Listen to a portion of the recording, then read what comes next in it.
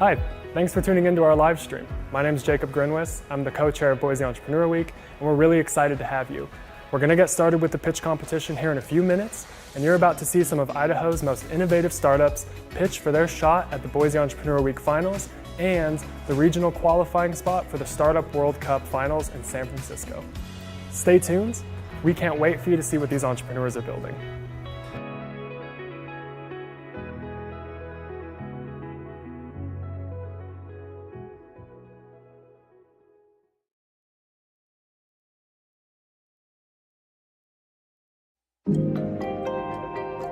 We went from a very small community-based event to Idaho's largest entrepreneurial event. People migrate to where there's opportunity, right? And so, you go to some other places and I think there's kind of waning opportunity, where here in Boise, it seems like there's waxing opportunity, right? There's definitely like a moment and growth that's happening here. It started with someone having a dream and taking the risk to do something about it. And 20 years later, 30 years later, 40 years later, whatever it may be, going, okay, I still remember what that was like. I lived that, I experienced it, and how can I take everything that I've learned and truly pay it forward? Relationships are built, and they last, and they go beyond just Entrepreneur Week. Having somebody believe in you can be kind of a game changer. If there is somebody in your life that's like going through the struggle, going through the hustle, and you believe in what they're doing, let them know. It can mean the world to them.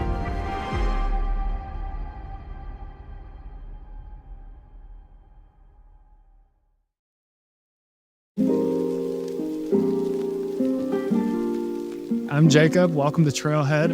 We're located in the heart of downtown Boise, right off of Myrtle and 8th. Let's check out our co-working space.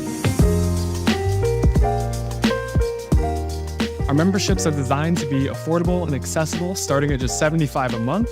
You can see over here our hot desk membership, which is great for anybody looking for a co-working space during normal business hours, Monday through Friday. You come on in, you find a desk that's open, set up, and you do your thing. If you're looking for a co-working experience that has a little bit more privacy and flexibility, our premium membership, the dedicated desk, might be a good fit for you. With a dedicated desk membership, you get 24/7 access to an exclusive desk for your use only, a locking filing cabinet, and a monitor. Outside of our co-working space, Trailhead also offers several programs and resources to entrepreneurs and local startups.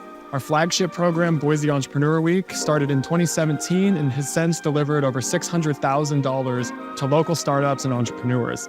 Outside of Boise Entrepreneur Week, we also put on a program called Boise Pitch Night, where every quarter we put 4 or 5 entrepreneurs on stage right here at Trailhead, and we have them pitch their ideas to a crowd of investors and community members. For a full list of our events and programs, check out our website event calendar at trailheadboise.org. And that's Trailhead. Whether you're an entrepreneur looking for support for your business, or you're a remote worker looking to switch up your home office environment and find a community, we might be a great fit for you. So check us out next time you're downtown.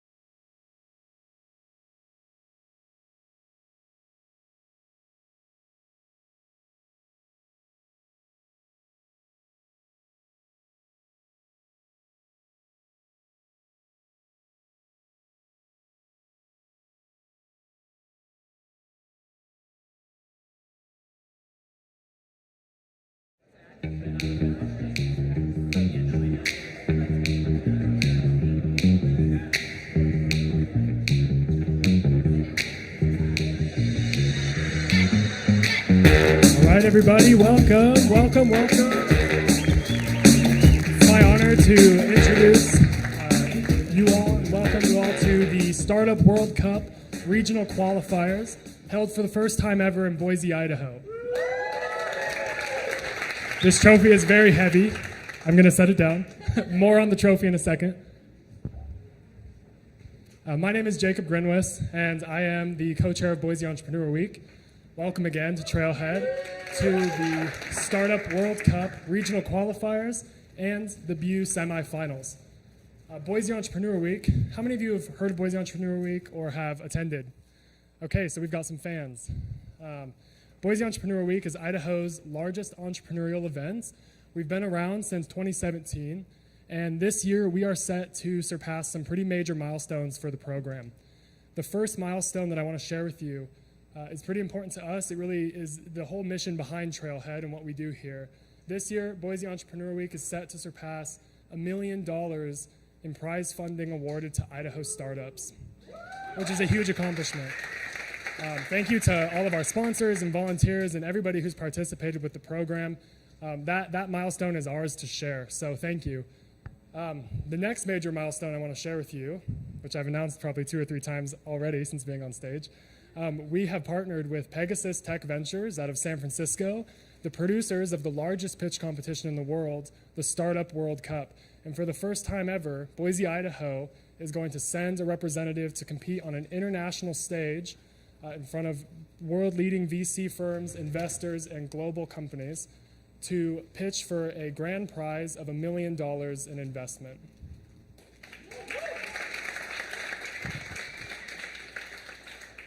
So, more on Pegasus Ventures here in a minute, but I want to tell you a little bit about this pitch competition today and what you're about to witness in the audience.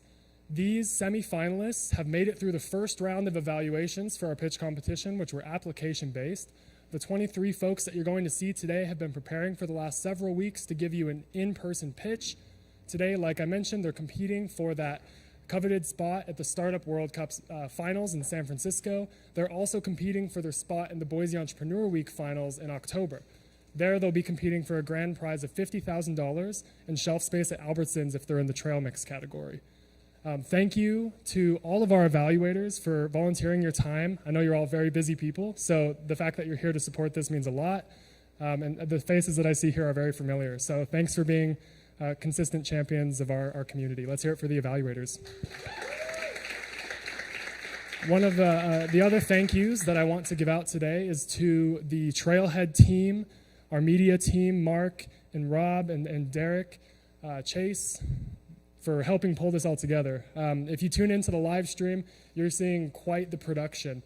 So really hats off to the team putting this event on. All right, and finally, I want to thank the entrepreneurs who are pitching today.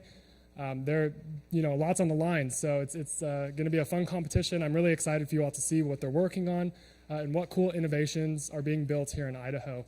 Last but not least, thank you to the audience and those of you tuning in on the live stream. Your presence here supports Idaho entrepreneurs perhaps more than you believe or more than you know. So thank you for showing up. All right. Without further ado, it's my honor to welcome Christian Morin, visiting from San Francisco, representing Pegasus Tech Ventures, the producers of the Startup World Cup. Christian brings a wealth of experience and knowledge in the startup world and in the venture capital world. And he's here to tell you a little bit about Pegasus Ventures and specifically the Startup World Cup. So let's hear it for Christian Morin with Pegasus Tech Ventures.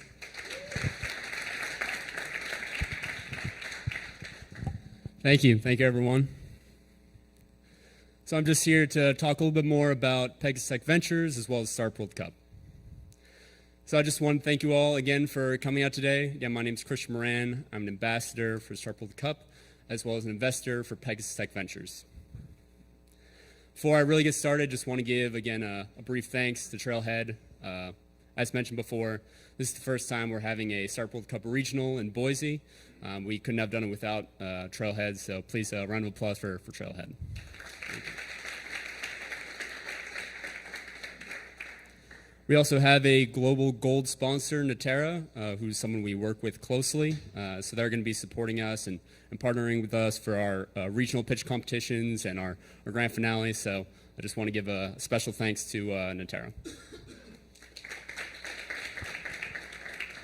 So just a little bit more about Pegasus Tech Ventures, founded back in 2011, about $2 billion in assets under management. We're a bit unique for venture capital firms in that we primarily work with large multinational corporations, helping them out with their innovation initiatives. So a lot of strategic investing.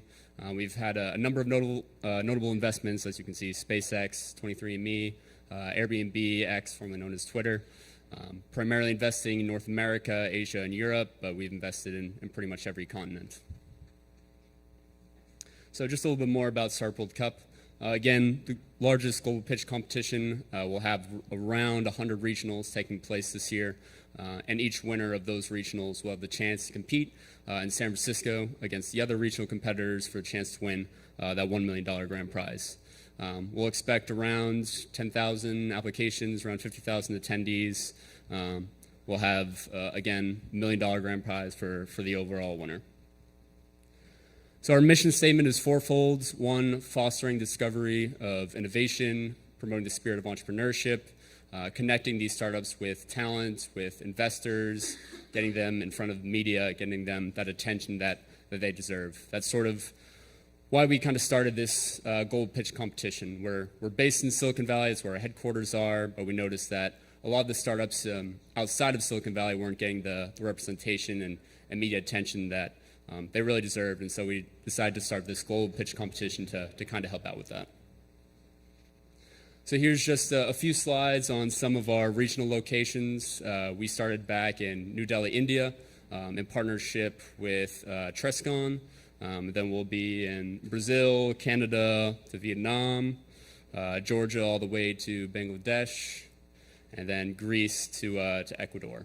Again, we'll have around 100 regional competitions in this cycle. So just a bit about the grand finale. We will have, throughout the day of the finale itself, we'll have keynotes, fireside chats, we'll have panels, and all of those will include really world-class top tech luminaries. So those are those speakers. We'll have a number of world-class investors, corporations will be there. Again, we're corporation-based VC, so a lot of our corporations will be there. Around 300 attendees, top media outlets. We usually have a media outlet-based panel of some sort, so there will be a lot of great media coverage there. So the grand finale itself will be October 2nd to the 4th, a 3-day event. First day is semifinals. That's when all of the regional competitors will compete against each other, and the group of finalists will be selected.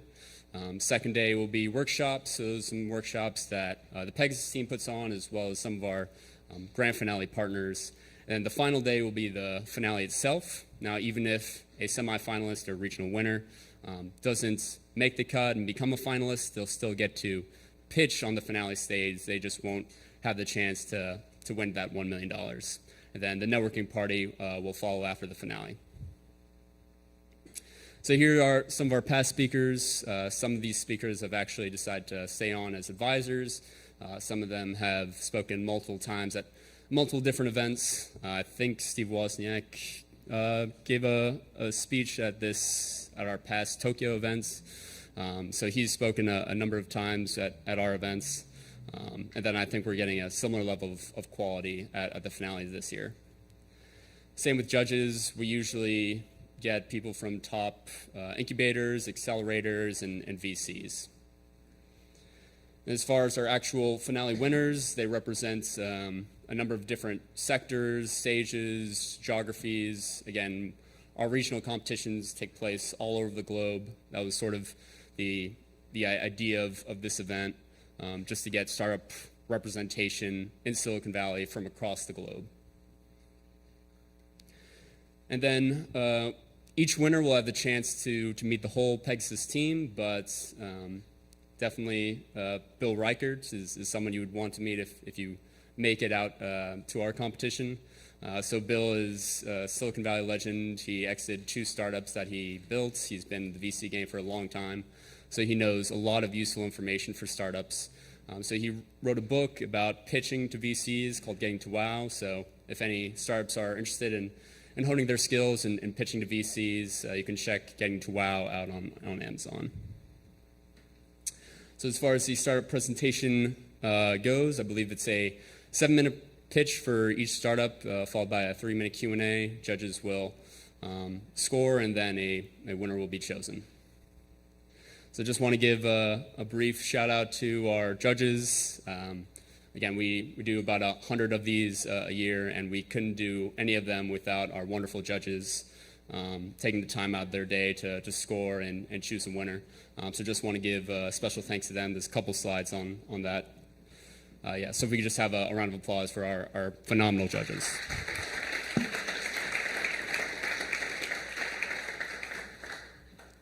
I think we're going to go to our 2024 Grand Finale trailer.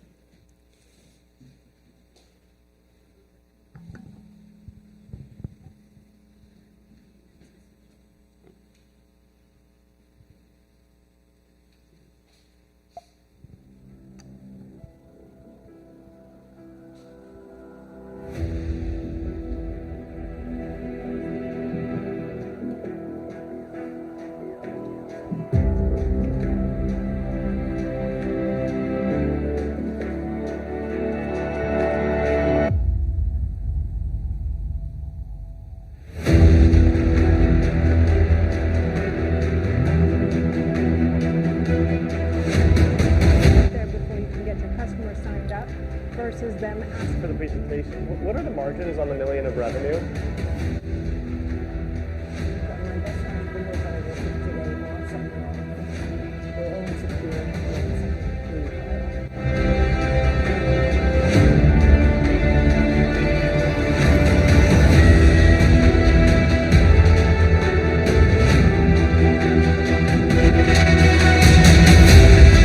Build something that dares to change the world. Startups is really what we need in the sector. And then don't get caught up in titles or experience.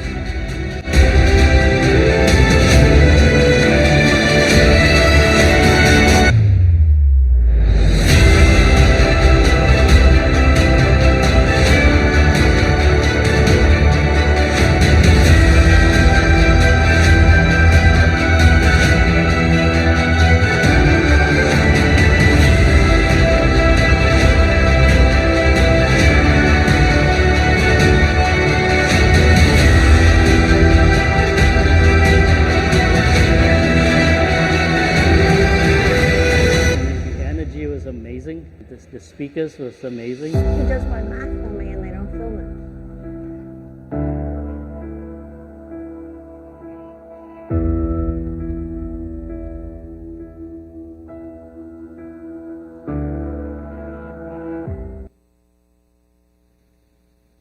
Great. Thank you. Thank you.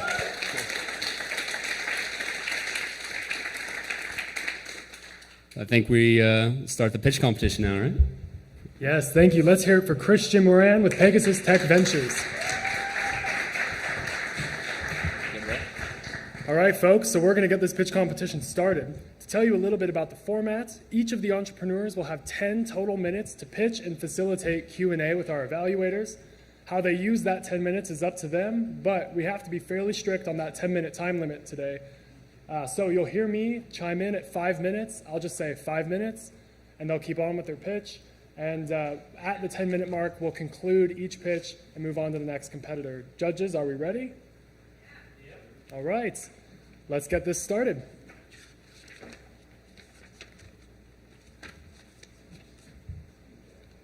First up, we have John Latorre, a Trailhead member and founder of STR Consulting. John is transforming the short-term vacation rental industry with cutting-edge revenue management strategies designed to optimize profitability for property managers. Join me in welcoming John Latorre to the stage.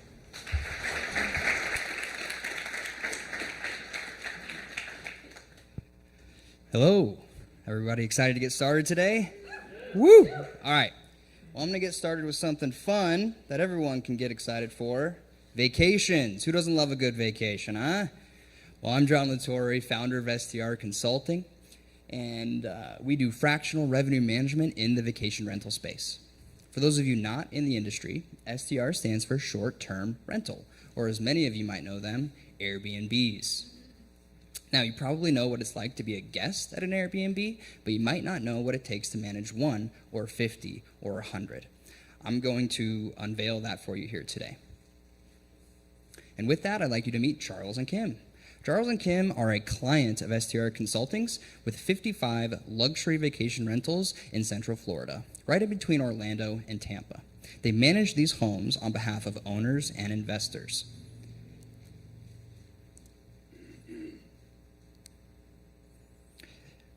They want to make money for their homeowners. Now, they also represent the greater industry. There are 7,000 vacation rental managers just like Charles and Kim across North America and Europe, and they all have the same problem. They're extremely busy. They have to make sure that their guests are real people, not committing fraud. When the guests are in the home, they have to make sure they have a great experience. They have to clean the home. They have to maintain the home, fix broken toilets and doorknobs and HVAC systems. Oh, by the way, they have to make sure they're marketing on every single channel that pushes demand in their market, like Airbnb, Booking.com, Expedia, Vrbo, Marriott Homes and Villas, and any other niche marketing option that pushes demand in their region. They have to make sure they're renting legally. There's many markets across North America and Europe that are regulated. If you are not abiding by those restrictions and regulations, those homes will get their permits taken away, and bye-bye revenue. By the way, they have to grow, right? Charles and Kim, they're never going to achieve their financial freedom they seek unless they go get more properties. So they have to go spend time and energy doing that. They have to staff, they have to hire, and they have to retain their employees. And as many of you in this room probably know, that's easier said than done. Oh, and by the way, they have to perform sophisticated, high-level revenue management. And that's where we come in. STR Consulting are a fractional revenue manager. Our value proposition is simple. Our clients hire us to make them more money on their inventory than they can make on their own, while simultaneously opening up time and energy to spend on operations, customer experience, or growth. We do this by overhauling their revenue strategy and making sure their properties are optimally set up to maximize revenue for every single period of the year. Remember Charles and Kim? When we started with them back in July 2022, they had 30 properties under management.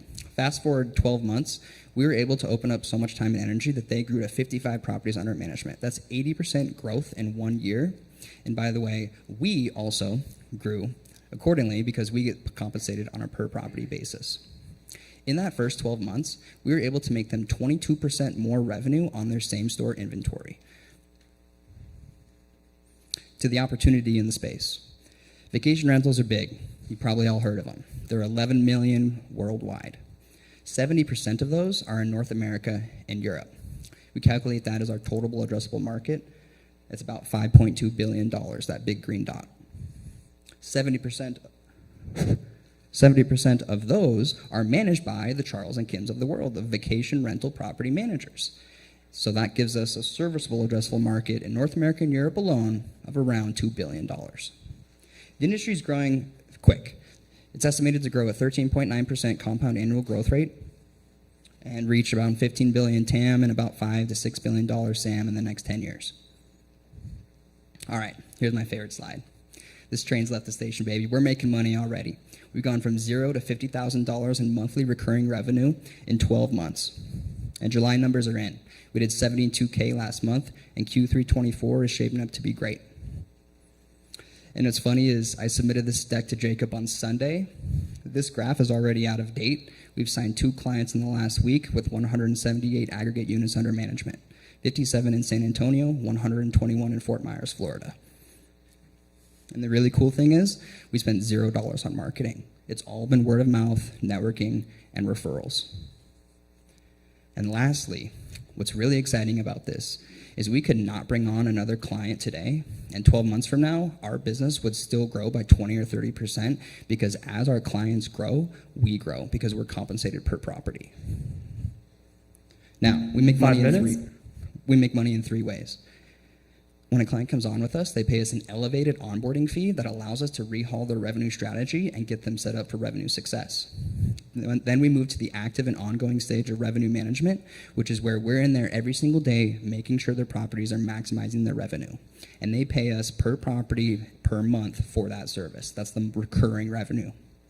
Finally, after 12 months, many of our contracts have performance-based bonuses in place where we get to share in the upside. So if we make them if we see revenue lift above a certain percentage, we get to share in that win. A little bit about myself. I've been doing revenue management for a decade in this space. I came up at the largest vacation rental property manager in North America, where I oversaw a team of 65 revenue analysts, product managers, and data scientists with one goal: to make as much money as possible on every single one of those properties.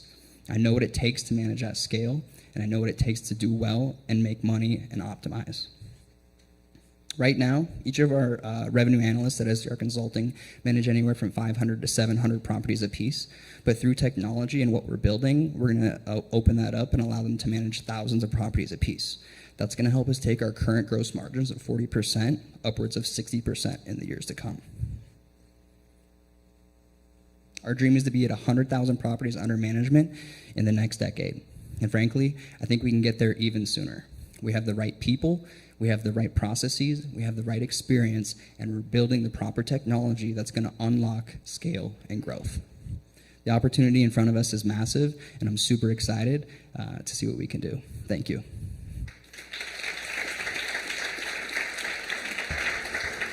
Plenty of time for Q&A with the evaluators. We dropped off some mics at the evaluators' tables, so feel free to just turn them on and ask your questions.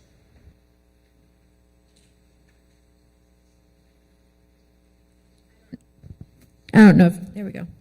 I don't know if this is something you can reveal, but I don't have good visibility from your presentation into like what you're doing from a revenue management standpoint that's a value proposition to these property owners, if you're willing to share. Yeah, so vacation rental property managers are inherently not analytical, right? They can employ price labs or the software in the business to enhance their ability to achieve revenue efficiency on all their inventory, right? And many of them do. Frankly, it's table stakes to use the software. But the reality is using the software is extremely convoluted and complicated in and of itself. And maybe you're really good at it and you're great at looking at numbers and spreadsheets and you can do okay, but once you reach a certain scale, you do not want to do it anymore. Or you're just frankly not good at it. So those software solutions in the space like PriceLabs, Wheelhouse, RevMax, and beyond, those are the big four. We are preferred revenue management partners with them, and they send us their customers. So their customers go to them, they say, hey, look, PriceLabs, I don't want to do this myself. Can you do it for me? PriceLabs says, no, we're a software solution. But here's John Latore with SDR Consulting that is a service-based solution. And they refer their users to us, and that's how we've grown without spending any marketing.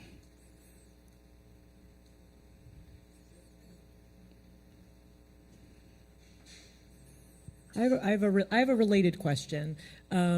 So how much of your solution is human-based versus software-based? Because what I want to understand really is if you're going to be at 100,000 properties, how do you scale? Like, you know what I mean? Like, how much of it is... Yeah, so right now, there are fractional revenue managers in our space that do it manually. It's a human. It's someone who's been doing it for 5 to 10 years who know what they're doing, right? And you can get so far with that. But at the end of the day, you can't manage more than 2,000, 3,000, 4,000 properties unless you have efficiencies and technology. So when using PriceLabs, to your question earlier, we don't use the user interface like our competitors. We have APIs built out that we leverage, right? So we're doing things in a technological way that allow us to be more efficient and leverage the human expertise along with the technology to achieve results at scale.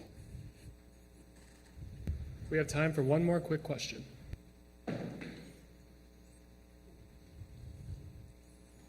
What are the biggest costs? You had mentioned 44% margins.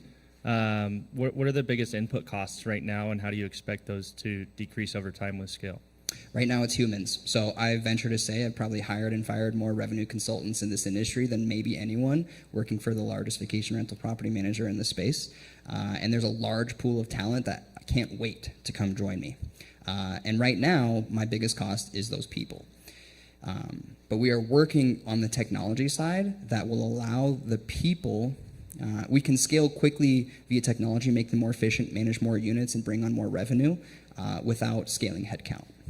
So it is the people. All right, that's all the time we have. Let's hear it for John Latorre with STR Consulting.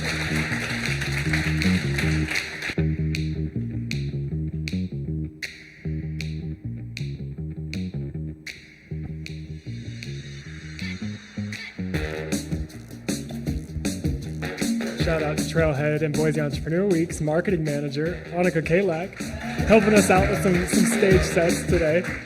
We couldn't do this without Annika, and all of the beautiful graphics you're seeing are her works of art. So let's hear it for Annika one more time.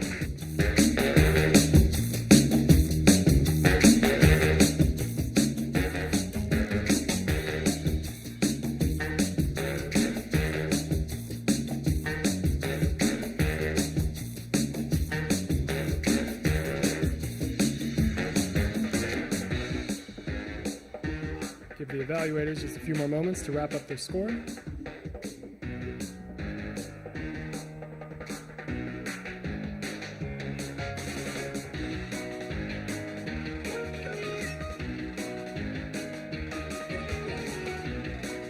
Next up, please welcome Eric Crawford from IFP Connect. Eric's company is revolutionizing the in-building network space with advanced fiber optic solutions that significantly reduce installation time and costs. Let's hear how Eric is leading the way in data infrastructure innovation. Please welcome Eric Crawford with IFP Connect.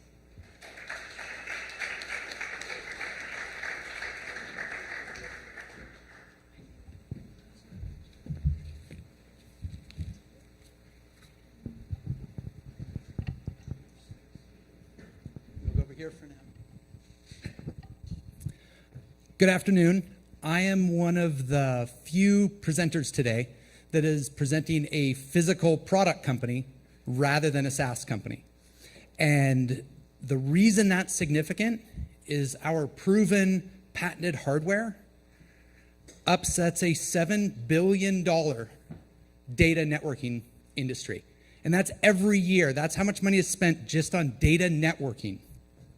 And what I'm going to share with you is also how it took a couple guys from Boise, Idaho, rather than these industry stalwarts, to come out with a truly revolutionary system for an industry that's still operating on the technology from 1985. So let me talk about the construction industry.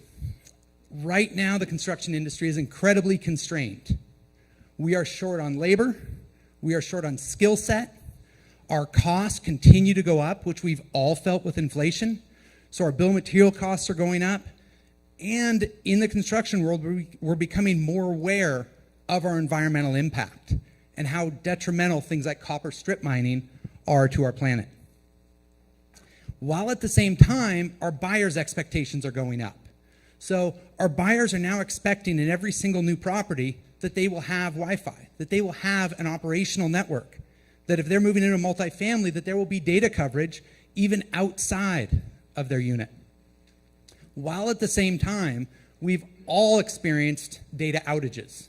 And it's so funny how nowadays it seems like if our internet goes down, everything comes to a stop. So we have those two factors, but then also with AI, we're going to need faster, more reliable networks. And as more people move to streaming, there's going to be a higher demand on our data networks. So our current data networks are made up of legacy category table, and a bundle like this is obviously slow to install, complicated, individual conductors that need to be tracked, tested, toned out, and all of this cabling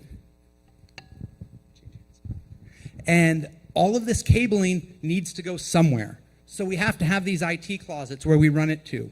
It's limited on length. There's just a series of constraints because this cable is still based on technology from 1985.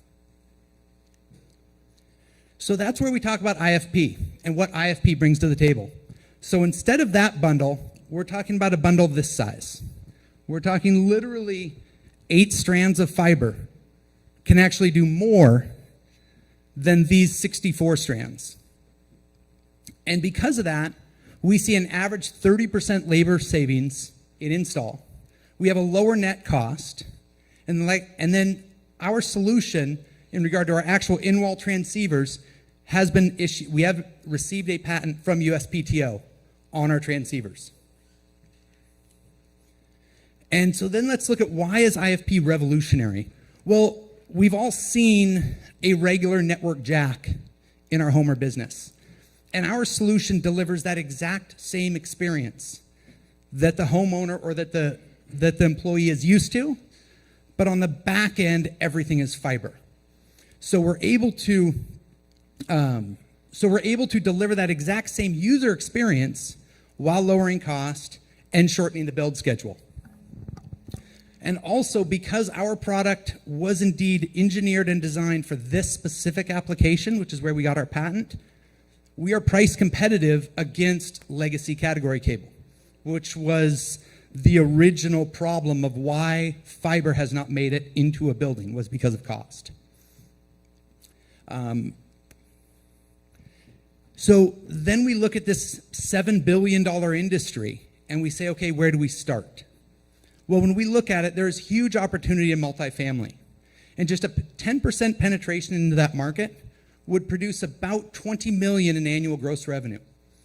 And not only would we shorten the build schedule, not only would we lower cost, but we would also increase the billable square feet.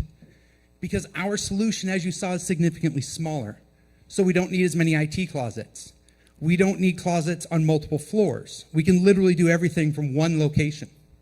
Not to mention that because we're doing it with fiber instead of category cable, we have far more options in the future because that fiber can be repurposed for far more things than just a traditional category cable. So what about market opportunity and what are we really looking at? Well, we see something very similar as PEX plastic plumbing.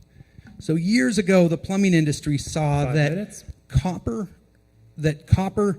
it was too labor intensive, there was too many limitations of it, and it needed to be revolutionized. And that was when PEX plastic plumbing started. And with PEX plumbing, you see a decreased labor, a decreased bill of material cost, and a whole series of other advantages. And now, just as of last year, the PEX market was $7.6 billion, just consumed every single year. So IFP Connect, patented in-wall solution, and again, at a lower cost and less labor than a traditional copper network. So with something like this, from my background, I knew we had to start small to prove it out before we went into large-scale applications.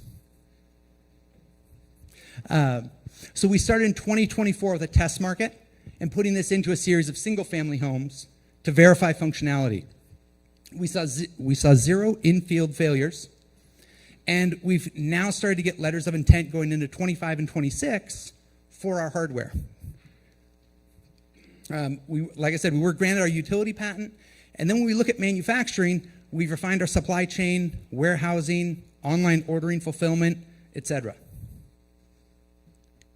So let's look at experience. So as the founder and CEO, my background was a degreed manufacturing engineer. Then I spent about 17 years in the low voltage industry. And that was where this idea came to fruition. Was I saw the amount of time and effort that was being spent on category cable and the tedious work that happens, and I have carpal tunnel surgery and scars on both hands from years of doing it, and realized there had to be a better solution. And there wasn't. And I looked at this, I said, why is there nothing better? And then I realized what's really going on with the industry is there's an innovator's dilemma happening. And meaning that these very large multi-billion-dollar companies that currently furnish the industry are clicking along doing great. They're selling all of this copper product, all of these connectors and everything. So why innovate, right? It just works for them. So I realized it took my background in manufacturing, the pains I experienced in the industry, the burdens and inefficiencies that I saw in the industry to come out with a better solution. We also have Brian Packer, our CRO. He's actually right over here. He brings a wealth of marketing, sales, and growth experience along with 8 years of international experience. Because remember, for any of you that travel internationally, the network's not any different when you go international. The standards are the same. So our product actually has application around the world. We also have Buzz Delano. He's been in the audio video industry for about 20 years. So he brings a wealth of contacts and experience into the single family world to our team. So when we look at our ideal partner, we see it as that we're trying to find those partners that see the value in our solution and want to work together to implement it into multiple projects. Those partners can then help us get international, national market growth. And of course, our partner, we're looking for someone who is interested in a product business. And that is end of my slides. What questions can I answer for you guys? Got time for just one question. Well, I'm the lucky one, apparently. So from what I've seen with like hacking for home building and other startups that are in the construction space is that there's a lot of legacy relationships that are also a barrier to innovative products.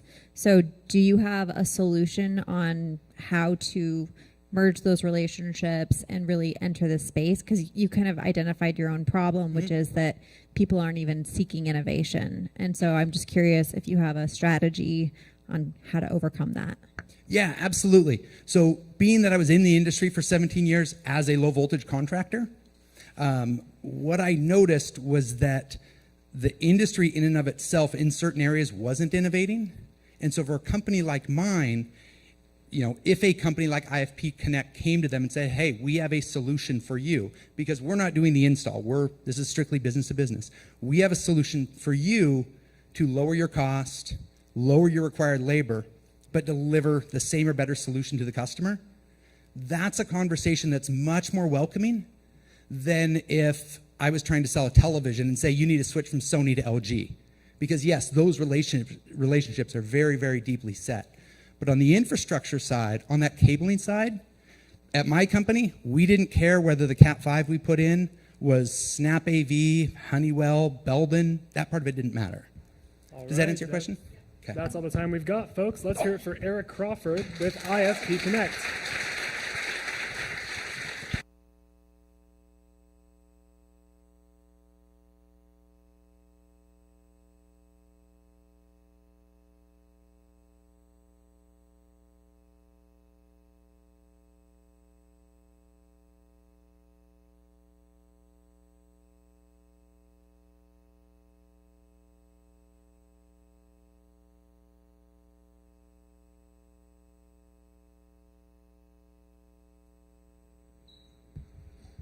About health and wellness with their digital pantry makeover, a platform that optimizes ingredients in processed food to help improve health outcomes. Please welcome Clay Young with Seeking Simple. Thank you. Appreciate it. I don't know who that was, but that was a while ago. Okay, so really a basic concept here. I used to think years ago that the biggest threat to the planet was probably, and humanity was probably a meteor, and now I firmly believe that it's actually processed food. So I'm going to spend a little bit of time talking about what it is we're doing about the key health issues that are related to processed food. So let me give you a little background. The CDC basically says 60% of the U.S. population has one or more food-related chronic disease. 40% have two or more. That's 222 million people that have some food-related chronic disease. Okay, so if you ask yourself how can that possibly be the case, well, the statistics in this area are really compelling. We eat over two-thirds of our diet from processed foods, okay? That's the national average. Many people eat more than that, Okay, so and when you think about the research that's been done on that processed food, what you find is about 85% of the disease-causing ingredients that we consume in the food supply are found in that processed food. Okay, so there are no rules against having lots of sugar and or different disease-causing agents in processed foods. So this is at the core of the processed food dilemma. And then if we look at what we spend on trying to solve this problem, we're spending hundreds of billions of dollars a year in response. Okay, and it's bariatric surgery, and it's prescriptions, one prescription after another, and it's medically prescribed diets that never work, et cetera, et cetera. And when you get right down to the core issue, and just to give you a brief background, my background actually is in data analytics around consumer purchase attribution. Okay, why do people buy what they buy and eat what they eat? And when you get really down into the brass tacks of what's going on there, we have a love affair with processed food. And by the way, we're exporting that love affair with processed food. And why do we love this? Because it saves time and it's incredibly convenient. Okay, and we're busy, right? So we love to buy this food. So in the end, what does that tell you? What that tells you is this is not a healthcare problem, right? It's a consumer purchase behavior problem, which means for those of us that have spent our careers actually getting people to change their consumer purchase behaviors, there's actually an interesting solution to be had. So the concept of the Seeking Simple Digital Pantry Makeover came out of a very interesting study that UCSF Medical Center did some years back.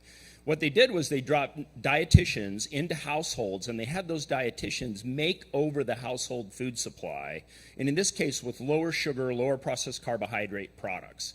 And they measured before and they measured after. And what they found was remarkable improvement in metabolic health biomarkers. So blood pressure, weight, lipid count, hyperlipidemia, and things of that, and blood sugar.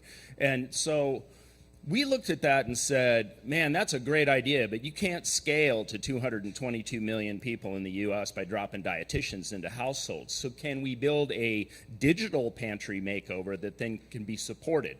And that's in fact what we built, was this digital pantry makeover. Incredibly difficult to make, because what we have to do is we have to be able to understand when somebody scans a label in their pantry, what is that product? What category is it in? What food ingredients does it have in it that are related to disease? What alternatives are available locally that could be used as a better product to replace that item in the pantry? So now we have almost 1 million data items in our data cloud, so we can actually analyze somebody's household food supply and give them recommendations for what it is that would be a better choice in their local grocery store or at an e-commerce platform, okay? So we built this, we've now tested it, and the thing that is really cool for me about this is it works. It works remarkably well. It works just like UCSF Medical Center research says that their manual process works, but this scales, right? So we see phenomenal results in 130 days with even older patients involved. And so we improve blood sugar, we improve weight, we improve lipid count, we improve blood pressure. It's really rapid response to have 132 days and see this kind of response. What do we do in this initial pantry makeover? We just cut the amount of processed sugar and processed carbohydrates in the household food supply, right? Because it's so pervasive. So let's talk about the commercial traction, because there's some folks that really care a lot about this issue, right? If you think about who pays the healthcare bills, right? So the big self-insured employers are a great example of who's paying for the healthcare costs of folks that are sick. Typical populations in an employer, you'll find about 10% of that population is at high risk, right, for significant healthcare costs. You'll find about 20% of the population is moving towards high risk right? And it may be 2 years, maybe 3 years, but there's a migration to high risk associated with these food purchase and eating behaviors. So the first major agreement that we put in place was with a company called Alliant Benefits. It's a division of Alliant Insurance, public company out of New York. They have 500 self-insured corporate customers, and we have a co-selling agreement with them where we actually go out and sell to their self-insured corporate accounts, target at-risk populations, apply the pantry makeover discipline to those at-risk populations, and get paid based on the corrections that we make. Okay, that's a nice business for us in the coming year. $1.25 million, but it's a $300 million opportunity just given the population that they have associated with that organization. And then the other segment that we are absolutely in love with is augmenting medication to improve efficacy and to improve outcomes. And so we've partnered with Olivia Health. Olivia Health is, the best way to describe them is they're like Hims, except for obesity and weight management. So they actually have a virtual network of 400 doctors. They prescribe weight loss drugs, the GLP-1 weight loss drugs, and they're wrapping our pantry makeover approach with that drug because it does two things. It drives efficacy, and it decreases the risk when people go off those drugs, which 70% do within a year, of regressing, gaining the weight back, and then having the follow-on issues associated with that.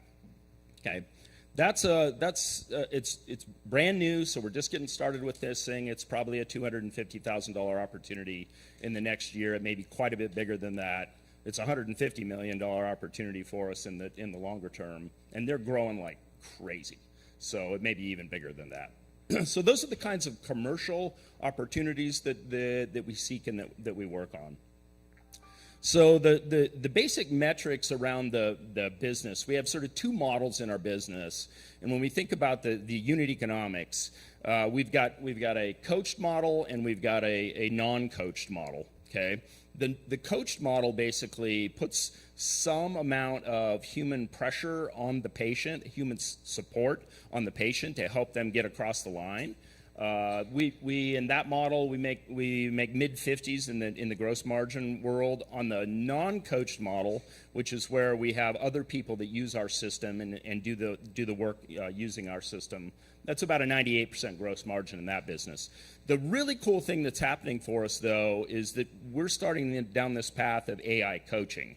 And so you can really start to migrate towards a pure SaaS sort of gross margin, starting to take a lot of the coaching elements and make them AI agents rather than human. Okay. About a minute and a half left. All right. So nobody else in the marketplace does this. We've made a huge amount of progress. One of the biggest things that we've done is we've been able to acquire 2,275 participating grocers so far. I suspect it'll be substantially above that before the end of the year. Those are the folks that fulfill pantry makeovers for us. Built a strong commercial business, proved that we can raise capital, have a couple of patents in process right now, and are basically ready with a commercial grade product at this point in time. Probably the thing that I'm most proud of is the team. This team basically comes out of this world of food, consumer behavior, getting people to buy new brands. Because at the end of the day, that's what we do, is get people to buy new brands, right? We've had a total of 8 successful exits on this team and are deeply steeped in this arena. So that's the background on Seeking Simple and what we're up to.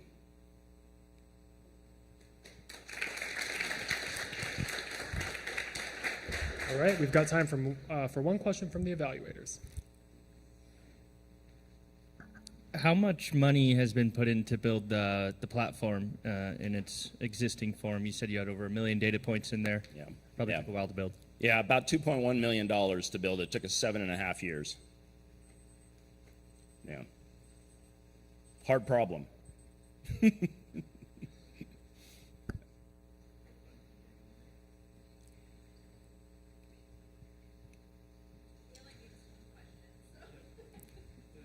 I'll jump in with another one then. What is the price that you're selling this for? Okay, on the coached model, it's basically $85 a month.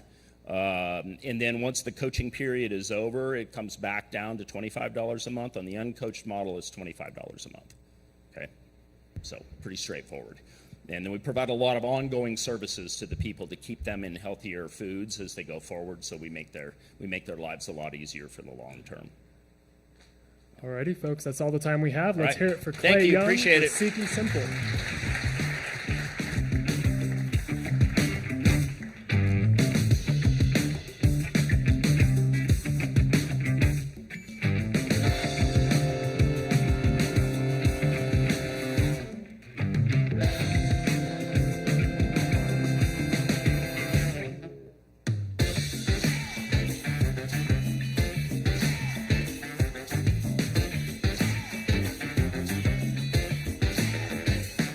All right, folks. Next on stage is Max Corsi, the founder of Bid on Brokers.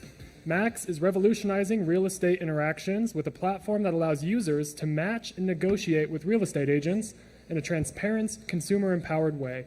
Let's hear more about this idea from Max Corsi.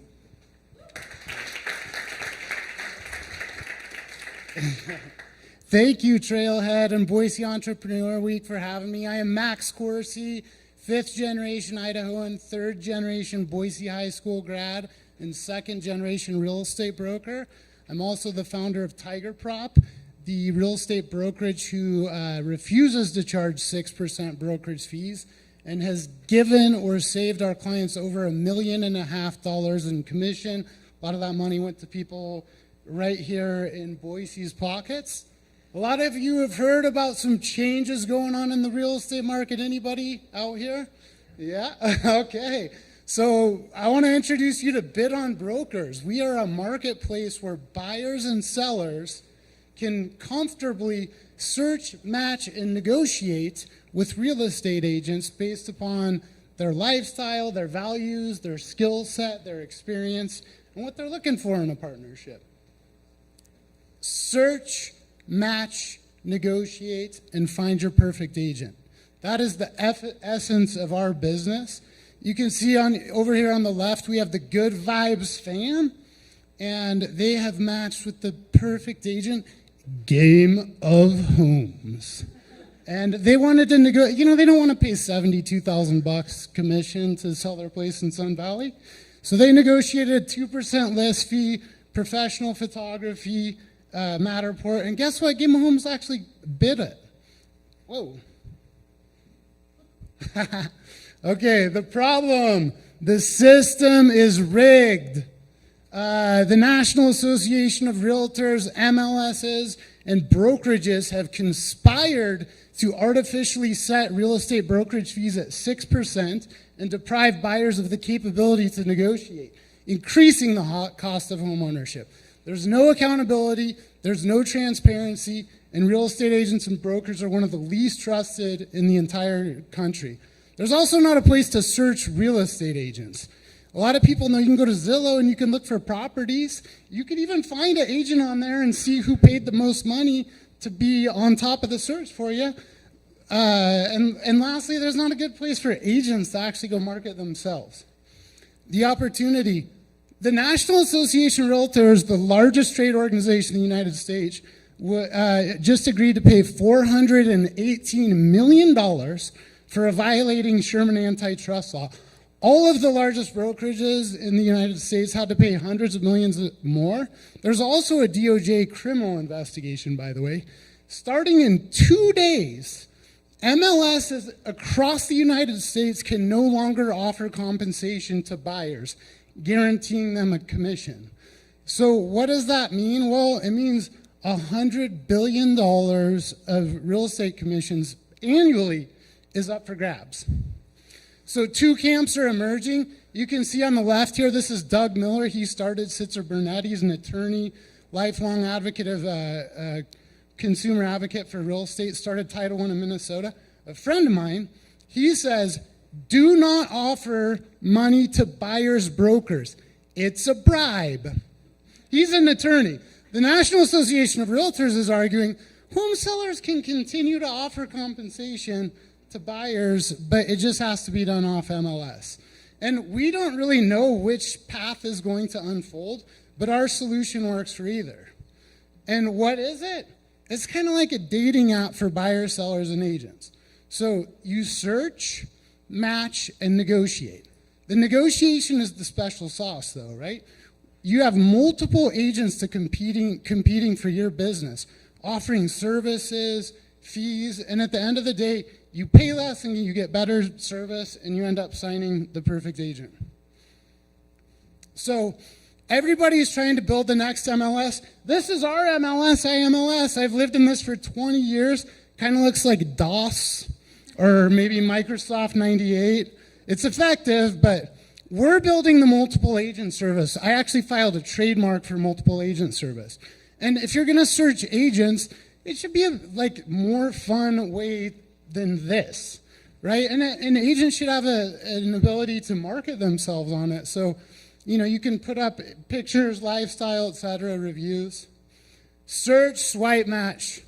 Has anyone in here used a dating app? Okay, because I have too. And so a lot of, and I know all of you who are married, you want to, because you've picked up my phone before and tried to swipe for me.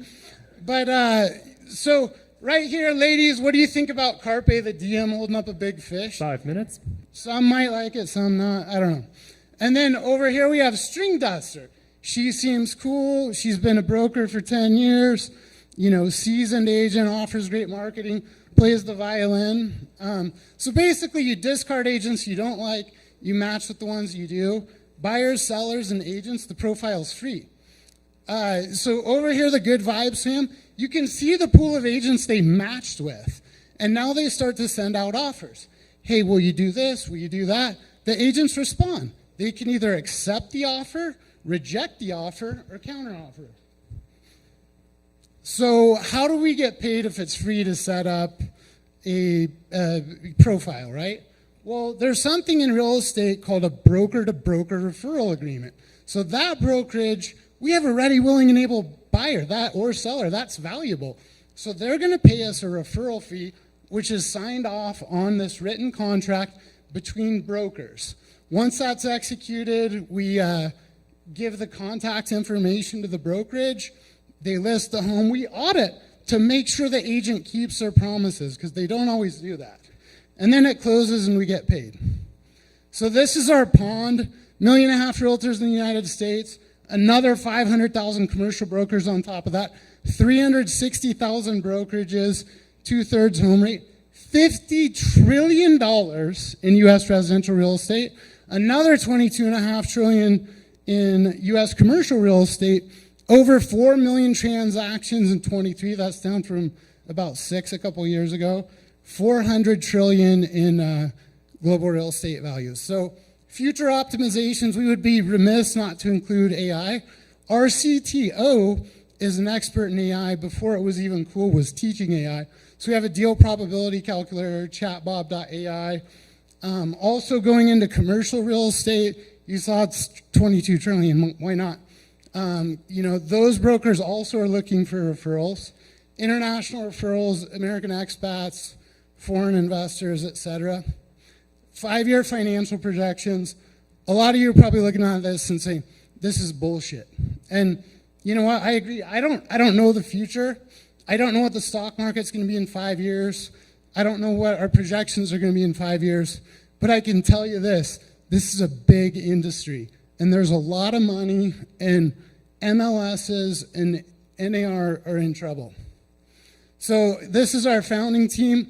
We have some amazing people, an Israeli intelligence officer who went to Berkeley, MBA at BSU. Our CTO is a computer scientist, expert in AI, also has a PhD in philosophy, a VP at a prop tech company I used to work with, famous local lead singer, but we have some very, very smart people on the team. So that's it. I'll take the questions. Got 2 minutes for Q&A.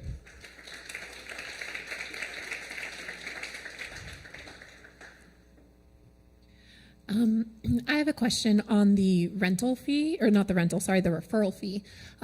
Is that negotiable? Is that a set fee on how you make revenue? It is negotiable. It's negotiated between the brokers. So I'll give you an example. I had someone who called me to list their property in Sun Valley with Tiger Prop. He didn't want to pay 6%, right? So I don't belong to that MLS. So I called an agent there. I said, hey, I got a seller for you, $1.2 million house. I said, you can only charge them 2%. He had gone out to other brokers who wanted to charge him 6, on the list side 3. So I said, I negotiated against the agent. You can only charge them 2. You have to pay for professional photography and a Matterport. And then, so my client saved $12,000, but I know that the referrals are different values. I got $8,000 for that referral. Some of them are not going to be as much. That was over $1 million. We're probably going to average like $3,000 to $5,000 for a referral. Time for one more question. Tell me about the number of users on your site and the traction that you've gained. We're in beta right now, so we really don't have a whole lot of users. I've called agents to sign up. Every single agent I've called wants to sign up. They want to receive these referrals. But right now we're just in beta. Like, we have been building nonstop since the lawsuit happened. But yeah. Just a quick question. As I'm sure you're aware with marketplaces, the biggest challenge is making sure people don't go off, your platform. So I'm not totally crystal clear on what your solution is there. The solution for the platform? I guess I don't understand the question. Oh, yeah, you know what? Some people are probably going to do that. If you look at Airbnb, people do that. Like, they take a fee, but some people now, it's becoming common where they'll type in the property address and they'll go around Airbnb. So we're going to lose some business like that.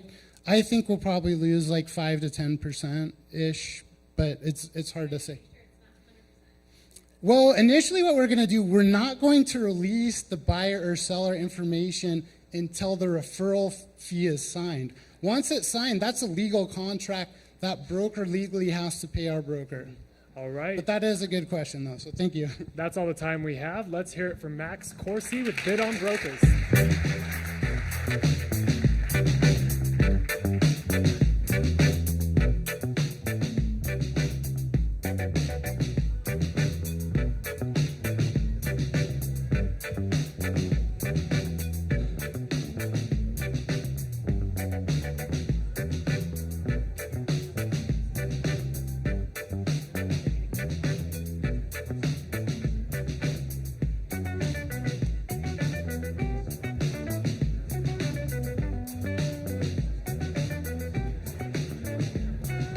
Alrighty, folks. Next up, we have Natasha Burton from Happy Gifter.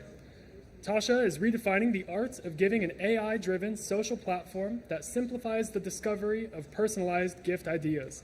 Let's hear from Tasha on how Happy Gifter is changing the way that we give.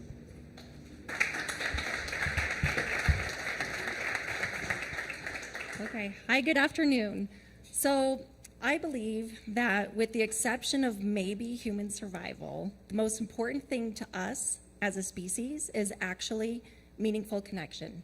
And in our culture, thoughtful gift giving is one of the ways that we express to people how much we care about them. Oh, there we go. But there's a huge problem. There is simply too much noise in the market. How many of you have ever gone online and tried to search for a gift idea? Something like, what's a great anniversary present for my husband or wife, or Valentine's Day, or my best friend's kiddo's birthday party? Or how many times have you re-gifted something that's been given to you?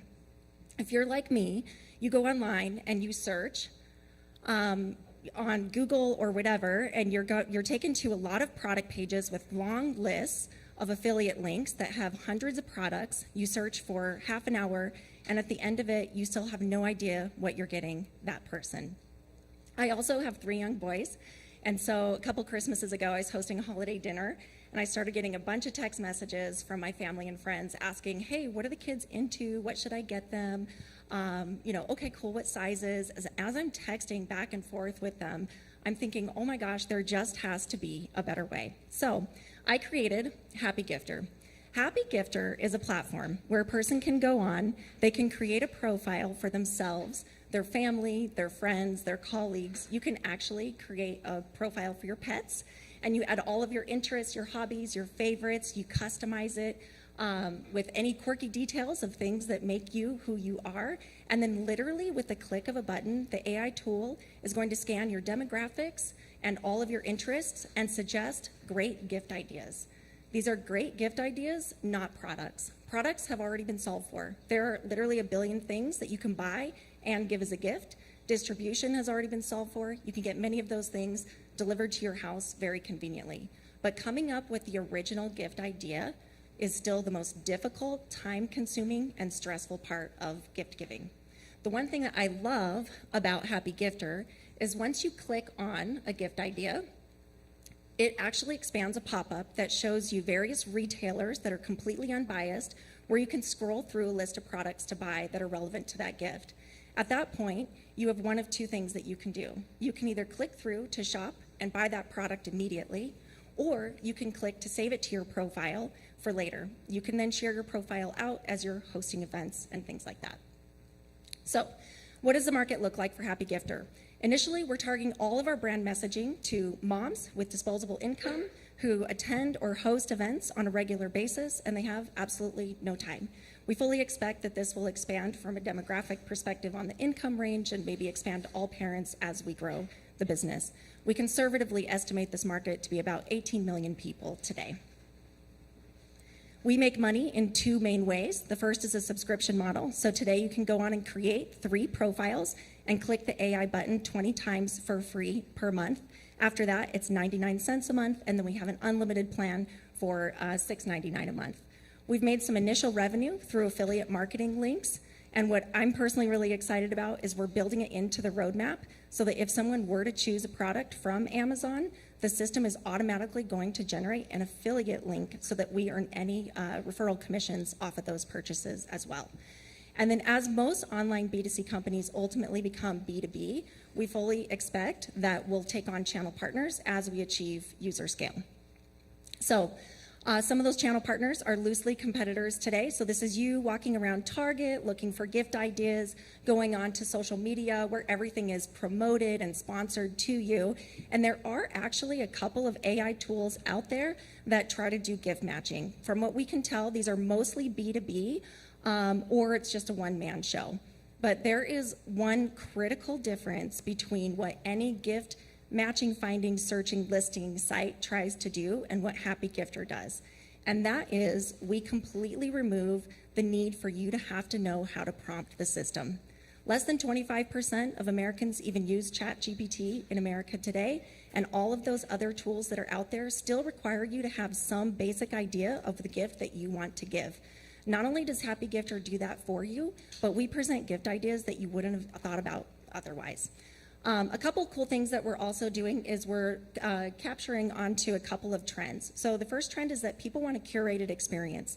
They want to customize their profile and what they're looking at. And this is something that you pour your personality into and that you're excited to share out with other people. And the other one is that people want more privacy and data control over the information that they share. So instead of everyone sharing things, on a news feed that you're scrolling through, you're seeing people share more things through like a private group chat, for example. So Happy Gifter is designed to cater to those two trends.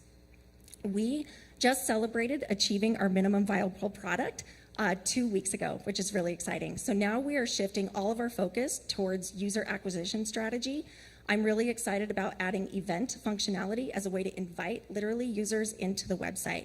How cool would it be if you got invited to an event and with the click of a button, it suggests meaningful gift ideas for that host or hostess that you can now take to that book club, that holiday dinner party, or that birthday party. We know that our AI is actually really good, but it can be refined, it can be better, and then we need to go to market. We've been able to do this with a completely fractional team. We have an expert brand marketer and an amazing web developer.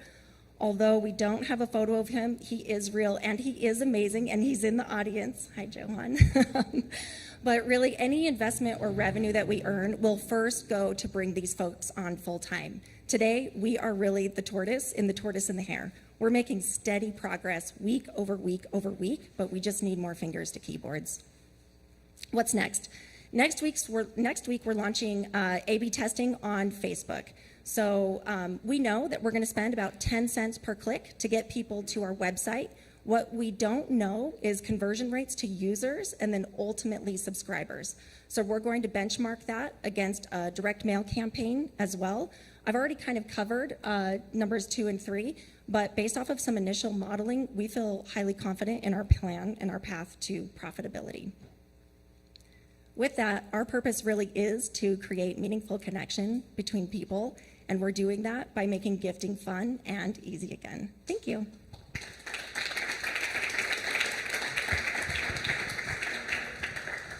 Three minutes for Q&A.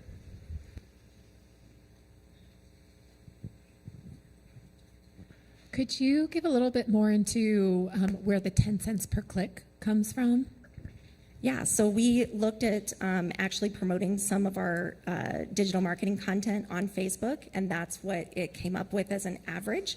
So it'll project and forecast that out for you as you start to run campaigns. So then you just set your budget and start to test it from there.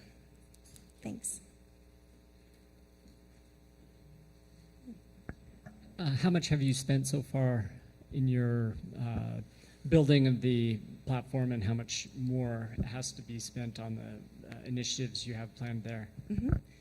Good question. We've probably spent about $20K building the site so far.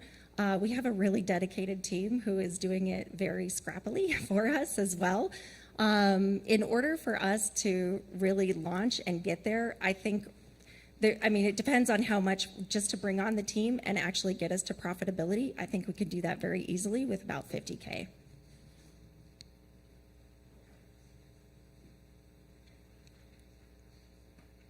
Okay.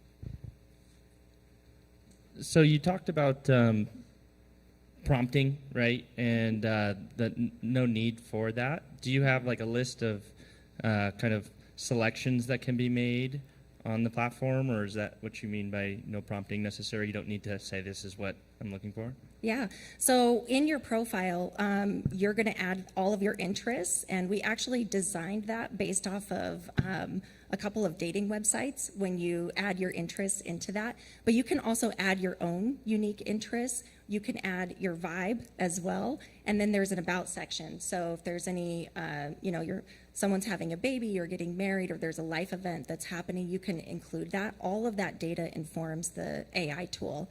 And so if you want to refine it, you can change the data in the about section to refine it even further.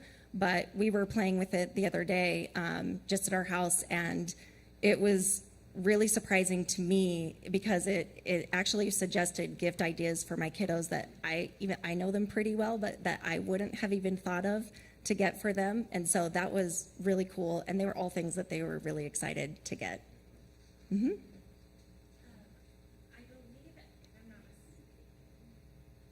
I believe, if I'm not mistaken, you had spoken to its ability to track what you've already purchased, so then the following year, is that correct?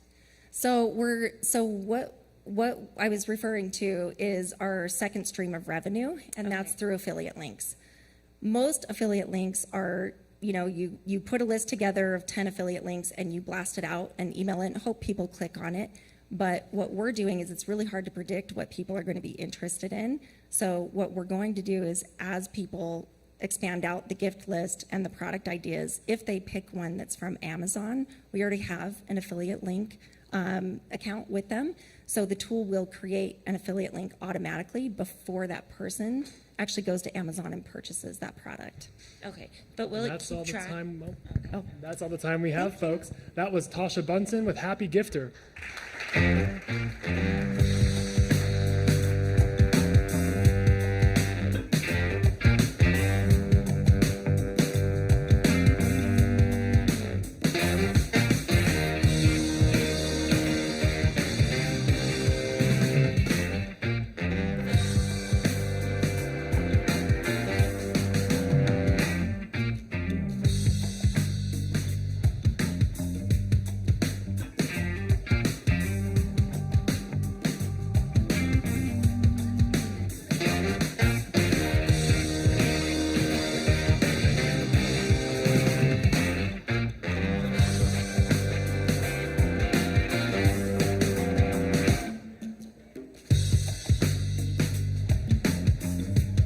Alrighty, folks. Next up, we have Nick Hepworth, the founder of Subbit.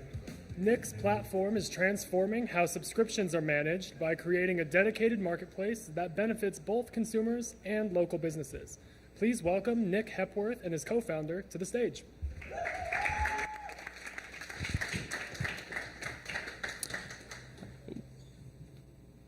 The QR code set up. How's everybody doing? Doing good? Good. Hi, my name is Nick Hepworth. I am the CEO and co-founder of Subbit.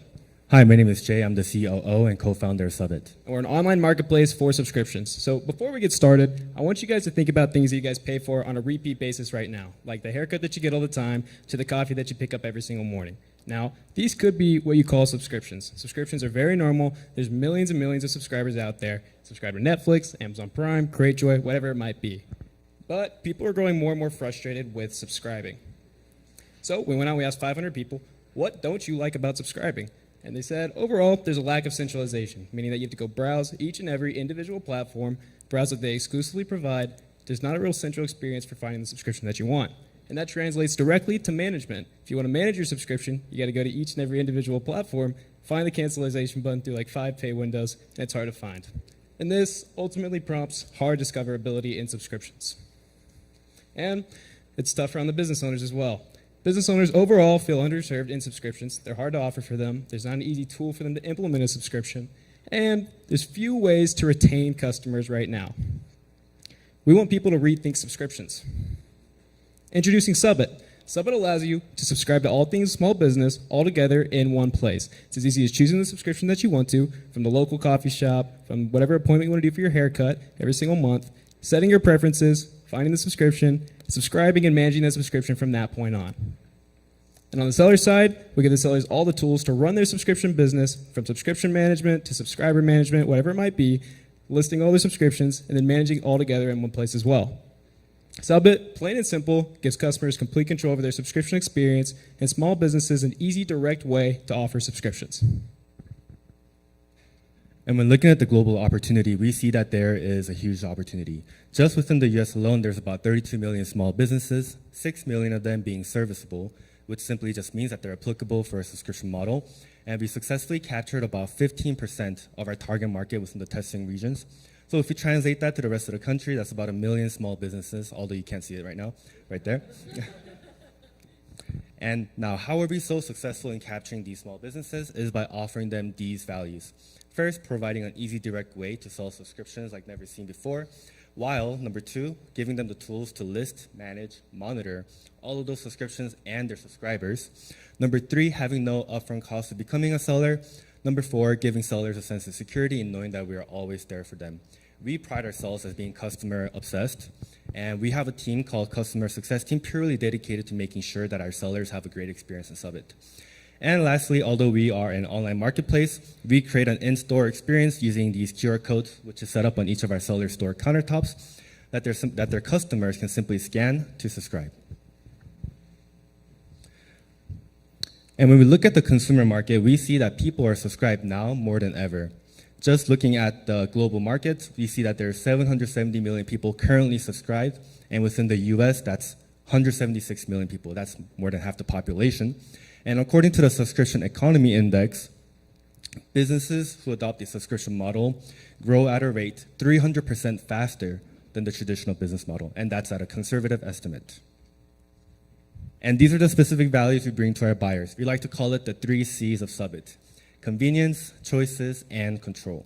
The specific ways we've implemented that are through discount campaigns, creating a centralized platform, and providing complete transparency. As Nick outlined in the earlier slides, one of the growing frustrations with subscriptions is a lack of transparency and difficulty in canceling. I'm sure everyone here has experienced that. So we completely removed those barriers by making it super easy to cancel at the click of a button and being totally upfront with all information. Now, this is my personal favorite slide, how we make money. We have 2 models. The first one is a freemium model where we take a 9% cut from all recurring transactions.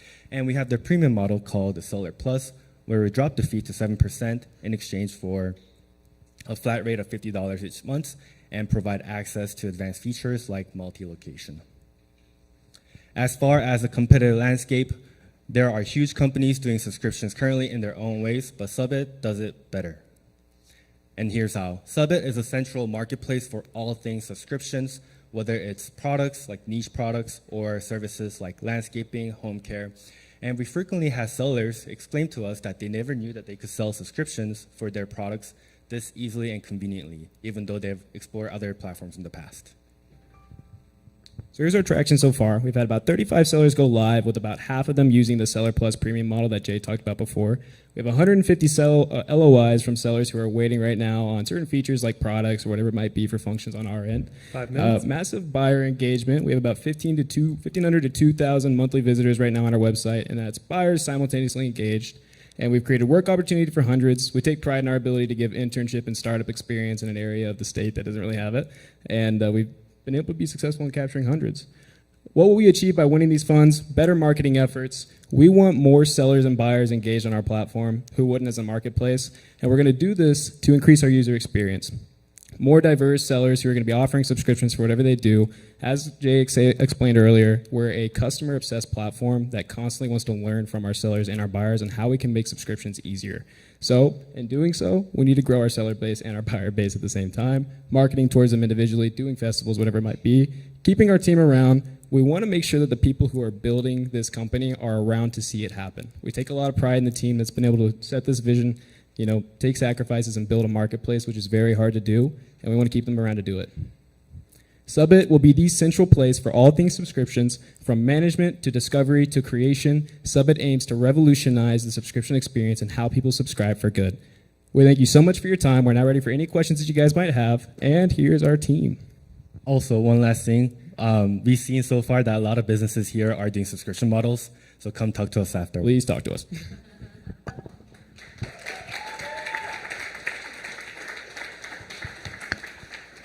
Quick question. Are you guys the ones that are processing the payment? And if so, how are you tackling security on payment information? We integrate with Stripe. Stripe is a leading payment processor, so we use them as a third-party service for processing all the payments. And on top of that, we have very talented developer teams who have multiple layers of security for all other data as well. So follow-up question to that. So Stripe is what, 2.5% payment processing fee? Is that part of the reason why you're at the 9%? Because you're kind of eating that cost? Correct. Yeah, we're at 2.9% with the Stripe cost, Yeah. but we have that fixed into the 9% that we offer. Are you seeing much pushback against that? Sorry, that's 3 questions. Well, we had it originally at 11%, and so when we dropped down to 9%, it was much more well received, and it honestly enables a higher conversion to Seller Plus that we've seen as well, just because they want the fees dropped. So it's honestly worked better for us, but the single-digit transaction fee is much better than the double-digit we found. Nice job.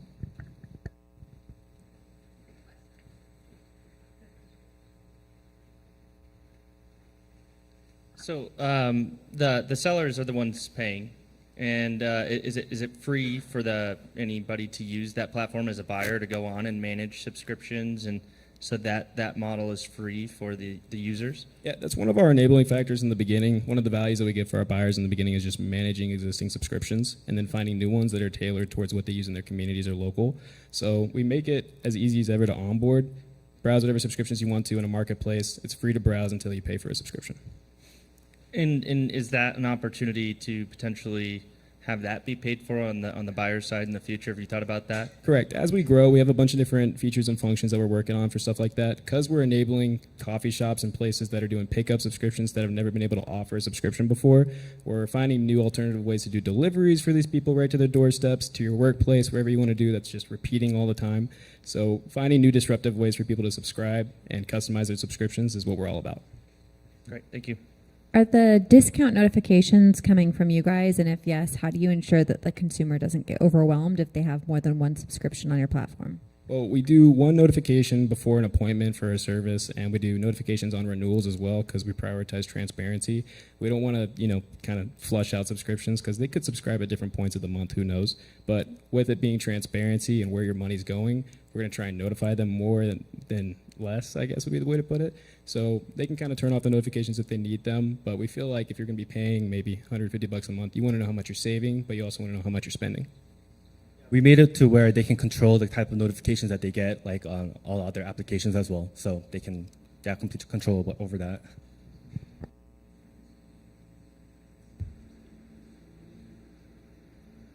All right, folks, we'll wrap up there. That was Nick Hepworth and Jay Kim. Thank you guys so much.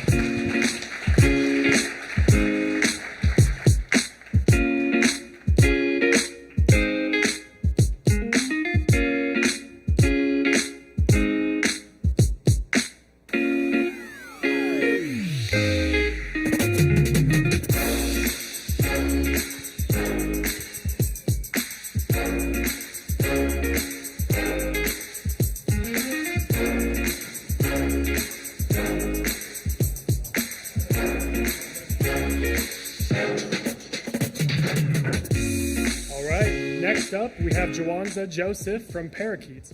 Jawanza's platform is revolutionizing risk and compliance automation for the manufacturing sector, making regulatory compliance more efficient and cost-effective. Let's hear how Jawanza is leading the charge in compliance innovation. Please welcome Jawanza Joseph with Parakeet.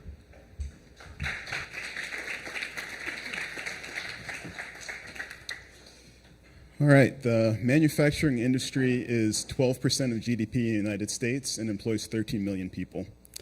However, that has one big problem, and that problem is this. So the manufacturing industry spends $50,000 per employee per year on regulatory compliance. So that is complying with these regulators among many other. So the EPA, the OSHA, the FDA, and the CPSC, among many other regulators.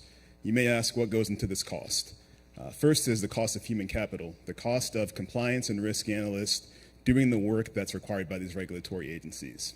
Secondly is the cost of equipment, so the cost to actually track emissions, the cost to track occupational health and safety, and others. And then also the cost of coordinating with internal and external employees and contractors. Here are some other things that go into the human capital side of it. So we have regulatory change capture. This is the process of tracking regulations. Every single day, every regulatory agency makes decisions, and some of those can affect your company. So you have to stay on top of all of those. Auditing internally into your company. Data analysis, providing the data that's required for these regulators, among many other things. This is a problem that is pernicious because what it does is it takes money that could be spent improving warehouses and factories, employing people, and it just is spent on regulation, which is not a revenue center, but a cost center for these companies. And so I'm here to fix that problem. I built Parakeet. So what Parakeet is a framework and a platform for regulatory compliance, specifically for manufacturers. So what we do is we automate the process of regulatory compliance in that list that you saw on the previous slide. So we've built an AI agent that can assist compliance analysts in their jobs doing regulatory compliance, doing regulatory change capture, doing audits, and doing research and connecting to all the data sources that are within the manufacturer that's required for regulatory compliance. Our customers are manufacturers who have 100 million in revenue minimum, and we focus on these verticals right now and are expanding into some others into the future. As far as the size of the market goes, the spend on governance, risk, and compliance is pretty exorbitant. So if you look across the whole industrial sector, it's about $100 billion per year. Focusing just on manufacturing, it's about $6 billion per year, and that's what I'm going after. As far as the traction for our business, we launched in January, and we are at 1.6 million ARR today. As far as our business model, we do SaaS subscriptions. So we charge anywhere between $50,000 per year, and that last bar right there is our first $1 million client that we got. So we can charge up to that much depending on how much money we can save. Some numbers about us. So that should be 8 months in operation, apologies. But we are 2 employees, so it's me and my founding engineer. And we are at 51,000 MRR because that $1 million hasn't kicked into this yet. And we're projected to be at 2.6 ARR at the end of this year on very modest burn by comparison. And we are backed by some of these investors in Utah and in California, and we're trying to grow our team right now. It's pretty hard. As far as competitors go, we compete with mostly IRM and GRC software, specifically to this industry. Just to make a very clear point, we do not do compliance for information security. Like, we don't mess with any of that. We focus exactly on regulatory compliance with the agencies that I mentioned before. But these are some of the competitors and what they do. We have beaten a couple of them at some head-to-heads already. As far as our team goes, I'm the CEO, so my background is in fintech, actually. So I don't have a background in regulatory compliance at all, but this space was just empty and just waiting for me to take over, so I decided to do that. As far as the rest of my team, so Hiep is my founding engineer. He is a monster. We've been able to build a lot in a short amount of time, and then we're advised by two great advisors that come from banking and then also from industrial sector accounting. As far as our roadmap, where we want to go and where my vision is for this company is that I want to take the cost that's spent on risk and compliance and turn it from a cost center into a revenue center. And so as we've worked with our early customers, what we've realized is that we can find a lot of untapped opportunities to do embedded lending and embedded payments within their company, and we're actively working on that right now. As far as my asks, I am very interested in industrials, especially manufacturers here in Idaho. Would love some introductions if you have any. And then we are actively pursuing a banking partnership to kick off our risk as a revenue center. And that's Parakeet. Thank you.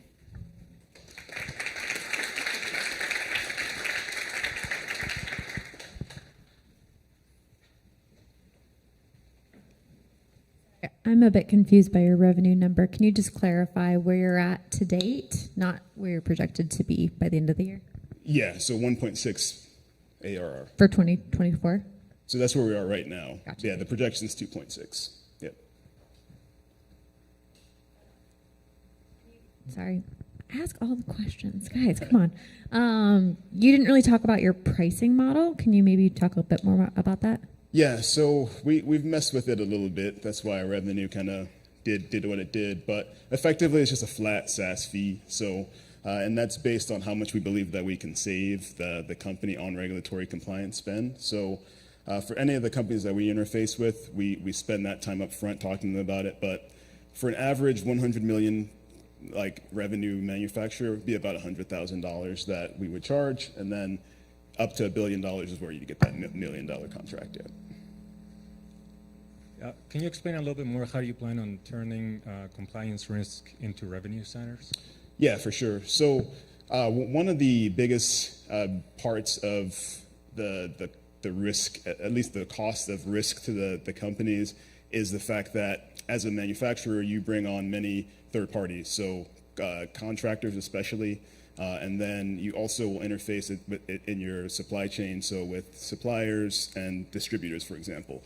So typically a big manufacturer like this is kind of already operating as like an NBFI, so like a non-banking financial institution. So they're doing factoring, they're doing some on and off the book lending. And so the way that we're planning on doing this is that since we know about these third parties already, we know about how what compliance and what risks that they're taking on, that we believe we're in a good position to do that formally. So formally do factoring, formally do card issuing and lending to contractors and suppliers, excuse me.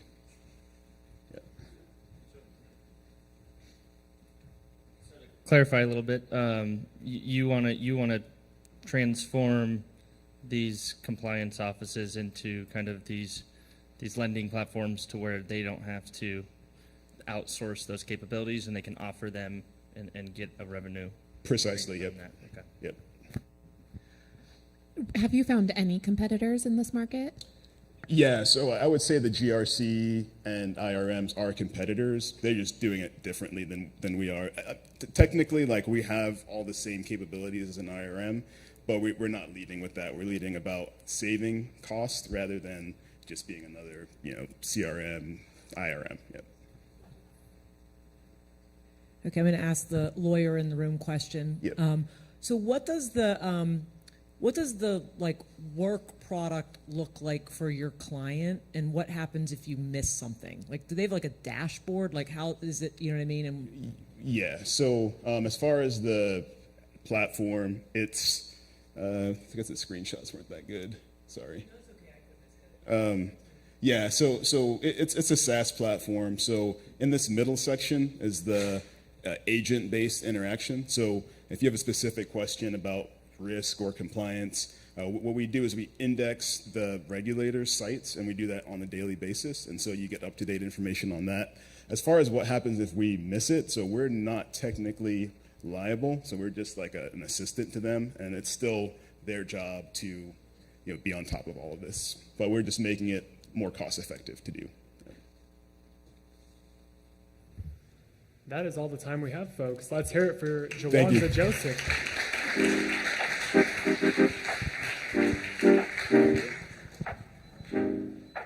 3 more pitches, and then we'll be taking a short 5-minute break.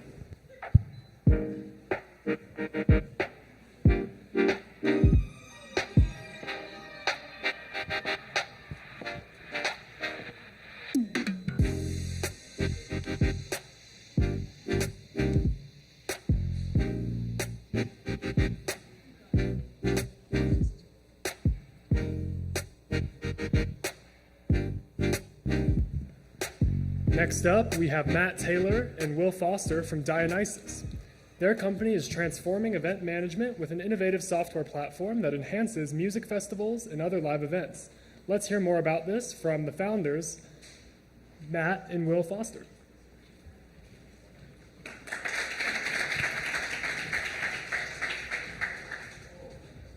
How's it going, everyone? Hey, I don't hold a mic often, so I'm going to move it around a little bit. My name is Matt Taylor. This is my business partner, Will Foster. And together, we built a platform called Dionysus that's disrupting the event industry, event management industry. So we're pretty excited to show that to you today. So who are we? What is Dionysus? So we're both technical co-founders, software engineers. We went to Boise State University and graduated with computer science degrees, and have been building software here in the Valley for over 20 years combined. Back in 2015, we got a really cool opportunity to work with our friends at Treefort Music Fest and work on a volunteer project for them, building their Music Fest app. And we'd done that for a number of years with a volunteer team, but as the demands grew and as other festivals and live events started to take note of what we were doing and wanted something similar, we took a step back and decided to build a platform from the ground up that services Treefort and the other types of events that were reaching out to us. So what problem are we trying to solve? So one thing we hear about from all of our festival partners is that there is just a ton of manual data entry spread across lots of different tools. We see spreadsheets in Excel, in Airtable, and Google Sheets. There's lots of different registration, ticketing options. Couple that with limited event organizer resources, and there's just lots of different sources of truth. So that's kind of where Dionysus fits, right in the middle of all those tools. What we've built is an admin dashboard that functions as a single source of truth for running your event through our platform. That, coupled with custom branded event apps and low-code website embeds, as well as integrated registration, ticketing, and audience engagement and analytics, we provide our customers with a one-size-fits-all solution to run their festival. We see our customers as 3 different personas. First off, we have our festival organizers. We ease the communication and the engagement with the ticketing, the venues, the speakers, and the schedule makers. We also support our festival promoters by giving them a branded, white-labeled application to engage with their attendees. And for our festival attendees, we give them a digital trail guide that constantly stays up to date in their pocket. On the right side here, you can see some of our existing customers. We have Freak Out Fest in Seattle, Treefort Fest in Boise, which I'm sure you all know of, Town and City Festival in Massachusetts, Lose Your Mind in Portland, and this last year we started supporting 2 tech conferences. We have the ASHRAE CRC convention here in Boise, which is an HVAC technical group, and we also have Boise Entrepreneur Week coming up in a month or 2. So yeah, Will was talking about some of our customers. This is a screenshot of 5 of their apps. The cool thing about this is all those are running the exact same code base. They just bring their own colors, fonts, styles, and we turn on various features in the platform based on if people want to build schedules, if they want event recommendations, if they want to be able to share those with their friends, etc. So this is a few different flavors of what that looks like. What the back end looks like is here's the event planner screen. So often at a big event, there's a lot of things going on at the same time. So we allow them to see all of their venues side by side, and they can plan out each day at their festival or conference, tie those to to performers or speakers. They can add tags for different tracks, things like that. And then they can publish and see those updates live, even embed them on their website so that it's a single source of truth. The web embeds on like the Treefort Music Fest website. You can go and build your schedule there and see it in your phone, in your pocket as well. We also do, we allow them to put in their sponsorship information, same kind of thing. It can be in the app or on their website. And then we allow them to engage with their attendees by sending push notifications. And they can schedule those in advance too. So if you've ever gone to Treefort, you know that they're sending a lot of notifications. A lot of those are scheduled, so they can kind of put their festival tech on autopilot, which is pretty cool. So there's an example of a push notification where they're coordinating an artist announce on their lineup with a push notification. And then this is what the designer looks like. So like I said, they bring their own colors, their own icons, fonts, etc. Get to customize what the pages are going to look like. They can customize the side menu, turn on and off various features within the platform, and then preview it in the browser before they're ready to launch. And then we take care of the white glove app packaging. We coordinate with the iOS and Android app stores, publish it for them at first time. But then after that, they're able to dynamically update the content in their app without really needing us. So it's been really cool. It's allowed Will and I to scale the business with just being 2 of us. And then while their event is going on, we can give them analytics such as how many people are using the platform, where they're coming from, and where they plan to go during their event. So we aggregate all of the user schedules, even the ones that aren't logged in, to give them a pretty good sense of what events are going to be popular so they can manage capacity as needed. So that's kind of where we're at right now. I'll pass back to Will to talk about where we're going. So for the rest of 2024, we plan on supporting additional conference types to expand our ARR. We also plan on testing a new pricing strategy. 5 minutes. Which involves giving away our marketing apps as well as our admin dashboard for free in exchange for the revenue from ticketing and registration. So later on in 2024, we plan on testing that out with our existing festival and event partners. For the beginning of 2025, we plan on iterating on our customer feedback, our attendee feedback, and building some of our features that have been long requested. So here's a chart of our ARR of the last 5 years. As you can see, we've steadily grown since 2019, supporting more customers every year. For 2024, we're set to hit $25,000 in ARR. That's with our classic pricing model. For 2025, we're actually set to hit 60,000 ARR, and that's in the transition to our new pricing model, which most of our current customers have already agreed to, and that's just with additional engineering effort and no marketing or sales expense. Sweet. So yeah, we're really excited about the platform. We're really excited to grow as we move into ticketing. Thanks for the opportunity to pitch. What questions do you guys have? Plenty of time for Q&A. I'll start here. So you have some large events, as we have seen, and a 2-person team. Is there a plan to grow the team as well? Not presently. We feel like we can hit our 60,000 or ideally 100,000 next year with new customer engagement. All of our business so far has been referrals and has allowed Matt and I to support each customer, I'd say with less than 8 hours of individual time per customer. And then once they get set up, they're in the App Store, everything is on autopilot, and they run their festival entirely without our support. I mean, we're there for them, but yeah, they don't really do this most of the time.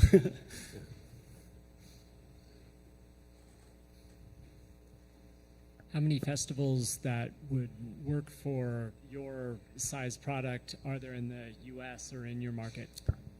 Music festivals, I think last time we looked, it was something like 600 in the U.S. or something around that, which is why we're kind of pivoting into also supporting business conferences and other types of conventions, just group gatherings where you need to organize data across multiple days.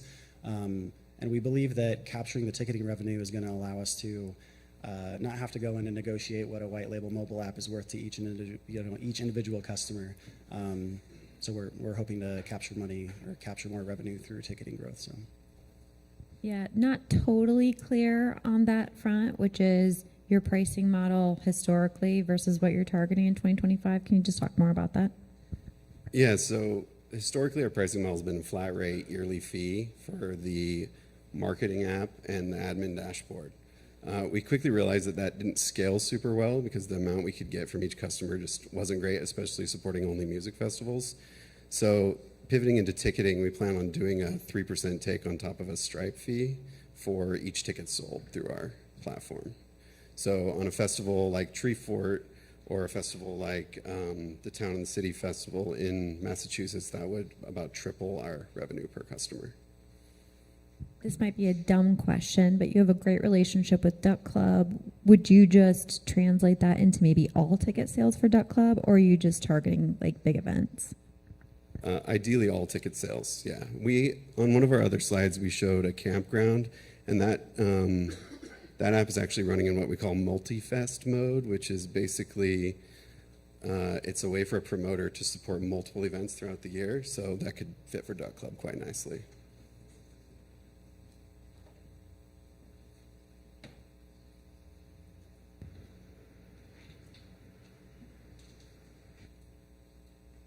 Is there any direct costs associated with while the event's going, running the platform or hiring people to help with the event, or what's the engagement during the event? During the event, there's not a lot that we need to do. Most of it's just upfront, just training on how the platform works, getting them set up, making sure the content's good, and then it's really just attendees are using the app, and we don't really have any glitches or like costs during the festival. There's server costs, of course, and that scales based on how many people are using it, how many performers, how many events, etc. But no, it's pretty inexpensive. Our margins are quite high. And that's all the time we got, folks. Let's hear it from Matt Taylor and Will Foster with Dionysus.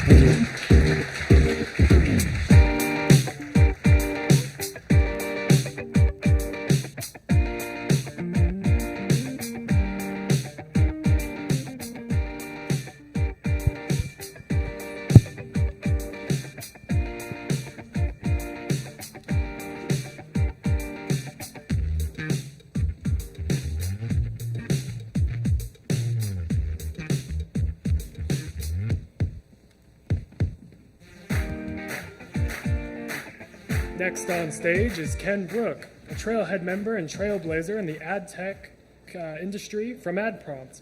Ken has revolutionized digital advertising with automated, AI-driven solutions that streamline ad campaigns across multiple channels. Let's hear from Ken on how AdPrompt is shaping the future of advertising. Please welcome Ken Brook with AdPrompt. Thanks, Jacob. Quick disclaimer, it's been a long week shipping products, so I have 7 minutes and a lot to get through, so I'll be referencing these cards on occasion. So imagine you're a small business owner. You're passionate about your product or your service, but when you start to advertise your business, it feels like you're going up against giants, and it's frustrating. My name is Ken Brook, and I have over 15 years experience in building advertising technology companies, and I'm the founder and CEO of AdPrompt. I'm excited to be able to introduce our product, which is AdPrompt AI, and we've built a platform that's designed to level the playing field, giving small businesses the power to thrive with their local communities through smart AI-driven marketing. AdPrompt AI isn't just another AI marketing tool. We've built a secure AI-powered ecosystem that turns the complex and oftentimes overwhelming world of advertising into something every small business owner can navigate with confidence. Our mission is simple: to empower local businesses to connect with their communities more effectively and more affordably. So let me tell you about Sarah. Sarah's a local business owner, and she runs a print shop here in downtown Boise. She's great at what she does, but when it comes to marketing, she's lost. She works really hard to promote her business, but her reach is limited to her native organic network. And advertising on platforms like Facebook and Google cost a fortune, and she has no idea where her money goes, and she doesn't know if she's making an impact with her advertising efforts. Worse yet, when she needs help or gets stuck, there's no one to call. Does any of this sound familiar to you guys?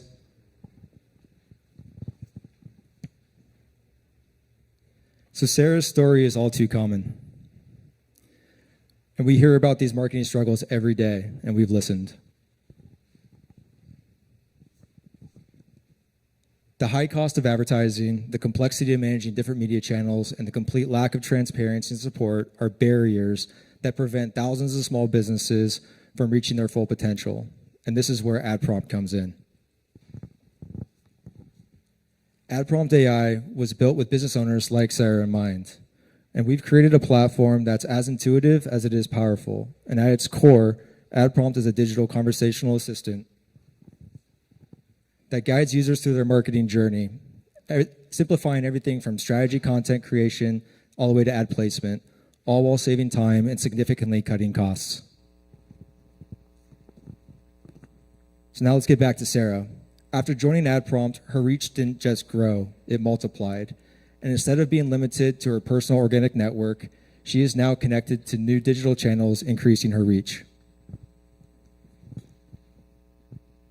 And as we know, when it comes to local businesses, word of mouth is tough to beat, and this is truly at the heart of our platform. So now Sarah is a part of a much larger community where her business can tap into thousands of potential customers, and it's like going from speaking to a room of 10 people to presenting to thousands, all eagerly waiting to hear what she has to say. But this isn't just about increasing sales. It's about building stronger, more connected communities where businesses can support each other, and that's the real power of AdPrompt. So when you sign up for your AdPrompt account, you get connected to the top 10 social media channels and our local ad chain community network. And at the middle of it all, your AdPrompt assistant will connect demand supply in a direct way.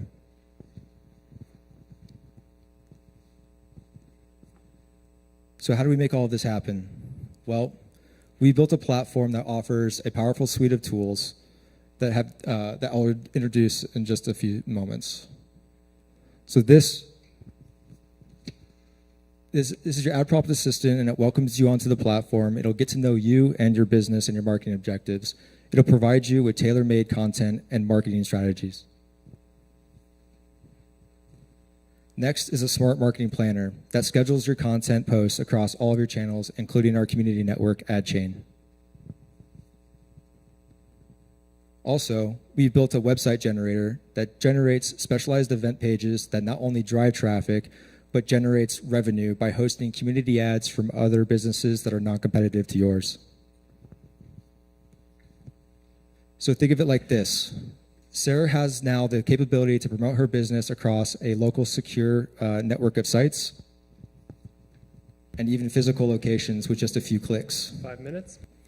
And the best part, she's earning money each month by hosting community ads from business owners. So we've developed a circular economy that's a win-win. We understand that there are other AI marketing tools out there, but now, as you know, we are different. And we're much more than just AI advertising. We are bridging the gap between online and offline, print and digital, and out-of-home media. And we're working towards a decentralized local marketplace where we're empowering peer-to-peer connections. We're also building a proprietary small language model that's going to run locally on our devices because your data is your data.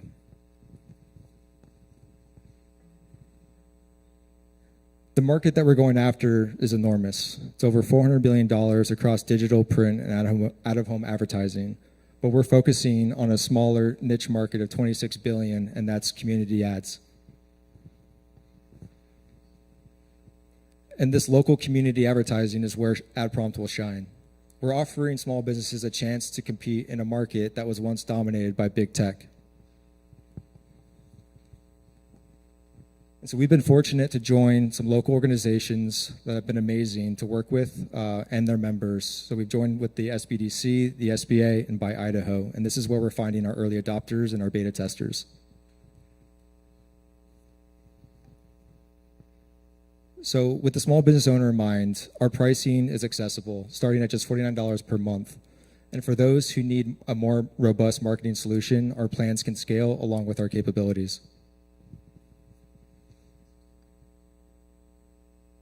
Our revenue is projected to grow 3x year over year across all of our revenue streams, which is ad prompt subscriptions, ad chain network ads, which will take a percentage of media spend, as well as pay as you go above and beyond the monthly subscription, and that's based on compute. So currently we're in private beta and we're working with 40 very enthusiastic users, and we're scheduled to release our product by the end of this year. And with tremendous support behind us, we are eyeing a $2 million seed round to fund, accelerate our growth, and enhance our product, and make sure that AdPrompt AI is the go-to platform for marketing across channel and the local community. So whether you're a small business owner or an investor seeking to back the next big marketing innovation, join us and support our mission in building the future of hyperlocal advertising. Thank you.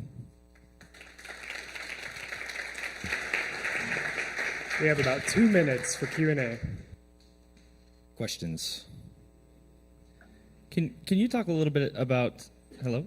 Can you talk a little bit about how the AI platform identifies what channels and what messaging, and for different products and services, how does it identify what avenues are best? Sure. So we're using a mixture of agent model. So we have multiple AI agents that work together, and that's just to curate the output. And how they work together to identify the right connection or match is just utilizing nearest neighbor. So we're storing data securely in our infrastructure, and then we're utilizing different models like nearest neighbor to make matches. And the assistants are omni-aware of each other and other users' generic data profiles to make those matches.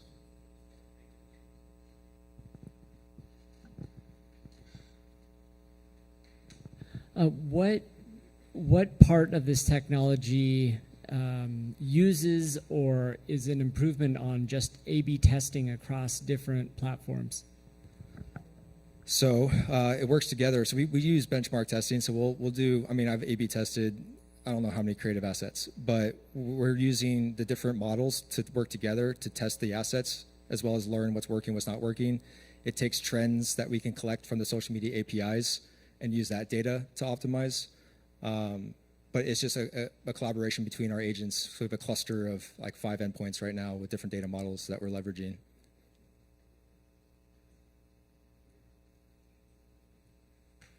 Any other questions? All right. That'll be time. That was Ken Brook with Ad Prompts. Thank you, you. Ken.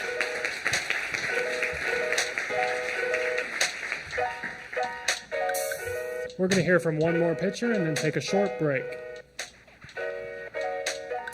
Next up, we have Marcus Nygren from STEMforge. Marcus is leading the way in educational innovation with a dynamic software suite that combines game-based learning with cutting-edge technology. Let's hear from Marcus on how STEMforged is revolutionizing education. Welcome, Marcus. All right, thank you.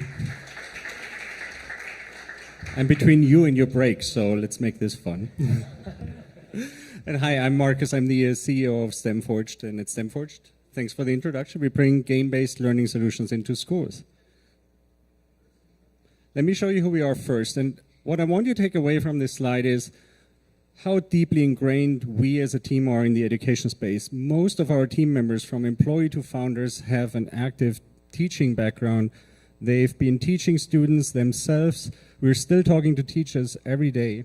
And with that, we know what's going on out there, and it's not pretty. If you know anything about the school space right now, it's not nice. 50% of students say they're not engaged. 80% of teachers are concerned about this. And pretty much everybody is looking at the schools to help solve that problem.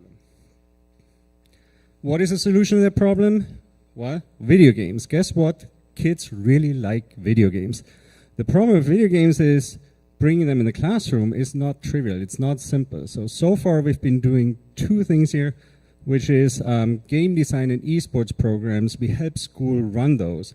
We're selling a game design software that we created in-house. We're selling curriculum that we wrote and fine-tuned and polished over the years. And finally, we send remote instructors in that make this really fun and help the schools to manage running those complex programs. We've built a pretty substantial tech stack over time, which is mainly a curriculum management system. It also helps managing students and teachers. And it basically helps those instructors that buy this from us or run this for us to manage their classes. It also has a pretty strong assessment and grading component behind the scenes that we give to the teachers as we run those courses.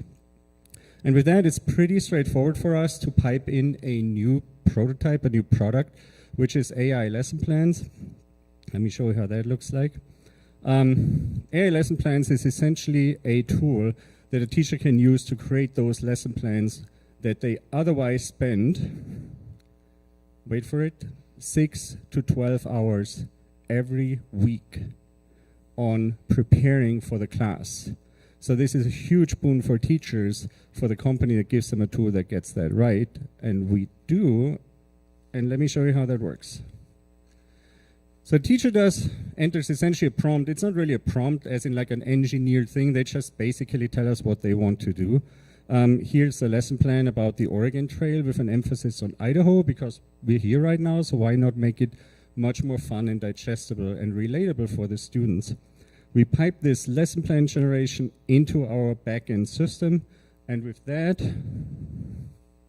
we get a suggestion for our structure for how to teach this. Each one of those lessons comes with an overview for the teacher, a student section that they can paste into Google Classroom, and a very detail-rich agenda. We give the teacher a lot of material to work with and make this the most exciting class for their students. The teachers can on the fly edit this if they want to. And finally, this is where we combine the technology we have created. We give them access to a portfolio of games. Along with the lesson plan, we also create a quiz for each of those lessons. And those are quiz games that the teachers can get the students to play. And you can test your knowledge about the Oregon Trail if you want, or you can keep listening to me. This is essentially quizzes that are related, co-created with that lesson, and the kids now play games while they learn those quizzes. This is a simple game where they essentially go and answer as many questions as possible. This is a bit more what the kids really love playing in school. They throw water balloons at each other, and each time they need to refill, they have to answer more questions. Now, those are learning quizzes. They are meant to be repeated so the students really get and repeat the content that they need to learn. Behind the scenes, though, while the students have fun, we assess them, and we give the teacher a picture how well the class understood the content that they just provided to them.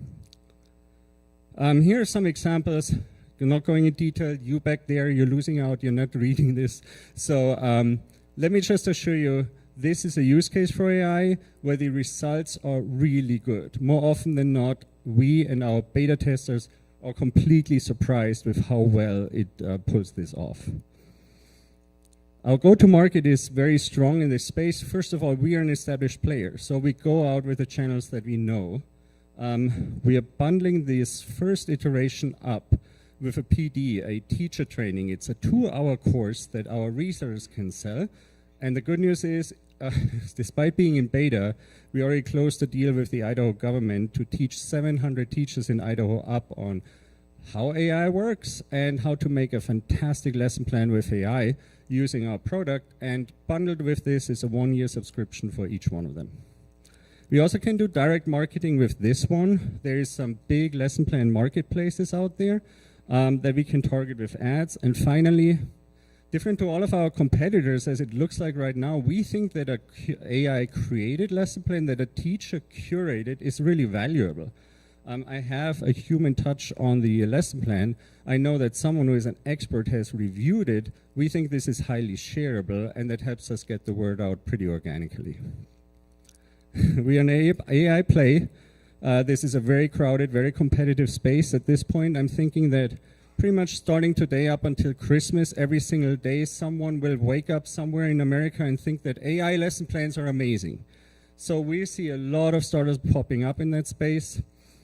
We have the entry into schools. We have the games. That's going to be really hard to catch up. What we plan to do here is we will be the single play in financially conscious school districts, like the smaller ones, the mid-sized ones. In the big ones, Microsoft is pushing Copilot like crazy, and we are a fantastic focused add-on for Copilot. Global game-based market is huge. Everybody knows when you play video games, then yeah, the kids learn better. It's really hard to get those games into the market. This is a very credible avenue to do this. Finally, thank you, but I want to leave you with one nugget. We know that a teacher spends 6 to 8 hours per week on creating these lesson plans manually right now. What keeps them up at night, though, is have they done enough for their disadvantaged students, slow learners, non-native speakers? If you have a lesson plan in our system, you're one button click away from making a Spanish version. You're one button click away from making a simplified language version. This is an absolute boon, and our beta testers are bringing this to the forefront for us every day, where they say, like, guys, this is where it's at. Thank you with that, and thanks for having us. We have about 2.5 minutes for questions. Can you explain the revenue model and how you expect to charge? Yeah, so we are going out with a credit model for free users, where you go like, hey, make another lesson plan, costs you a credit, you can buy credits on the site. We are using this mainly for marketing purposes, because now we can reward free users with, hey, share this, we give you a free credit. Hey, tell your friends, we give you a free credit. The core model then will be a subscription model that ranges somewhere between $15 and $20 per teacher per month. Who owns the lesson plans? Is it the teacher? Is it STEMforge? It's the teacher, strongly the teacher. But if a follow-up question to that, if let's say I'm a 7th grade teacher at one school, and then another 7th grade teacher at another school is also looking for the Oregon Trail lesson, are they given similar lesson plans? And then who owns it? That's a great question, and the answer is no. We're using basically the base setting that you get in ChatGPT right now, where if you enter the same prompt, you're not getting the same result until you tone it down to be like absolutely serious and spot on than you would. But we deliberately go like, no, it's going to be different every time.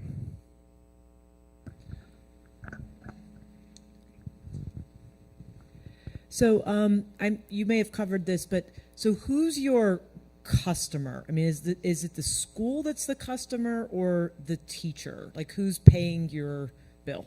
It is the teacher. We have most relationships from us and our resellers are into the teacher space directly. So we identify the people in the school who are either multipliers or evangelists, and then we go after them. Word to word, mouth to mouth recommendation is going to be teacher based, but then often the schools are then the top down funding. So when we do a government contract, then we tap into budgets that are more on the school and on the district level.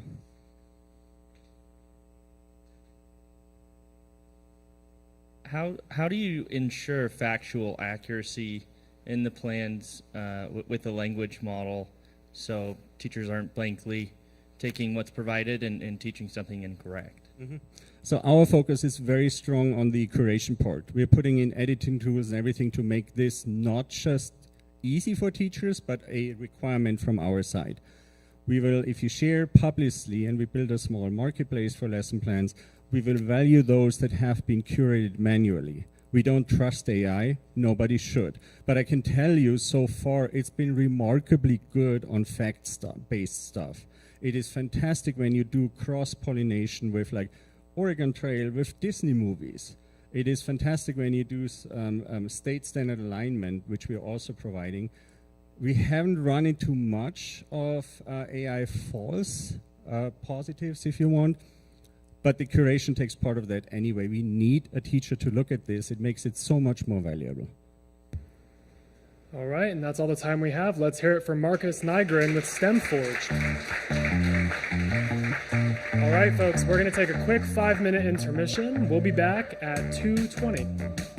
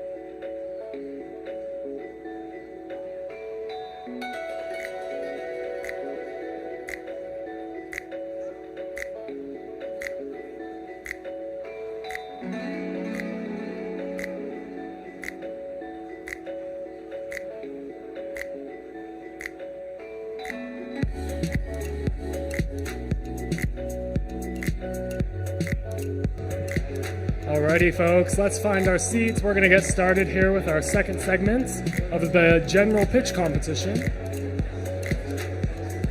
We'll get started here in about 1 more minute.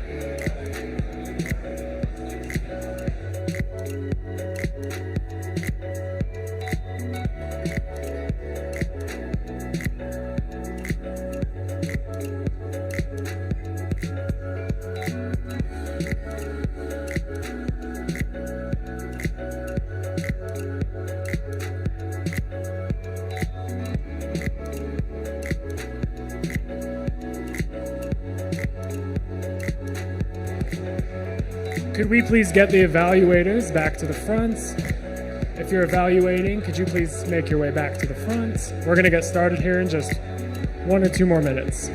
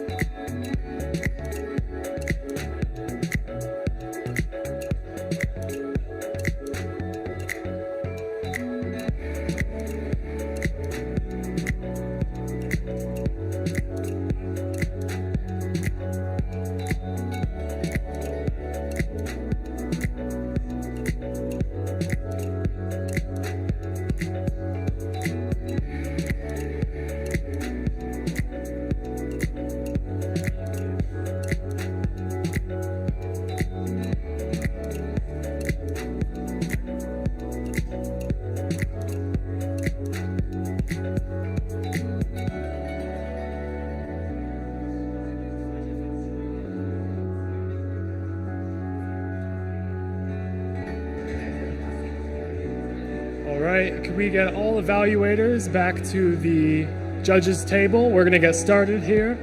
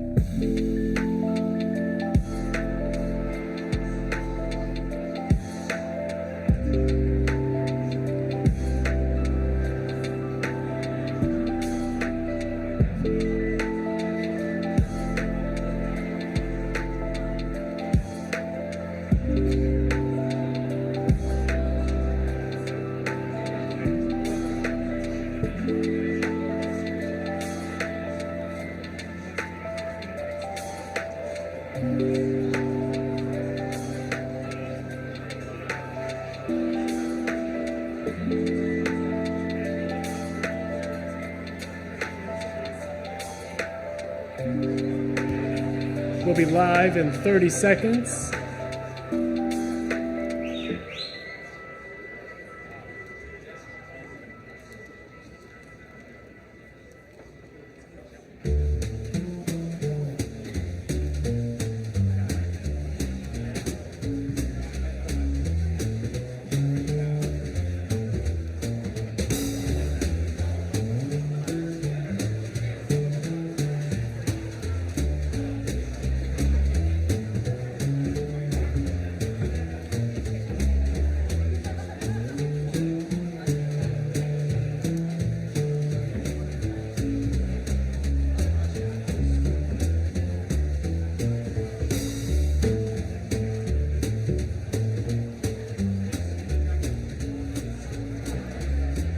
Welcome back, everybody. We are live at the Boise Entrepreneur Week semifinals and the Startup World Cup regional qualifiers in Boise, Idaho. Welcome back. Next on the stage, we have Joshua Adams from Scout Technology Group. Joshua's company has developed Roof Scout, a software solution that revolutionizes roofing sales with advanced technologies like machine learning and gamification. Please join me in welcoming Joshua Adams to the stage.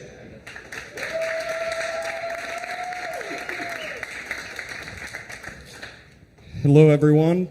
Thank you for having me today. As Jacob introduced, my name is Josh Adams. I'm the founder of Scout Technology Group and the creator of Roof Scout, the first digital salesman powered by AI for buying profile insights. So my company and my character is Roof Scout. Our mission is to seamlessly connect homeowners, manufacturers, and contractors in a single marketplace. Through technology applied animation, we enhance decision making to make the entire process of sales and the communication more effective for the stakeholders. So how did I get here today in front of all of you, and why Roof, why Scout? I'm going to run all of you through that and kind of take you through a fast journey of how we got to today. So I'm a former founder already. I founded Paradigm Roofing Group, scaled and grew that company to the #1 rated roofing company in Boise, until unfortunately I had a fraud event that really completely changed my life for a period of 2 years. We were able to get justice and rebound from this event, but it really had me focus on what are the innate problems in the sales structure as far as scalability, turnover rate, and so that's what I want to talk to you guys about today, and then the solution that I created for that. So in the problems in sales, everyone has inefficient sales processes. In our industry, it's quite a bit more prevalent. We don't have a lot of buying profile insights, and then in-person presentation only. There's a pretty big lack of delivery for virtual sales solutions. A big one is high commission costs, okay? So high sales staff turnover, as we just obviously seen, and then a lack of multilingual sales. So to understand our industry, we have 3 pillars here that work together in varying. So we have 3 pillars here that work together to form the sales structure of what the roofing industry is. Manufacturer over there, customer over here, contractors are in the middle. How we get the material from that side to the customer over here, this is what we are redefining. So how do we do that? What's the solution? So we created a 3D animated world and started with 3D animated characters as the basis for our sales platform. The first one being Sam the Scout, who is our male character. And then we intend and are working with the National Women in Roofing Council now to develop our second character, which is the female Scout. So what you're seeing today is Sam, the first iteration, but we intend to be inclusive for all and represent as many people as we can in the roofing industry to their liking. So we're really happy to have the National Women in Roofing help us with that. So I want to introduce you to the technology side of what the 3D animation is with Scout. We have a fully rigged and built character just like you would in any Pixar film. We have members of our animation team came to us from the Disney Pixar family to bring that level of detail and just what you can really do with true animation. So I'll play a quick clip for you here. Line, I first started blocking in the poses very, very roughly. Our rig has complete control of the face and body, as you can see here, where I'm thinking about what conveys the right emotions in the face and what you would respond to. From there, we add lip sync, making sure everything lines up. We also have control over the hands, pulling things out of the pocket, and making sure everything feels really good. We had this little glance up that we were working with a couple different ways, and we showed a few different versions of it, picked one. So why I show you guys that is that's truly the basis of what we're doing with the platform is tying that chain between the homeowner and the contractor, being able to have a base of characters that homeowners love and people interact with that we can then enrich with AI and buying profile insights. So if you start with a base of strength to be able to essentially think about it like a large language model, but for animation. Instead of doing a large language model, you're talking about emotionality, affect, presence, tonality, all of those things. So solutions here. So central hub for all stakeholders, actionable AI insights. Scout is obviously on demand. Reduced commission costs is a big one. Scout will never leave you. And then, of course, multilingual Scout characters and representation across not just the character that we have here, but to build and improve upon that. So what Scout does is he takes about a 7-point process, right? So when you're a homeowner and you're buying a new roofing system, you're doing the research, you're looking for reviews, you're contacting the BBB, you're doing all of these things to develop a process that you feel comfortable with buying the roofing system. So what Scout does is he takes all of those different touch points and takes it from you having to deal with all of those individual things on top of shop for price, and then feel good about the process you're doing and makes a single touch point in a scalable product. So we're taking the idea of actionable items and putting it into a physical element that you can see, which is really exciting. So what we developed is what we're calling our Pine Print or our Pine Profile. So it's based on the CRM data from my company that we built and used 6 years to put together buying profiles to give those actionable insights so that we're able to, as you see here, pioneer, influencer, navigator, and explorer. So as we identify the homeowner buying profile, we are then able to match the actual homeowner with the specific Scout that is built to deliver the sales process that they prefer and that they want to engage with. And then once that platform is grown and infused with CRM data from the actual contractors, our model will learn and adapt for their specific marketplace so that they're able to give better insights on who their customers are and then refine our process on our side from our media modules. So we start with the customer buying profiles here, paired with a Scout.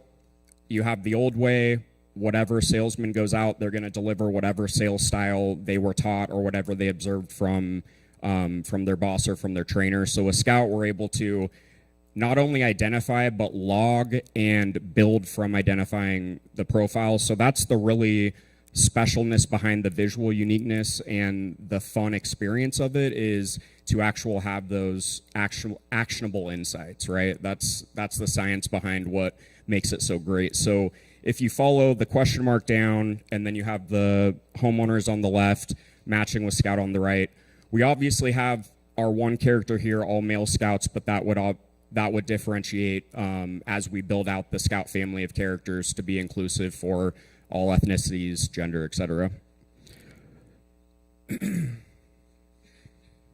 Okay, so on our platform, so how does this work? How does it sell products, right? How do we make the people that pay us to use our product money? That is where I'll show you now with, from the contractor side, when you're using the Roof Scout platform or any of the Scout software solutions, we created our own media player where Scout and all the characters live. So what we were able to do is actually send all of this information through a web link the same way that you would with a YouTube video, but with all the power of Unreal Engine or another gamification platform. So what we did on that is we were able to identify the homeowner and then start the process of what we call the scout sales story.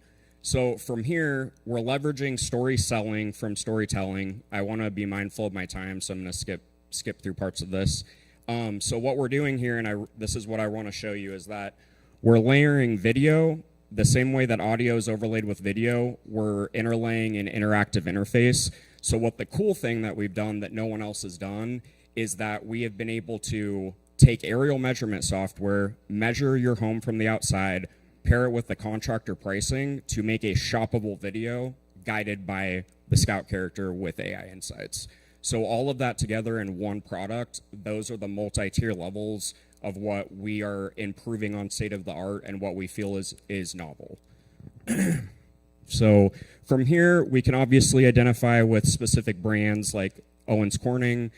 And what we've really done is we're taking a sales team and making it on demand for any contractor in any market. So once we start here, it's all gamification. So you as a user are being brought to a start screen, mobile ready. The number one feedback in our focus groups was we don't want to pinch and zoom on a proposal. We want to be able to do this at our leisure. I don't want to have a stranger in our home.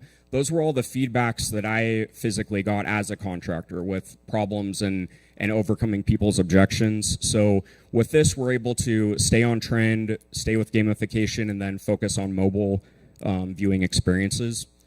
So as we go through this, I'm going to kind of show you guys the flow of how this works, and then we're going to see a bit of our Scout character here. Let's build your total protection roofing system in 3 easy steps: seal, defend, and breathe. So from here, this is where you now have the actionable data that gets overlaid onto the media player. So we partnered with Green Sky as our finance partner, so we're able to overlay that real-time cost data from the contractor and then put that to the homeowner and the user as an easy to understand where they can actually pick their products, mix and match, and then see how those decisions affect their financing strategy. I'm very sorry, but we are over time. To keep things fair, we're going to have to move on to the next pitcher. Okay, yeah, you're fine. Let's hear it for Josh Adams with Scout Technology Group.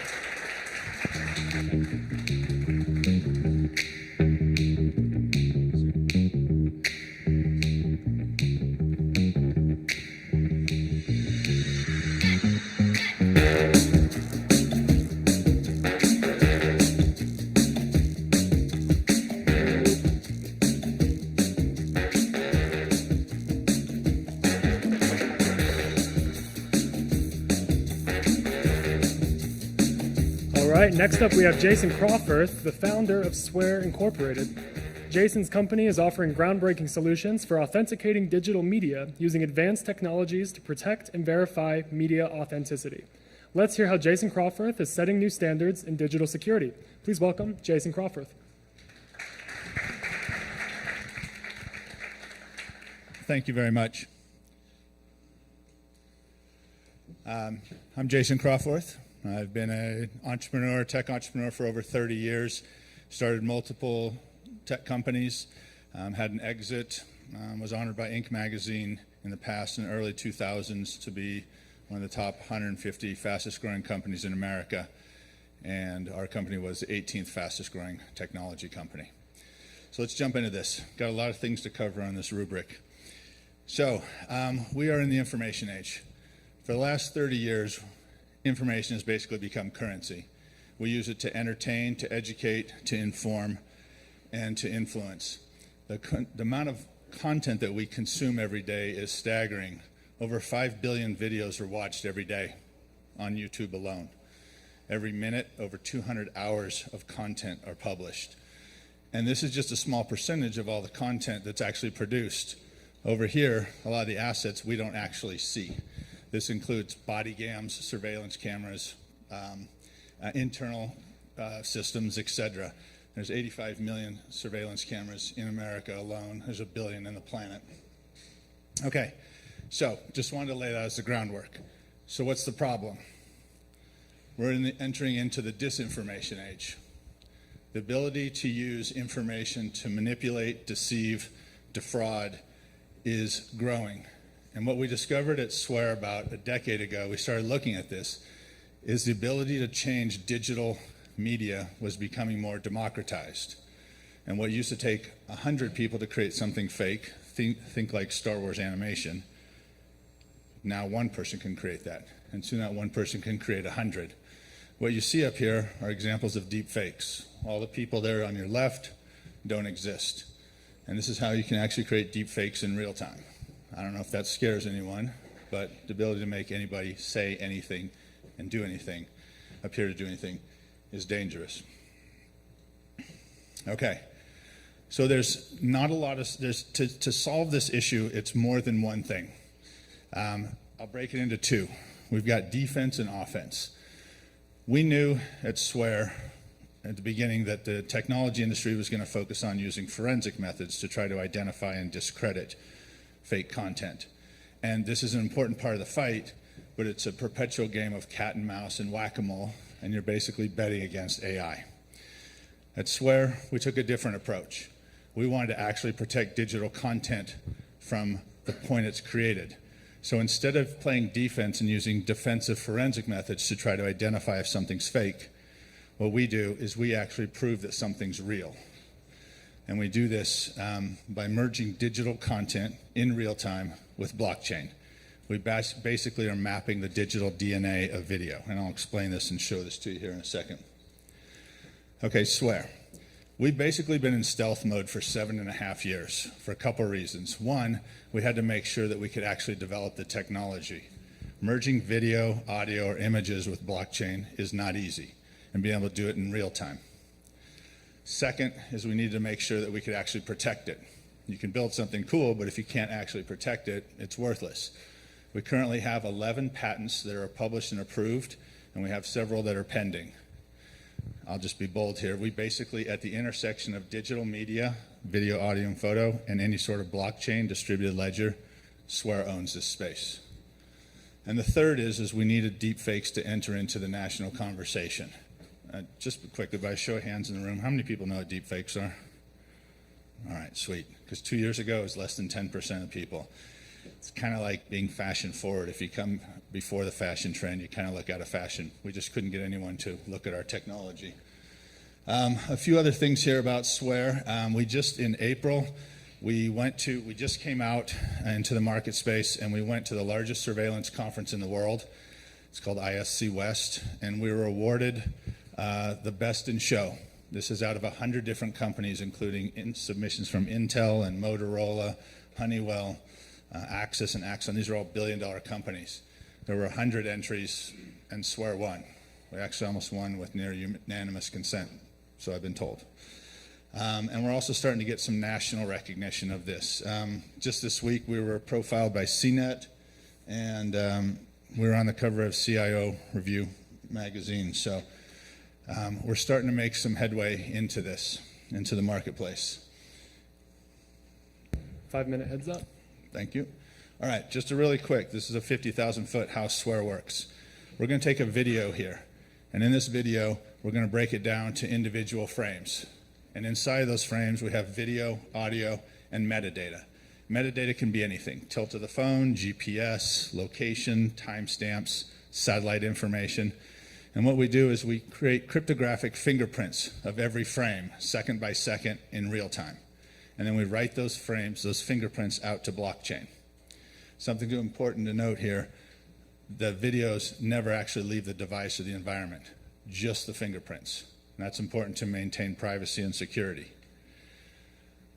The other side, the verification side. So after a video's been recorded, let's say it's a 30-minute video and you send it to someone, what our technology does is it goes through and it recreates all those frames second by second, and it recreates all the fingerprints and then compares them to blockchain.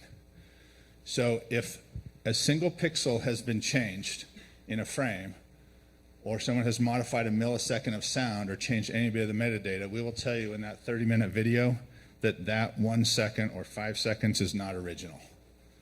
Our stuff is unbreakable. In fact, it's down to a single, it's not just a pixel, it's a bit. Someone flips a bit, a 1 to a 0 in a frame, we can tell that that's changed. Okay, I'm going to rush here. Business plan. Is that 8 minutes, or is that the 7-minute mark? With Q&A? Oh, okay. All right, we're gonna accelerate here. On the business plan, I'm going to break it into 3 parts. First, we're going after the most vulnerable industries. These are the industries that use digital media to substantiate their processes. This is surveillance. This includes insurance, logistics, transportation. After that, phase 2 is that we go after the high visible. This would be influencers, traditional media, politicians, etc. And the ultimate goal is where this technology is installed on every smartphone device and is on all the social media platforms. They're all starting to face additional pressure from governments to prevent deep fakes. Lots of revenue models. I'm going to skip over this, but the problem that we have is we have too many ways to make money, so we have to be very intentional as to which ones we go after. I know it's like saying I might have too much money in my wallet. Meh. Okay, and this is a standard TAM, SAM, SOM that everyone wants in a pitch deck. What we have here is all the different industries that we can go after in the public sector, the private sector. It doesn't matter if it's military, intelligence. We have the ability to protect digital media in every type of industry. Okay, so I'm going to give you a quick demo of this working. Okay, so imagine this is a police body cam or a surveillance camera or a security cam. So what we're seeing here is that we're taking all this different types of metadata, and we're taking that and we're watermarking that directly into the video in real time. So here we know the location where we are, which direction we're pointing, our altitude. We even know the Earth's geomagnetic field at that precise moment, and we're watermarking that in there. We know the world clock time with sun and moon information. We have any metrics that we want of the phone, the tilt of the phone, etc. We can get a little geeky here, and we can start tracking the data as it goes across the internet. And we also know what satellites are currently over our head. We put a tinfoil hat on. We're basically mapping all that stuff into the video to protect when, where, how, and who it was recorded. So when we start to record, these are the digital fingerprints that you're seeing. This is all that's going out to blockchain. Nothing else. Not the video, none of the audio, nothing. Just this information. We're 12 seconds into that recording, and the prior 11 3/4 seconds are already blockchained. Okay. All right, 1 minute for questions, sorry. Yes, Janessa. Might be a really stupid question. I'm good at those. Is this an app you're downloading on your phone, or how is that information connecting with my phone and my content? Okay, so the answer is yes, it can be on an iPhone. It can be a body cam, it can be a surveillance cam, a voting machine, anything that produces a digital asset. So in the case of your phone, while it's recording, the video's just recording like it is a normal video, but then we're fingerprinting it and we're writing that out to blockchain, those fingerprints, so that if you send that to someone and they want to verify the authenticity of it, it can do that. We can protect about an hour's worth of video for about 2 meg, little tiny bits of data, and there's nothing in there except for those fingerprints. The core of my question was how? Like, how am I, as Janessa, utilizing your product? Okay. If you're a content producer and you want to publish your content out there and guarantee the authenticity and ownership of it, you use this technology to record it and publish it on your social media channels. So if someone takes your media and modifies it or uses it somewhere else, you can say, here's the original, it's been fingerprinted, that is not my content, or someone has stolen my content. And just to piggyback on that, how much am I paying for that? Our consumer app's free, lets you record up to 30-second long videos. We can go to, with a subscription on this, it's just a couple bucks a month, and you can record up to 30-minute long videos. The pricing model is different. Surveillance cameras, security cameras, they all have different pricing models that we would use. In the surveillance industry, it's about a $3.50 per camera per month price point is what they will accept on a technology like this. All right, and that is our time. Thank you, Jason Crawford. Okay. Let's hear it for Jason Thank Crawford. you. This is Swear.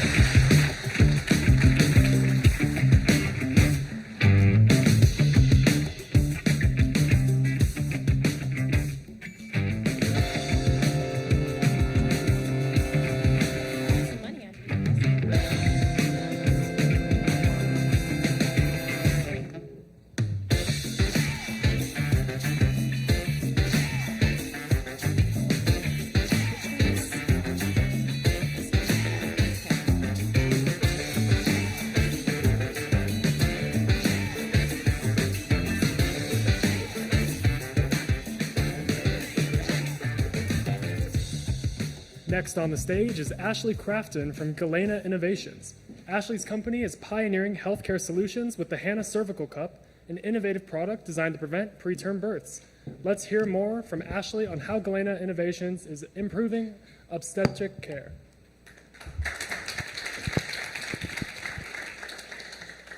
My name is Ashley Crafton, and I am the CEO of Galena Innovations. We are developing the Hannah Cervical Cup, the solution to preterm birth. This is different from a lot of the startups you've heard from today. We come with a whole set of extra obstacles that other businesses don't have to deal with. But in a field where $1 billion exits are commonplace, the risk has its reward.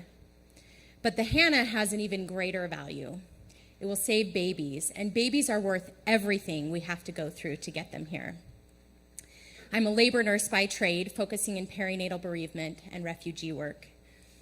Women and children are my life's work, and working so intimately with women in their most vulnerable times and seeing the same problems arise made it impossible for me to sit on the sidelines. After witnessing preterm birth for many years, a woman came into the hospital where I worked complaining of labor symptoms. I had assisted in tying her cervix closed a week earlier. But this tore through, and she delivered a baby that was too young to survive. And that was it. I had no choice but to go after this. 15 million babies are born preterm yearly, and it's the leading cause of death among children under 5. Survivors face lifelong complications, lengthy hospital stays, and a huge financial cost. $25 billion yearly in the US alone, with alarming racial inequities. No suppressed family can climb out of this heavy burden. So for every disadvantaged mom that delivers early, the cycle of inequity generationally continues. Attempts have been made to stop spontaneous preterm birth. These are essentially ineffective, and some even dangerous. Others are in development, Novicuff being the most prominent. Novicuff is an incremental change in the Arabin pessary. The largest Arabin study to date was halted in 2023 because it not only did not prevent preterm birth, but actually increased fetal and neonatal death due to its mechanics. It created an compression on ill-fitting cervices, accelerating the time to delivery. Novicuff does this on every single patient. Sorry about that. I don't think it was me. Anyway, Novicuff does this on every single patient as it compresses the cervix with a balloon on the inner circle. Players invested in Novicuff will lose money, and families invested in their studies will lose babies. This means right now the 41,000 families that deliver early daily have no options and are left to pick up the pieces. Aside from medication, I'm sorry, you guys, let's go back. The impetus for each early birth is unique, but has one commonality: early cervical change. In pregnancy, the cervix keeps the fetus inside the womb. At delivery, the role reverses, and it then facilitates birth by softening, shortening, and dilating. Sometimes contractions happen or water breaks, but without cervical change, birth can't result. The cervix is made up of collagen, the scaffolding for the body. Positive pressure through pregnancy breaks down collagen. When this happens, it leads to cervical change and then birth. You almost got it. Yes, to prevent collagen breakdown from happening, that has to stop. Aside from medications that don't work and cause harm, all other preterm birth prevention techniques focus on compressing the cervix in an attempt to keep it closed. This only further weakens the cervical tissue and can lead to spontaneous preterm birth. Novicuff, the Arabin pessary, the Lioness, the CSD, and cerclage all take this approach. In fact, compressing the cervix is a technique used in labor inductions to soften, shorten, and dilate the cervix, putting moms on the path to delivery. The Hannah Cervical Cup isn't like other treatments because it improves cervical function by applying tension, causing collagen realignment and stiffness. stiff cervices don't change, and these babies don't deliver early. Long-term stretching increases collagen strength, stimulates collagen growth, decreases collagen breakdown, and has even been shown to decrease prostaglandins, important hormone-like lipids that mediate birth timing. We performed in vitro studies that demonstrated these long-term changes. Cut placement on cadavers increased the initial cervical stiffness by 30%. We are now performing a first-in-human, single-subject pilot study and have seen amazing short and long-term improvements in cervical stiffness and length, while also proving to be safe. Yearly, there are 2.5 million developed world candidates for the HANA, with a market opportunity of 1.7 billion and projected 10-year growth of 10.2%. The goal is that we improve birth outcomes and decrease hospital stays, money lost in Medicaid reimbursement, and prematurity associated costs. We have an excellent, experienced team. Cindy D'Amicis, Regulatory, is the leading expert in obstetric device regulation. Jennifer West, Commercialization, has 19 years women's health med device experience and 3 successful exits. Lorenzo Vaccarella is our lead engineer with 27 years experience. He works with the team at Paragon Medical, and Donna Russell of Prescia Group will be running our next clinical trial.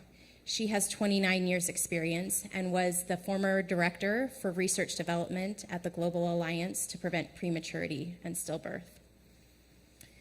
We are gaining key opinion leader support, building the most effective treatment, and our first patent issued in April 2022, with continuations and provisionals filed and a pending EU patent as well. We're now ready to perform an early feasibility study with 10 pregnant people. Following this, we'll perform a large clinical trial, gain approval as a Class 2 medical device through a de novo application, and then move on to commercialization. We'll be selling direct B2B to hospitals and clinics with our own sales force and a limited market release. We also plan to lend our IP to our own nonprofit that will make the device available to 8 to 14 million women in the developing world. Our financial projections place us making $11 million in sales the first year at market, breaking even 2 years later, followed by quick, substantial growth, reaching $1.1 billion 2 years after that. This positions us to be acquired at the time the device enters the market, which is a typical exit for this space. The most recent obstetric device to be acquired, the Jada by Alydia Health, sold for $240 million, and our market potential surpasses theirs by 4-fold. We had the privilege of winning the BEW pitch competition in 2022, which allowed us to get through our cadaver and first-in-human studies. We're now raising a seed round and would love to be involved in Startup World Cup. This would put us on the path to where we need to go, and we are here to win. Over my years of work, it has become more evident to me that the health of a woman and her child are inseparably connected. Any improvement in one always improves the other. And when you improve the life of a mother or her child, you improve a family, a community, a generation, and a society. I want to be that change. I would love to have you be part of that change too.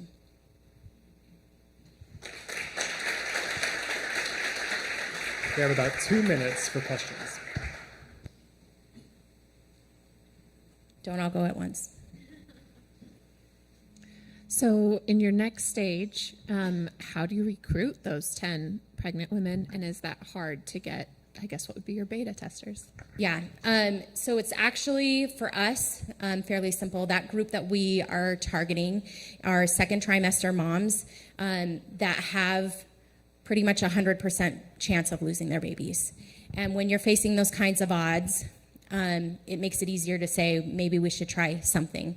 This is actually something that the FDA has deemed an emergency use clause, where you're facing risk of losing someone. And so this was started in the 1970s with pediatric cancer patients. They were losing these kids at very high rates, and they decided that they would just try something, and if they lost a kid, then they would move on to the next thing. And so under that clause, under that emergency use clause, is how we're enrolling patients. And having sat at the bedside with those moms, it's actually something that we feel will be pretty easy to enroll. You did a really great job outlining the problem and your solution. Can you maybe talk a little bit about the process of like inserting the device? Yeah. So it folds. I have one here. It folds, and it kind of slides in and pops on. Once it's in the vagina, it actually slides pretty easy onto the cervix. If anyone has used a period cup, which maybe 50% of the people in here have, it goes on like that. And there's a little check valve on the back that attaches to our pump. And then when it comes out, the same thing, you kind of pinch it, and it just slides right out. That's a great question. It stays inside. We actually have kind of two different cohorts of how they use it. Most people will use it for an hour a day over about a month's time. And in that hour, we have some cyclic stretch that actually makes that change happen quicker than static stretch. The other group would be women that rupture their bag of membranes early, and we don't want to put anything in the vagina or take anything out that's going to increase the risk of infection. So in that case, we leave it in place, and about every 3 days, we just reapply suction. Awesome. That is all the time we have. Thank you, Ashley. Let's hear it for Ashley Crafton with Delana Innovations.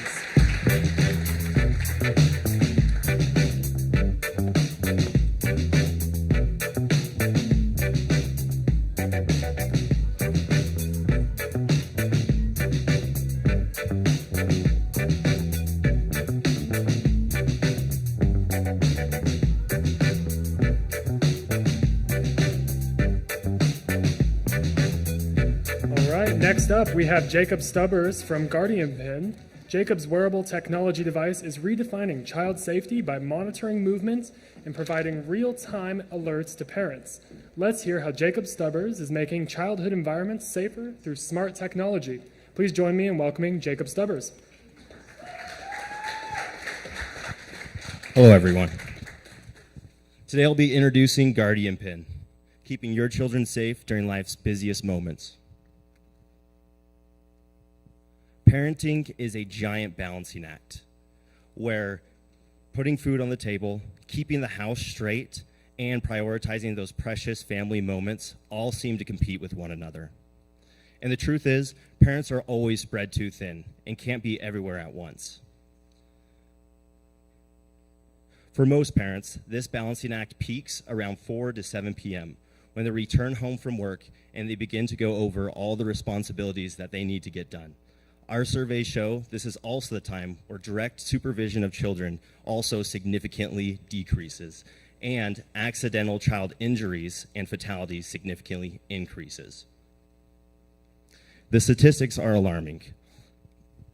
The number one cause of death in children ages 1 through 4 is drowning, with the frequent site of this happening is the backyard pool.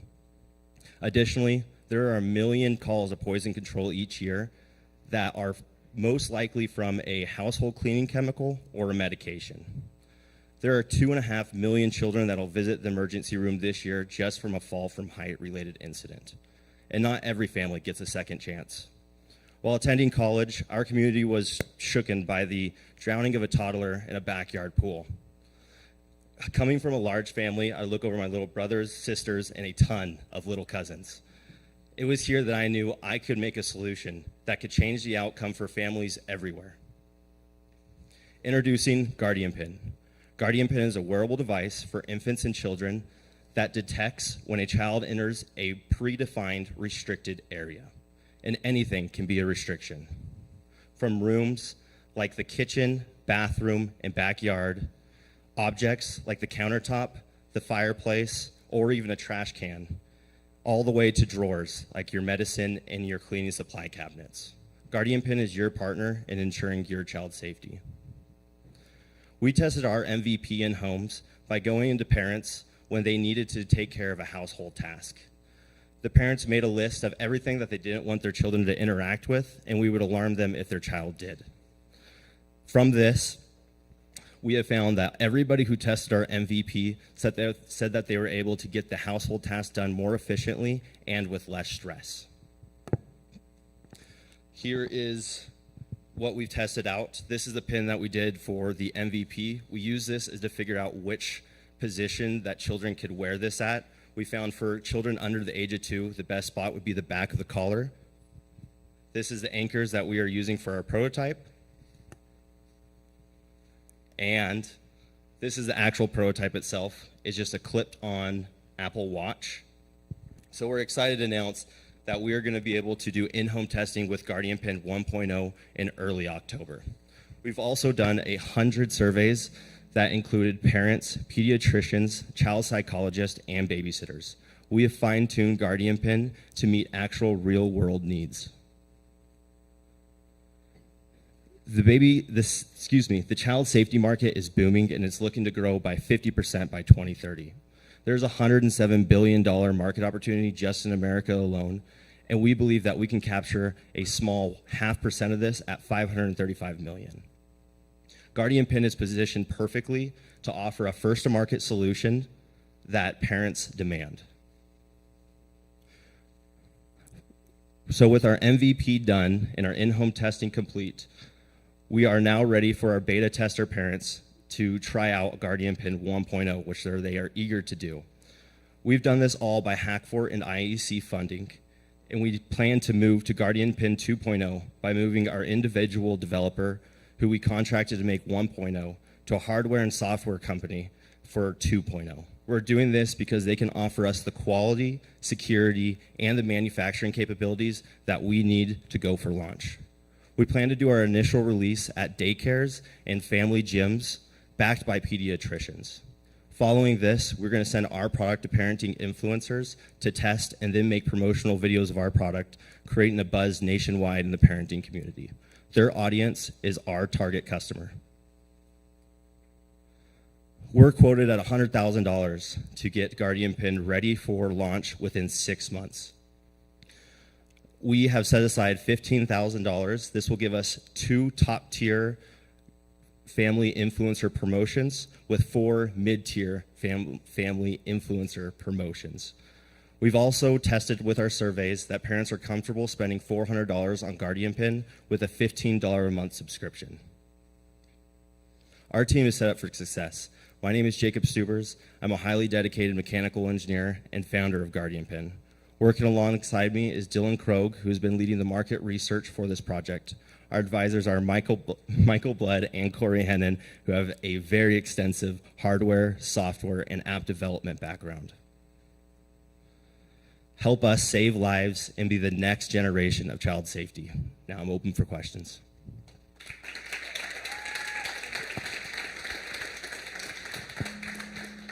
We have plenty of time for Q&A.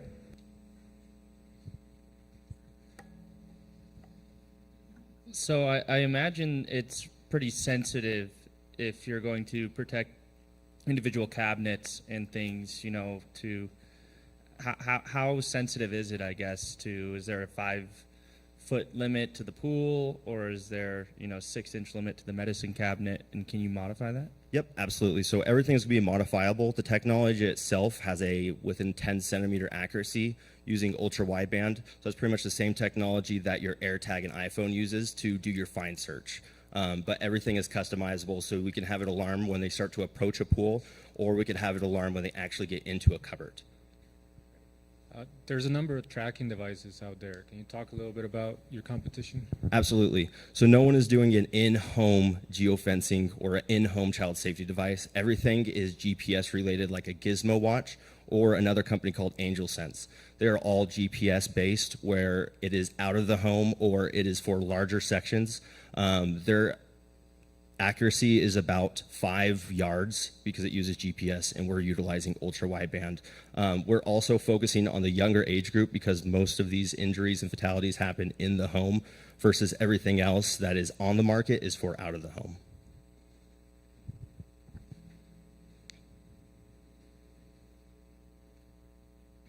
Okay, so probably one of the least tech people in the group, so I have a related question. How does it know? Like, are you the parent programming this to be like, hey, or is it just beeping all day long because your kid's going near an inanimate object? Second question, because I'll just force it in real quick. what's your next market? Like pets? Do you know what I'm saying? Because I'm just thinking of the two big things that people will buy this stuff for regardless, right? Yep.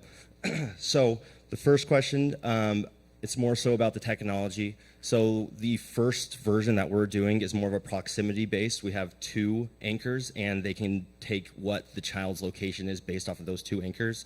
Moving forward, it'll be 3 anchors in the house. So pretty much it makes a triangle, and each device tells you where that tag actually is, and they compare it and they can tell you exactly down to a centimeter where you're at. For your next question, for where we're going to go after this, there is a product on the market called Halo for pets and dogs. It also is retailed at $700. We're doing $400. We are going to go to the next level. Right now, we're targeting more of the 1 to 5 year olds because that's the in-home. We then want to take Angel Sense and Gizmo's competition, or pretty much take our competitions to us, because we can then move to GPS because they've already been using this for their smaller children, and we can just keep evolving that way.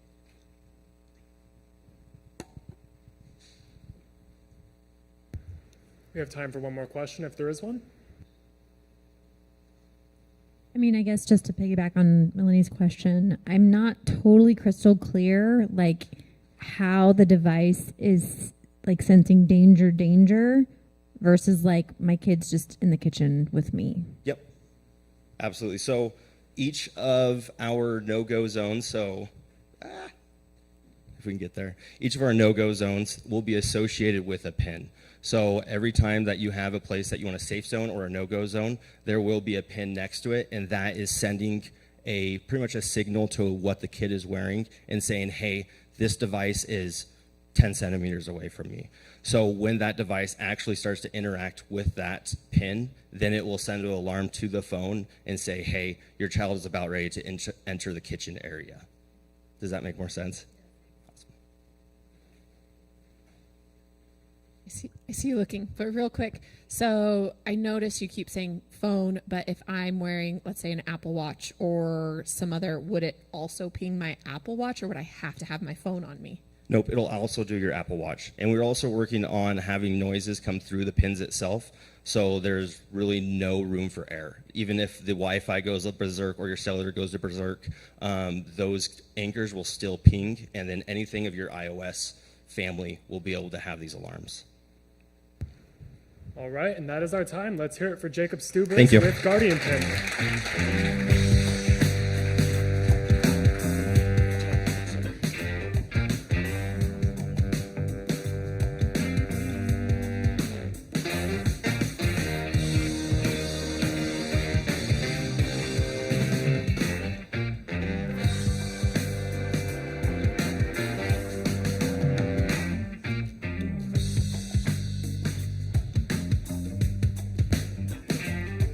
Next on the Trailhead stage, we have Mike Tisdale from GymGuard. Mike's platform is tackling the process of fitness equipment management with software solutions that reduce downtime and enhance communication. Let's welcome to the stage Mike Tisdale.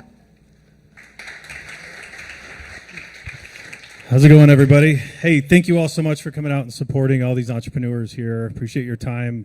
My name is Mike Tisdale. I am the founder of GymGuard. So GymGuard, we are a fitness asset management software solution.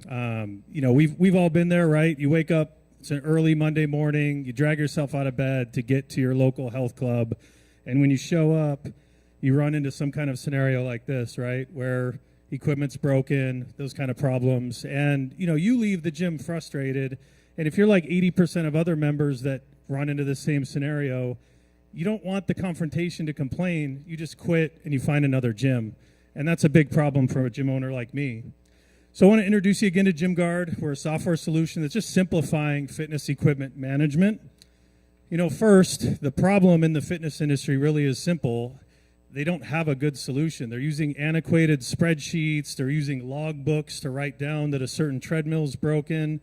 And they don't have a clean process to document what's happening with their equipment. And it's a big problem. When you think about health clubs, they're managing millions of dollars in assets, and they don't have a unique system to do that. So to talk a little bit about how some of the other problems that happen, it costs 5 times more money to generate one new member than it does to keep the one that you already have. So retention is a big focus for club owners. And one of the top 3 reasons why a gym member leaves is due to broken equipment. So there has to be a better solution. And the problem is real and it's expensive. I mean, these are 2 real examples. Example number 1, 2 locations, 1.7 million in assets, and almost $60,000 a year in repair costs. And number 2, with 9 locations, you can see the number on the bottom. I mean, it's a huge line item, and it's a big problem gym owners are trying to fix. So how do we solve that problem? We use unique QR codes to track all that equipment. So we can catalog the equipment in less than a minute. Even the gym owner can catalog that equipment themselves. It comes back with all the serial numbers, part numbers, all that important data. And then when there's an issue, you, the gym member, the manager, the maintenance staff, whomever, can simply scan a QR code and then tie that back to that unique asset. So how it works, you scan the QR code, a screen will pop up where you can just type in, to the best of your knowledge, what's wrong. You can take a picture if it's something visual that's wrong. It lands in the GymGuard queue, and then any responsible party can then manage that ticket and get that piece of equipment back up and running quickly. And gyms typically do that in 2 ways. You know, they have option 1 where they use in-house technicians, or they have option 2 where they use a third-party tech company to come out to repair that equipment. And we're really excited to announce a new option to open up a new marketplace where they can send that ticket to the GymGuard marketplace. And how that works, think of Upwork or Fiverr, you know, where you can submit something to be repaired. It goes to the marketplace. These certified technicians can then bid and request to repair that job. They can approve it. You can rank each other along the way. So it creates a whole new marketplace to get things repaired quickly. Now, there's a bunch of other features. I won't waste your time with a lot of those. Just know they're all really built around saving time and saving money for these gym owners, the repair techs, and every party that's involved. We have 3 different markets. You know, I'm talking a lot about gyms, of course, because there's 113,000 of them in the U.S. market, so it's a big market. But we'd be negligent not to recognize that there's also 31.8 million multifamily units and over 107,000 hotels in the U.S. as well. They all have gyms. They all have fitness equipment. It's the last thing they want to worry about. We want to manage it. And then our target markets. Now, we're uniquely straddled between 2 different target markets. We have the commercial fitness equipment market. As you can see, it's a $47 billion industry. There's a lot of commercial equipment sold around the world. And then on the repair side, even in the U.S. alone, it's a $1 billion industry just in repair. We feel like between asset management and the repair portion, we're straddled between the 2. And a lot's happened in a year. You know, I started this end of last year. We went out and, you know, interviewed everybody, talked to repair techs, maintenance techs, gym owners, anyone you can think of, just to find that there really isn't a sound solution available. There are 2 competitors in the space that we recognize. We feel like their product's a little off mark. And so we feel like we're coming in with a really good solution in a blue market here. From there, I went to work. You know, I partnered with one of the largest equipment repair companies in the Northwest. I then partnered with a really, really talented software development team here in Boise, Hidden Mountain Data. And then we raised a friends and family round, and we started development. Our MVP should be done sometime late September, early October. And we're excited to get that out in the market. Then as far as our go-to strategy, you know, we anticipate starting outbound pre-sales sometime in September. We have over 100,000 leads in a CRM, kind of crafting our outbound strategy. We're excited to announce we have 40 locations that are already coming on that are going to beta test and try our product and provide feedback. And, you know, we have a target of 100 locations before the end of the year. And if we do that, we're going to end up 120 to 180K in ARR. You know, now the overall pricing structure, the Equipment Guard is really meant for those mid-sized clubs to large health clubs like a YMCA, for an example. You can see we're anywhere from $89 to $149 per month to tag each piece of equipment individually. And then you also have the Room Guard product, which is meant for those small boutiques, studios, hotels, those kind of smaller fitness centers. And we're priced at $49 to $99. And this is just a plaque on the wall where all the equipment is detailed through one QR code. And then we also have our marketplace, which again, this is post MVP, so it's not built yet, but we're excited about the new revenue opportunity there with annual vendor fees, payment processing, advertising, all those things that come with the marketplace. So a little bit more about me. I've been in the health and fitness space for 20 years. I've run gyms, owned gym, consult for clubs all over the U.S. I've also sold SaaS solutions into the fitness space before, so I'm not new to the tech side. And then I have to bring along Brian. He's in the back here. Brian's the CEO of Hidden Mountain Data. He's managing our tech. And Brian's got over 20 years as a big data guy, software developer. He's built a lot of these apps that you see here. And he's done work for even, a small group like the Social Security Administration. No big deal. Right, Brian? And then we're building out our advisory panel. Got Ben Hoban, who's joining us to help us more with strategic finance, M&A, kind of valuation of the company, things like that. Josh Wheeler, who's a mentor of mine. I was hoping he could make it here today, but he's the CEO of Texas Family Fitness. Very influential guy in the fitness industry as an operator. And then Steven's really helping us with our advertising, marketing, branding, positioning, and we're kind of framing that right now to make sure we hit the market with a splash. So what we're looking for, I'm fundraising, so any investors, love to talk to you, of course, but we're also always looking for advisors, mentorship, any connections. So I'll leave this slide up so you know how to get a hold of me. QR code, no pun intended. We run our whole business off QR code, so scan that, and I'll open it up for Q&A. We have about 2.5 minutes.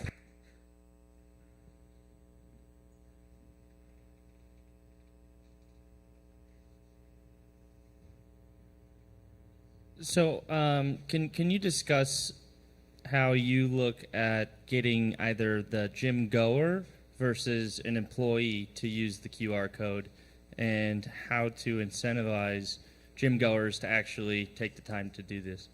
Yeah, it's a really good question. So, like the statistics said, most gym goers don't want to report because they don't want to go complain and be that guy or gal, right? So with this process, they can scan the QR code, and when they scan it, it's less than a 30-second process for them to report what's going on, so they know something's going. And if it's already been reported, it'll actually let them know the current status and when it's estimated to be back up and running for those people who are tied to one treadmill, But so it's a really easy process for them. And then on the gym owner side, what's nice is as a marketing strategy, I can then say, hey, I care so much about my members, and members, I care so much about you. I'm going above and beyond using the system so you can let us know as soon as you see something wrong. So it's a win-win for both parties. Great, thank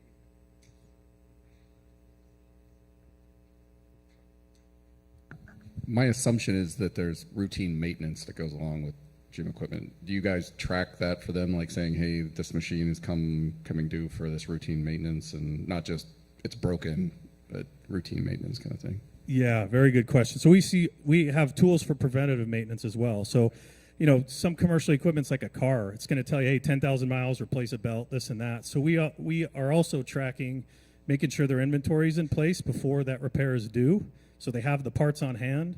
And you can pre-schedule tickets as well. So if I know these treadmills need to be repaired in 3 months, I can plan those tickets in advance. So now you're on more of a preventative maintenance schedule, as well as, hey, let's fix the fire or whatever's broken too.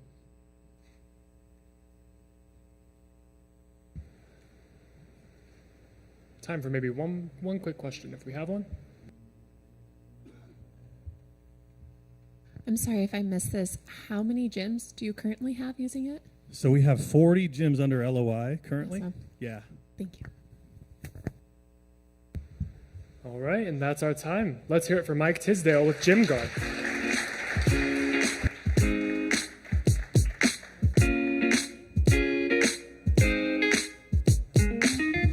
have 2 more pitches in our general pitch competition segment, and then we'll be taking an intermission.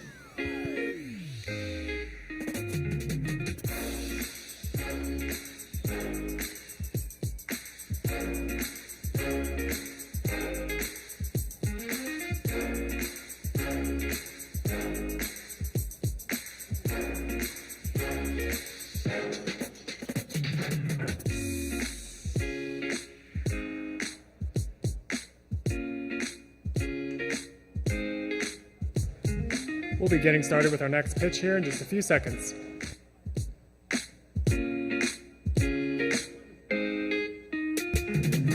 Next up on the stage, we will have Donald Young from Rattler Medical. Donald is a combat medic veteran and is innovating medical logistics with a cold, whole blood cooler designed for efficient blood transport in austere settings.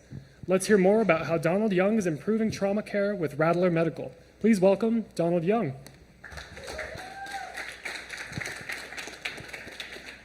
Hello, everyone. I'm Donald Young. Oh, that's really loud. You guys hear me fine? Okay. So I spent 12 years as a combat medic in the United States Army, and during that time I saw a change We went from giving IV fluid to combat casualties to giving whole blood. And with whole blood, there's a whole slew of requirements to go along with it, with storage temperatures, transportation of it, protection of that, as well as administration. So for our system, it's the whole blood system. So the significance of this problem, between 2001 and 2011, there were over 1,000 combat-related deaths due to blood loss alone. Currently, over 1/3 of casualties who are received at both the emergency department civilian side, as well as combat surgical hospitals and the military side, are in need of a blood transfusion. So our device allows medics to carry blood and start that transfusion process earlier. So the CHB, our cold whole blood cooler, is a unique backpackable system that allows medics to carry up to 4 units of blood at a time. And these units are temperature controlled for longer periods of time than what's currently on the market. It's a hardened, insulated protective container that protects the blood and keeps it from being punctured accidentally through being dropped or any other mishap that could happen with military, because they're super gentle on equipment, as we all know. And allows that blood to be able to be used at the point of injury, as close to the point of injury as possible. So here's our system kind of overview of it. So it's designed to be user-friendly and seamlessly integrate into current SOPs for both military and civilian use. By providing medics with the ability to carry fresh whole blood for extended periods of time, it increases their capabilities in the field, as well as what they can give and the care that they can provide to these service members. With proper mission planning, the cold whole blood cooler will be able to maintain temperatures for as long as the mission requires. So on the market, there's several competitors out there, and they're all great in their own regard. The issue is they don't meet the current market needs from what I've discovered through talking to pararescue, Navy SEALs, Army Special Forces units. They're looking for a container that can carry 2 or 4 units of blood for 72 plus hours a time. The current standard is the golden hour, kind of there on the right-hand side. It's small, easy to compact, lightweight. It carries a single unit of blood. It's good for about a 12-hour period. The military needs more time than that due to current operational standards. As you get bigger and carry more units of blood, you decrease the portability of it, increase weight, and it makes it really hard to carry. I talked to a lot of medics, me myself included, and was like, yeah, so I can carry an extra 30 pounds of gear. So I weigh 150. With a full combat load, I'm pushing 300 pounds. It's not including my medical gear. I throw on medical gear on top of that, I'm pushing 230. That's a lot of extra weight. Now I throw an extra 20 pounds on top of that. That's just asking for an injury, asking for extra fatigue, and decreases that time. That I can actually carry that, and it reduces the amount of care that I can give to combat casualties. So a lot of medics I've talked to, they're like, I'm not carrying blood. It's not worth the risk. It's not worth the extra effort. I'm just not going to carry it, which then leads to an increase in mortality if they were to take casualties. So our key stakeholders, we're looking at Navy Special Operations, the Air Force pararescuemen, as well as Borstar, Life Flight Network, and San Antonio Fire Departments. And he's like, oh, there's not really a civilian need for us, military side I can see. Well, so the Department of Transportation just put out 2 solicitations, for 2 phase 2 grants, or phase 1 grants for $200,000 apiece. And these grants aren't to develop a technology, they're to investigate some way that the civilian EMS agencies can carry this blood into the field for traumatic casualties. And then the DoD, they're looking at ways that medics can carry blood more efficiently in those environments as well. So our traction to date, done a lot of customer interviews and tracking a lot of people. Our 3 main customers are going to be the Department of Defense Health Agency out of Fort Carson, Colorado. Their trauma director is completely on board with this, and they want to be able to utilize this technology. With a 212th Rescue Squadron out of Alaska who want to be able to test it. They do both civilian and military rescue missions and would be a great benefit to them. Another option that we have is the U.S. Navy's Naval Special Warfare Group 2, as well as DevGRU, or SEAL Team 6 out of Virginia Beach, and they also are interested in this technology to be able to utilize it to expand their capabilities and expand what they can do in both combat missions and training missions as well. So our commercialization summary, our main focus is going to be U.S. military, being JSOC, your pararescue, special forces, things like that. We'll move into civilian EMS, and that's going to be your paramedic units across the nation. Life flight, tactical law enforcement, EMS, tactical EMS, search and rescue teams. And then we move into NGOs. This has an application in NGOs as well, where they can carry vaccines and other temperature-sensitive medications they require for their missions.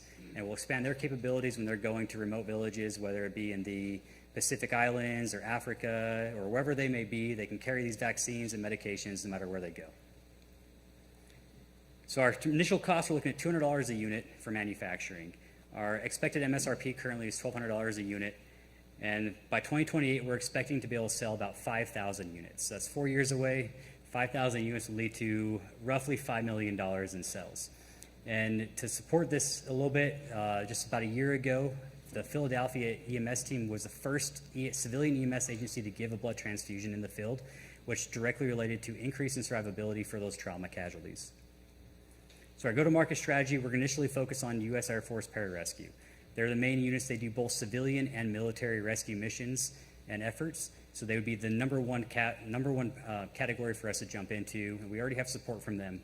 And then we'll move into Army and Navy Special Warfare units, and they do a lot of both foreign training missions as well as foreign deployments, and they'd be a great use for them as well. And then we'll move into civilian EMS with agencies that have a large rural outreach, such as Atlanta Fire, San Antonio Fire, EMS Fire, Borstar, and things like that that have a reach across the nation. So for our market size, there's roughly 108,000 medics in the U.S. Army or U.S. military and 23,000 EMS agencies. Out of those 23,000 EMS agencies, currently only 100 are equipped to do field transfusions of blood. And that's a huge oversight from what the current market allows for to what their current needs are. I don't know how many people here have had a family member or a friend who died in a car accident in Idaho City or somewhere out where EMS was a ways away and Life Flight was a ways away. This technology would allow the EMS agencies to be able to give blood as close to that point of injury as possible and further increase their chances of survivability. So for the DoD, we're looking at a $20.8 million market, and that's on the small side of us where we can capture about 10% of the market. Civilian EMS, about another $16 million. And this is an underserved need that this market just isn't keeping up with what the system needs and what the customers demand at the time. Our exit strategy currently is acquisition. There's a lot of companies that have a track record of buying companies that develop medical devices. Ones for military use specifically would be like North American Rescue, Sam Medical, Stryker, or Chinook. Just 3 months ago, J&J purchased Accelerant for $275 million. They're a company that makes a nasal stent. It's a little cone you put inside your nose for nasal surgery. And it's really simple, $275 million what they purchased them for. The average acquisition over the last 2 years has been $125 million for medical device companies. What we're looking for is $50,000 grand prize of the Boise Entrepreneur Week, and that money will go into finishing the design of our cold hold blood cooler as well as taking it to market and be able to begin the beta testing with the post pararescue units that we've talked about. It will also help to cover the FDA certifications for medical device approval as well as commercial sales of medical devices. For the team, I have myself. I gave you a little bit of background on myself. Then I have Chris Brown. He's my chief business officer. He's the U.S. military. He has experience in the U.S. military as a special naval operator and has an advising company. He built a company here in Boise that went from garage and over $9 million in sales in 2019. Graham Chesney, he was a former Navy SEAL. He has experience advising the U.S. Navy's austere and resuscitation and surgical care committee for a number of years. So he's a great point of contact there. And then there's Dr. Steve Wolf. He's currently the emergency medical physician. He was a Navy SEAL for a while, got bored of that, became a PJ, got bored of that, went to medical school. He's now the current medical director for Shasta County EMS and their tactical SWAT team as well. Colin Bellinger, has experience with Air Force Special Operations, Army Special Operations, Joint Special Operations Command. And then Dr. Ralph Budwig, he's a mechanical engineering professor here in Boise. He worked for University of Idaho, where he oversaw the director of the Equal Hydraulic Steam and Laboratory here in Boise, Idaho. And thank you for your time and appreciate it. Any questions? We have about 1 minute.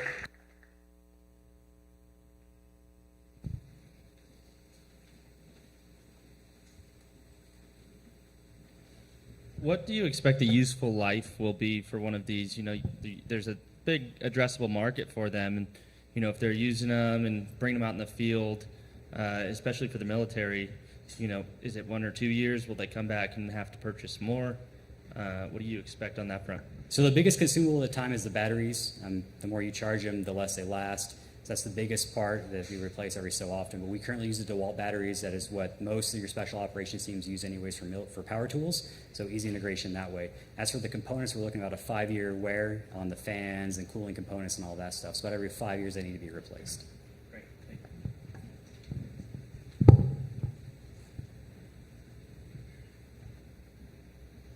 you. Okay, so total lawyer question, and I apologize if I missed this, but are you working on protecting your IP on this? So currently I have a provisional patent. I'm still trying to file out the finalized details to file for the full utility patent of it.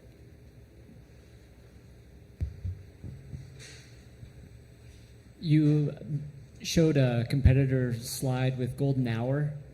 Anything that, how are you going to avoid them just saying, I'm going to make one that's bigger? If they want to, more power to them. I mean, currently they've had about 10 years of experience. They haven't done it. So, I mean, at this point, we're first to market with this concept. And I already have traction within the pararescue, Navy SEALs, as well as Army Special Forces on this unit, the units that want to use this product. So, I mean, if they want to beat me to it, more power to them, but we'll take that as it goes.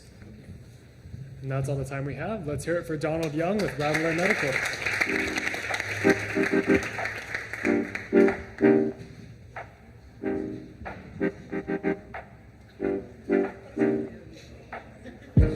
Stuttered a little bit.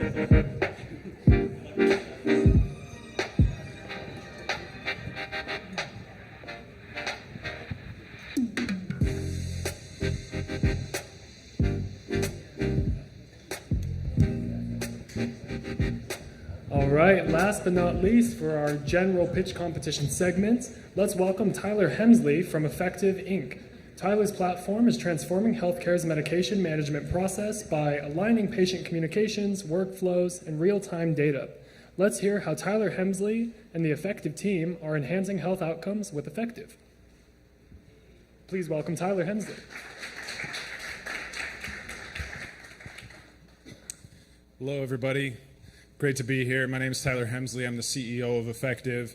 This is a pharmacist-founded software company addressing the root cause of one of the most expensive and fastest-growing problems we have in healthcare today. In the industry, we call this medication non-adherence, which is essentially a fancy term for what happens when people don't take their meds or don't take their meds properly. Now, to give you kind of size and scope of the problem, if we were to take a look at 100 prescriptions written in the United States today, only about 48 to 66 of those are making it out of the pharmacy. It's called primary abandonment. They don't ever actually make it to their intended patient. Now, of those that are picked up at the pharmacy, only about half of them are taken correctly, and only about a third of them are refilled correctly long term. What that translates to is somewhere between a $300 to $500 billion a year cost to the US healthcare system. That is in addition to the $500 billion that we already spend on the drugs themselves. So once you do the math, it's about 1 in 6 healthcare dollars that are wrapped up in this. So what I realized as a pharmacist, we see this all the time. We see the implications, and as a consultant, as a leader, I've worked with dozens of different organizations on dozens of different projects, a lot of them trying to address this directly. And what I've learned recently is that this is actually a symptom or a manifestation of a deeper, more problematic underlying condition. And that, I believe, is the foundational problem that we need to address. And when we have a situation of misaligned incentives paired with broken and fragmented and extremely outdated communication systems, is it any surprise we've got the most disengaged patient population that we've ever seen? Now, in healthcare, we kind of pride ourselves on we're data driven, but the data that we're driving to providers is coming from a dozen different data sources. It's coming in a dozen different formats, and oftentimes it's coming 3 to 6 months after it would have been actionable data. So is it really any surprise we've got the most burned out provider population that we've ever had? 45% of us are actually considering leaving the career in the next 3 to 5 years. So what do we do? What if we start with the foundational element of communication? What if we start to address and repair the communication relationship between the doctor and the patient? And what if by repairing that communication in a semi-sophisticated way, we start to gather data from the patients about symptoms, side effects, social determinants of health, satisfaction, basic contributors to medication adherence. None of this is being gathered in a systematic way currently. What if we could aggregate that in shared reports, visible to both the patient and the provider, so that patients can actually feel like they're tracking their own health? We've seen evidence of how effective this can be. Once we get data in the hands of the patient, it completely changes the dynamic. All of this is aligned with keeping patients happy, healthy, and out of the hospital. So why isn't this being done by everybody right now? I've seen this implemented, and when we do this in the correct way, addressing the foundational issue of team-based care and communication, this works. You see all of the important KPIs in a clinic change. You see their operational metrics change, you see provider satisfaction change, you see patient engagement change. So why aren't we doing it more? The challenge goes back to that misaligned incentive. Okay, the current system is built to maximize the old model. And even if you've got clinics that are engaged in population health and trying to do care management, so many times their efforts are limited to about 1% to 3% of their population that's been identified as the highest risk, highest cost. The rest of that population that needs the engagement just isn't getting it. Sadly, the tools that these folks are using, as best they can, as they're struggling to do this, are also built to maximize the old model. So the current EHRs, the current care management platforms, these are geared to target throughput and sometimes that narrow segment of the high-risk population. Emerging technologies are fantastic, and we've got new data about sleep and steps and mood and all sorts of things. It just hasn't been aggregated into a really effective patient picture. So we're targeting integration with those systems as well in our future. I do want to call out that recently we found one other company who's kind of approaching this target of medication management as the valuable lever that it is in healthcare. This is Arene, and we're approaching this in a similar way, just from different segments of the market. And we'll talk about the market here in a second. Arene was founded, I think, back in 2019, out of California, San Francisco, very heavy on big data, big tech. They're partnering at the payer level, so big populations, millions of patients, and then layering that with individual survey responses about social determinants of health, cultural factors, what's getting in the way of you taking your medication. And they're already showing dramatic impact to hospital readmissions, total cost of care. So we're looking at this not just as potential future competition, because we're going to meet in the middle of this market eventually, but it's also a huge validation of the concept that this is a lever that works when it's implemented correctly. So the market, big markets. When we take a look at healthcare, in the 17.2 billion, you've got represented the big payers, the 70% of the market that is dominated by United Health and Cigna and all the big health systems. I want to focus more on our serviceable market in the 5.1 billion, because this is actually, we're seeing an interesting phenomenon in healthcare right now, is that there's an exodus from the big markets of big healthcare, big health systems, big health insurance plans, and moving into more of a concierge medicine, direct to provider, direct to patient. People are voting with their dollars, and they are saying loud and clear, I want a different experience. I want a different experience from healthcare. This is huge right now. We're at the crux. If we continue to go on the current track, it's bad for patients, it's bad for providers, it deteriorates into something terrible.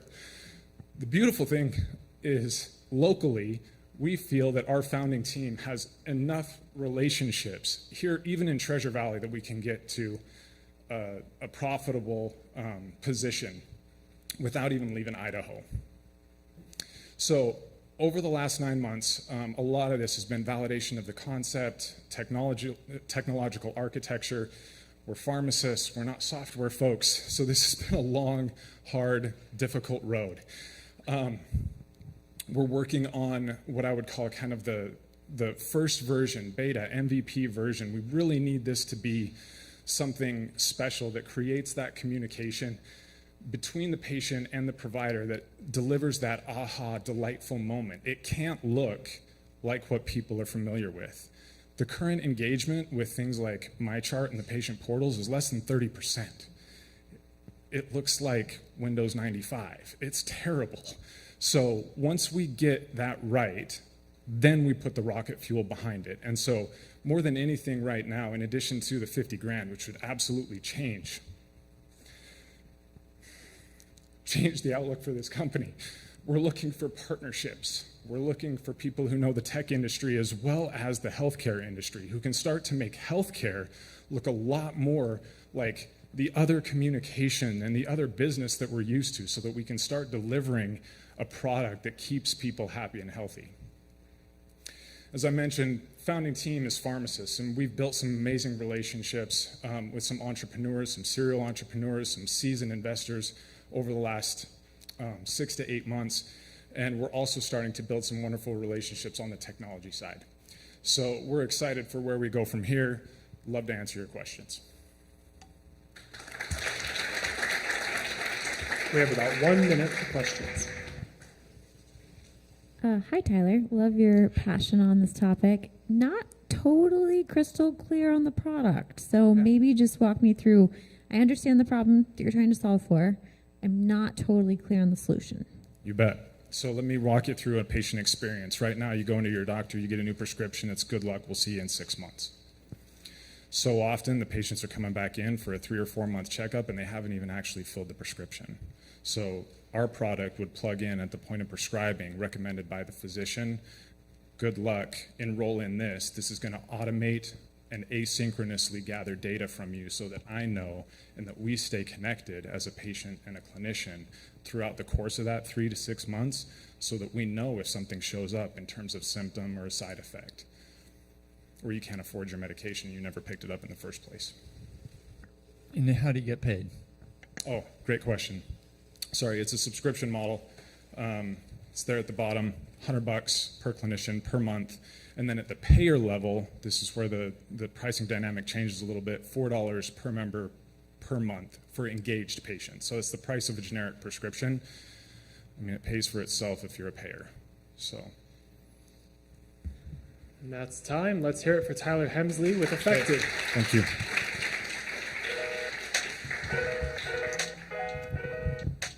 Alrighty, folks, that concludes our general pitch competition segments of today's semifinals and Startup World Cup regional qualifiers. We're going to give our judges a few minutes to finalize their scores for the first segment, and we're going to prepare for our second segment, which is the consumer packaged goods segment. We'll be seeing some food products and other objects that you'd buy at a grocery store. We'll be right back.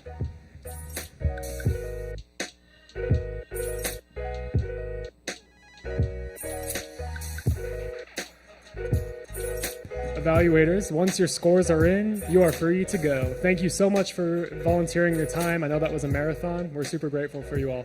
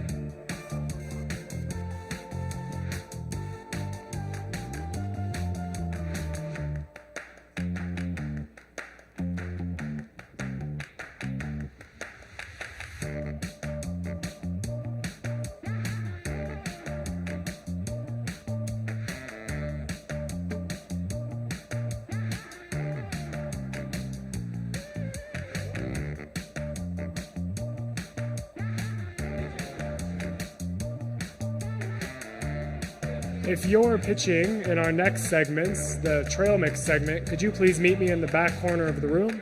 We'll go over the run of show and game plan moving forward.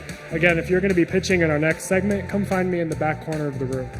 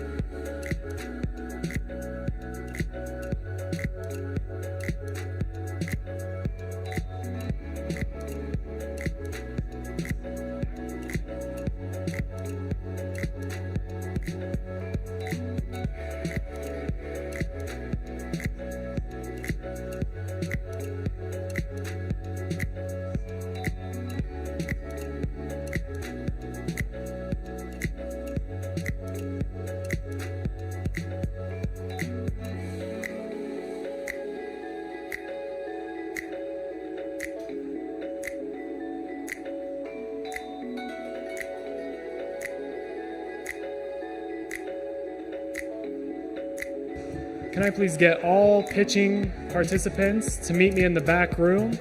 Again, if you're pitching in this next segment, please come find me in the back room.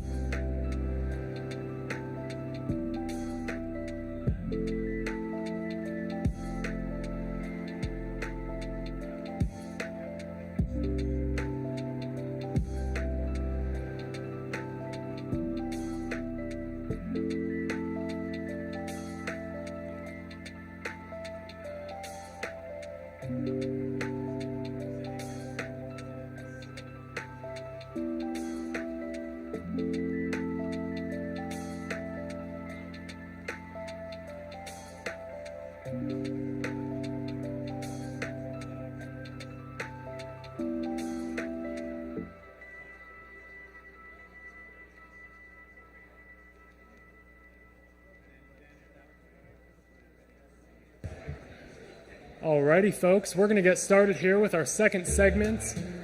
If you could please find your seats, we're going to get started here in just about 1 minute.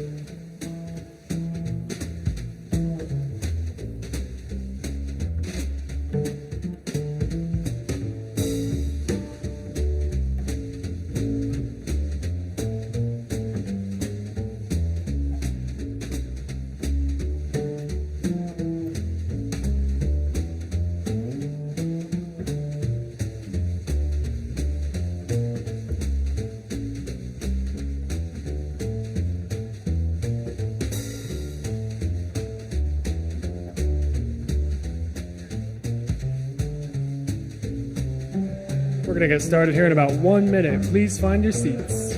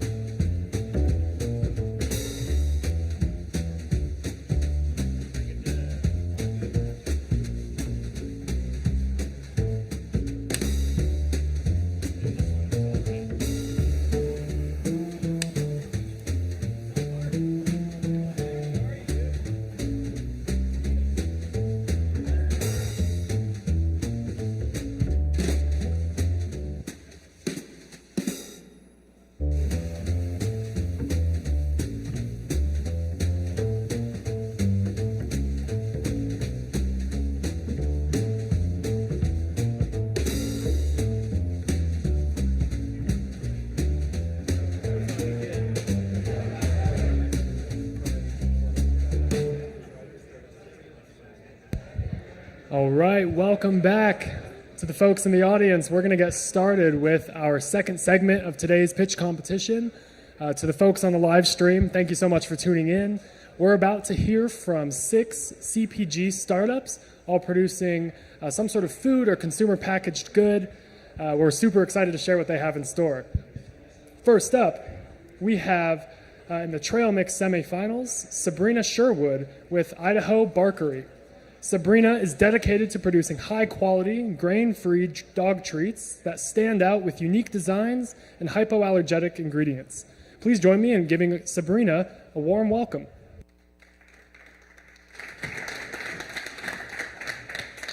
Hey everyone, thanks so much for being here. Thank you Trailhead, thank you Jacob. This is just an incredible event. So really excited to share with you today a little bit more about Idaho Barkery.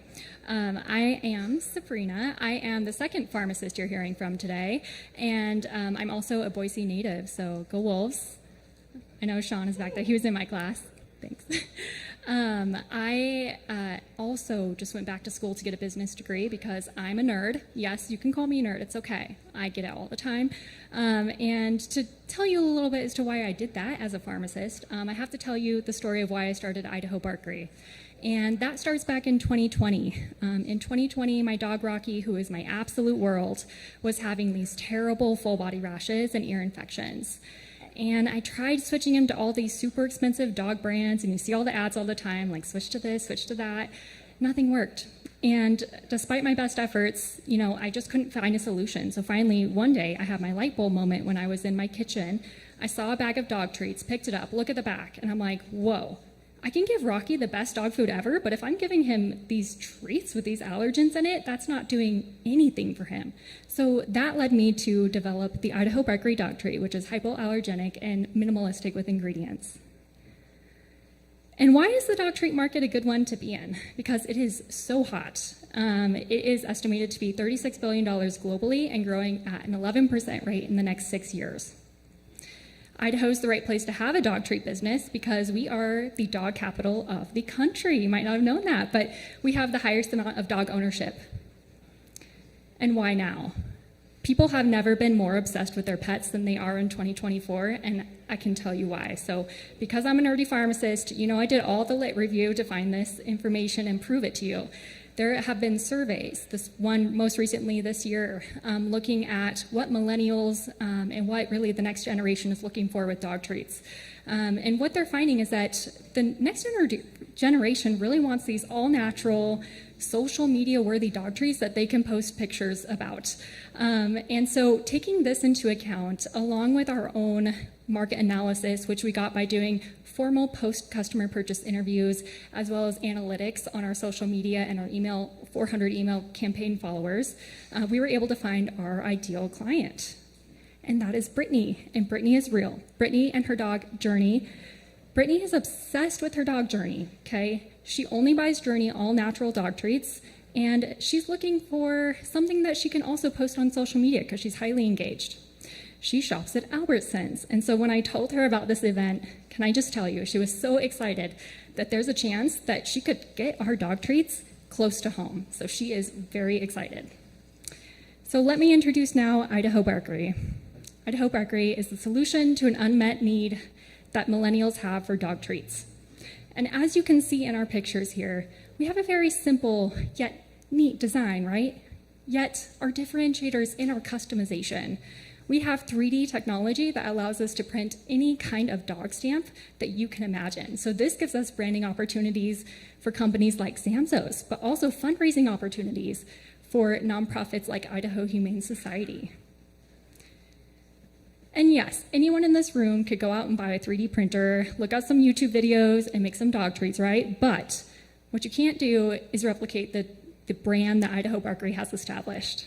We've given 30,000 tail wags in the last year, and people are loving our product. This is just evidence to show you that we are winning on the B2B, D2C, and custom treat business. So here's our main product. It's a peanut butter dog treat bag. You have it in front of you. Feel free to open it. Please smell it. The smell is amazing. MSRP is for $10.99. The wholesale price is $6. It cost me $2.75 to make, resulting in a 61% profit margin. 80% of our business right now is B2B, and here's why. 1 year ago today, we had only 6 partners. Now we have 56 storefronts. We are selling in 56 stores.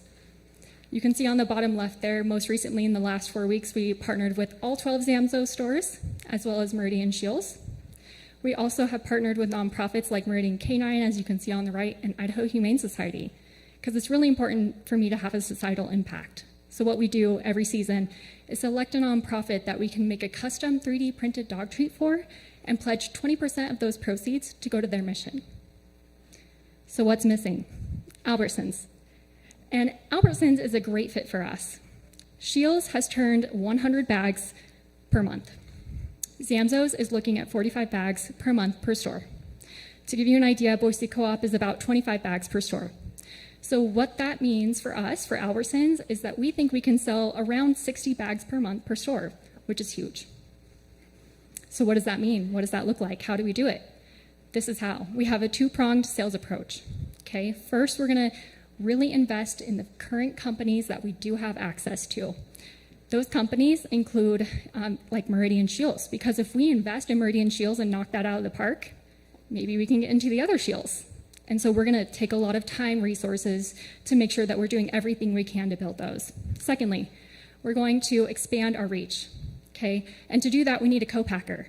And so having this $50,000 is really what I need to be able to move on that more quickly and accelerate this process. But as you can see, by 2027, our projections are showing $2 million in revenue. Okay, so here's the competitive landscape. Yes, I know there are other dog treats out there. It's a competitive market. But Idaho Bakery is going to stand out because we have that visual appeal of dog treats. We're not just coming in with a bone-shaped dog treat. Here's the $50,000 allocation that we have broken down for you. As you can see, a lot of it's going to go into sales because this is going to be huge for us. We're going to get a co-packer. We're going to be able to push our treats out to all of those stores. To date, we haven't spent any money on B2B sales and marketing. All of those 56 partners are coming to us. And so that's huge, right? So we need to put some money into it and really see what we can do when we start growing. The team's incredible. We have somebody for every single phase of our business. We'll pop up here in a second. Totally Boise Marketing is how we're going to win locally. We already have a partnership with them. We also have Ruth Schwartz, who's here. She's how we're going to win regionally. Jeff Davis is a former P&G Global Executive who's our Idaho Bakery board member, and he's how we're going to win nationally and beyond. And last, we have Brendan Garcia in the back there. He is our 3D printing guru. All right, so I also want to mention I brought some acorn-shaped dog treats for you in honor of Trailhead. And this really is to demonstrate our customization ability. And so I want you all to take one home today and let me know how they do. This $50,000 prize is transformative for our business, okay? Because it's going to accelerate that pathway for me to be able to get that co-packer and then go forward with that business and really accelerate. So it's not just a win for me. It's a win for those 50-plus businesses that have taken that chance on us that are local and Idaho grown because we want to grow with Idaho. Second, it's a win for those nonprofits that we've been able to have an impact on. We hope to continue that because that's really important. Next, it's a win for Brittany to get that into the Albertson shelf space. She'll be happy. And lastly, it's for all the dogs like Rocky who deserve better. So thank you so much. I'll take your questions. All right, judges, we have about 2 minutes for questions. Great presentation. Question, how do you plan on supporting the cost of retail as you go forward? Yeah, so how do I help with that cost of retail?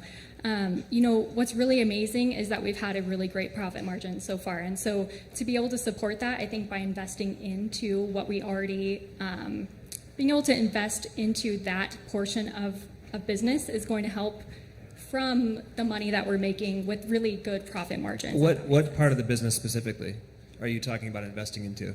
Is like you're talking point of sales, talking shopper, how do you plan on investing into that retail relationship? Yeah, absolutely. So kind of that two-pronged approach. When I go into stores like Meridian Shields, what I really want to do is go there in person, do promotions, really push it, put some money behind digital ad spending, and we're already kind of doing that. We're coming up here. I haven't put any money into it so far. Got it. So that's kind of the big picture, but we have very specific pathways as well. Okay. Yeah. Just real fast, a quick question. You talked about the design being so social media friendly and your customers appreciating that, and a lot of organic growth, organic interest, it sounds like. What is your social media, the Idaho Barkery social media following like? Are you seeing a lot of interest for your own social media? Oh, absolutely. Yeah. And in fact, this last slide here, that picture was actually chosen by our 2,000 social media followers. So they all voted out of 5 pictures which one they wanted me to put on this slide. I didn't even mention it, but they are obsessed with Idaho Barkery and they are all part of the family. Congratulations. Thank you. Unfortunately, that's time and I have to call it. Rob, hate to cut you off. Everyone give it up for Sabrina one more time. Thank you so much.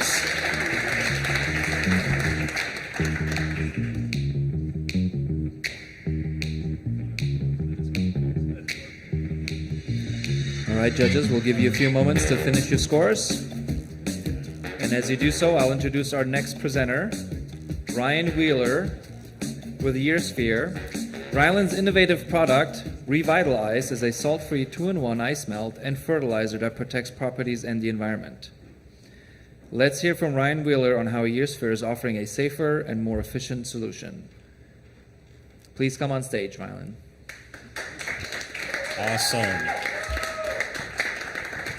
Thank you so much for having us. We're very excited to present to you our company, Yearsphere.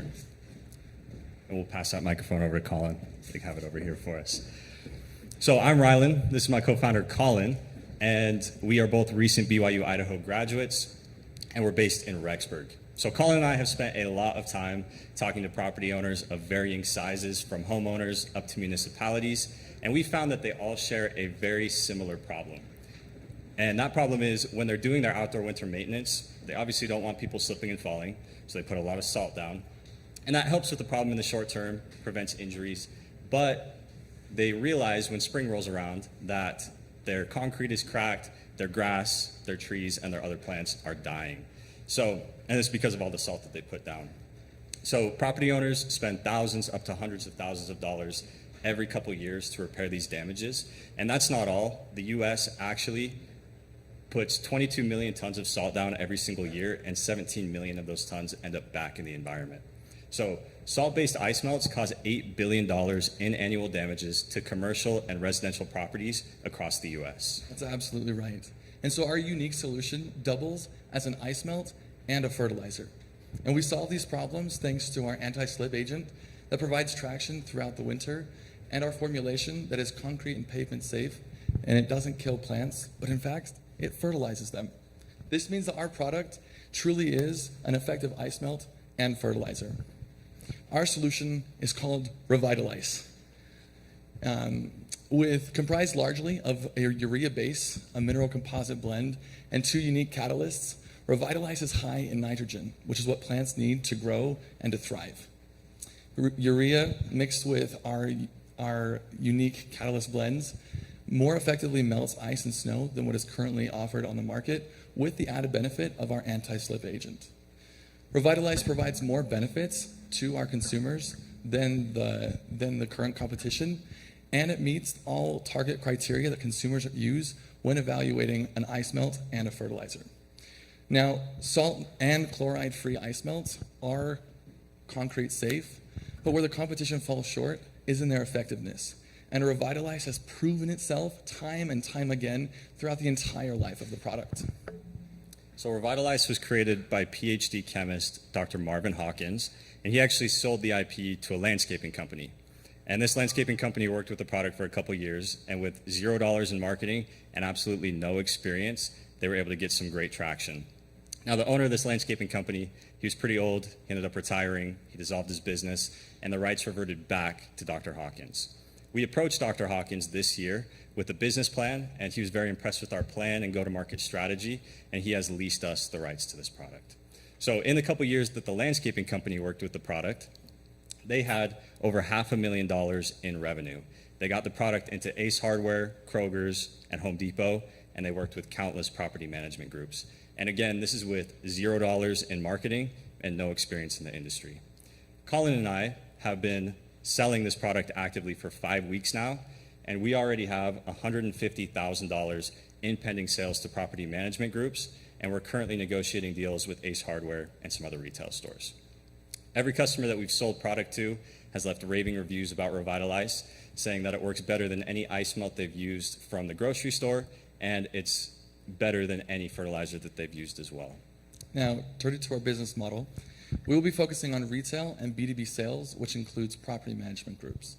In this year alone, we expect to generate $392,000 in revenue, and we expect this to continue as we expand our network of property management groups and retail distributors.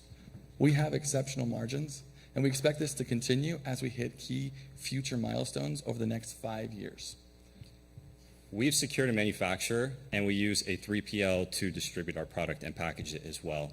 And between the two, we're able to get hundreds of tons of product out at a time. And the 3PL has actually worked with doTERRA and Nu Skin and some other big players in the game to distribute not just nationally, but across the entire world. So we distribute, or we give 8-pound shaker bottles to retail stores, and we have 50-pound bags that go on pallets that we sell to property management groups. So because of our logistics, we're able to sell to a wide audience, a lot of different customers, and hit all of these niche markets. Now, turning to price, Revitalize is slightly more expensive than a traditional salt-based ice melt, but is significantly less expensive than fertilizer. And look at the difference between Revitalize and the leading brand of salt-free ice melt, a difference of $55. Now, the worldwide ice melt and fertilizer market is vastly immense, and we have a unique opportunity within it. But how do we defend ourselves within this market? How do we defend our place? True, it's hard to stand out when all the products look and act the exact same. But Revitalize has the unique benefit of being sold in the winter as an ice melt and the spring and summer as a fertilizer, truly making it a multi-seasonal product to be sold year-round. Our proprietary catalysts are protected by trade secret, as well as they are ridiculously difficult to reverse engineer thanks to the many different components that are in those blends, as well as the immense amount of money that would be required to reverse engineer the compounds. Lastly, Revitalize reduces damages incurred by property owners of all sizes. We have an amazing opportunity with Revitalize, and Colin and I are the team to execute on this amazing idea. We're recent BYU Idaho graduates. We're working on this full-time, and we've worked together before on a startup. We've had success before, and we're bringing that experience to Yearsphere. And it's not just us going at it alone, but we have a whole team of advisors and mentors that are coaching us along the way with everything from helping us with the chemistry of the product to getting into retail stores, sales, and so on. And being BYUI graduates, we have a unique opportunity to work with iHub, which is partnered with BYU. And they give us legal, accounting, and mentorship help. We get to talk to mentors every single day, 2 mentors a day, every day of the week. And we get to talk to people like Todd Peterson, the billionaire founder of Vivint. So we have been given so much opportunity through this avenue, so much success, so many leads.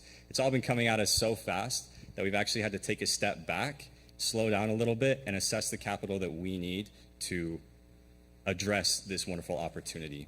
So the $50,000 that we'll get from this competition will allow us to manufacture 100 tons of product, generating over $100,000 in revenue, $50,000 in profit. We can save property owners $260,000 in property damages that have been avoided, and we can give people safer properties and peace of mind. So please help us, help property owners, save money, and protect the biosphere. Thank you for your time. Thank you. We've got about 2.5 minutes for Q&A. Can you guys talk a little bit about your margins? Two-parter. Talk a little bit about your margins, and then have you considered anything direct to consumer or Amazon for this? Yeah, so first off, the margins are going to be a little bit different whether we're selling to property management in bulk or to retail stores. Retail is about 80% margins. It's actually exactly 80% margins. We sell it for, or we manufacture it for $250. $250 is the cost of goods sold, and we sell it to the retail stores for $12. MSRP is going to be $24. And then to property management, we have 50% margins because we're selling so much in bulk. And we have looked into Amazon as well.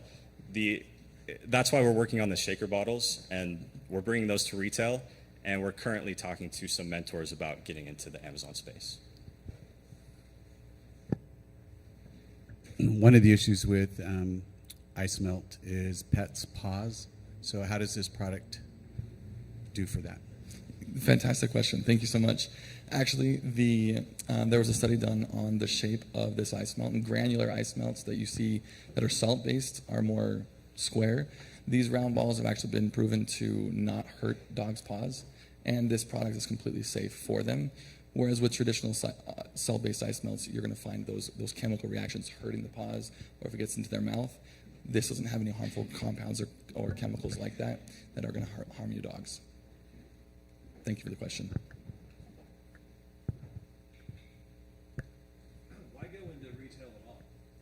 If you have great margins, property management, you're having success with those, why distract yourselves with retail? Why wouldn't you just go isolate property managers all over? That's a great question. So the margins are actually better in retail, and we think eventually we do want to do direct to consumer, getting to homeowners, because that's such a huge market, and that's what most of the salt-free ice melts are already catered to. But where we already have the logistics set up to hit both of these avenues, we figured that we can go for it. I would question your ability to have great margins at retail when you start to hit scale, because you start factoring in trade spend and all the corresponding costs.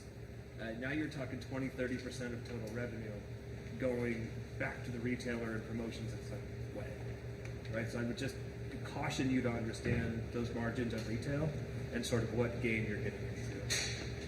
We appreciate that. And we have mentors who are helping us that we talk to every day that are walking us through that are in industry and that know the pathways to success in this industry. But we do appreciate that. We got time for one more. Roger, you ready? Is there any inquiry into departments of transportation or other government agencies that may have use for this? Yes, we're actually, that is part of our end goal, is to get into working with government contracts and into municipalities. So yes, that is something that is on our radar, but currently we don't have the ability to do that just yet. But those are within those key milestones within the next 5 years. All right, judges, we're at time. Give it up for Yearsphere. Thank you.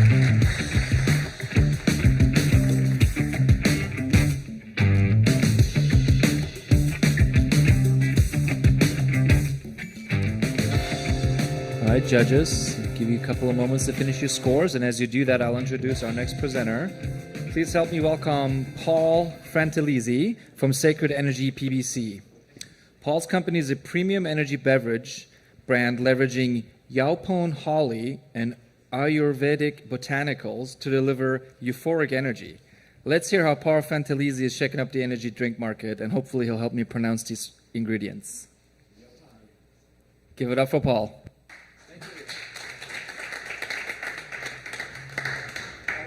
Honored to be here. Thank you so much. Thank you.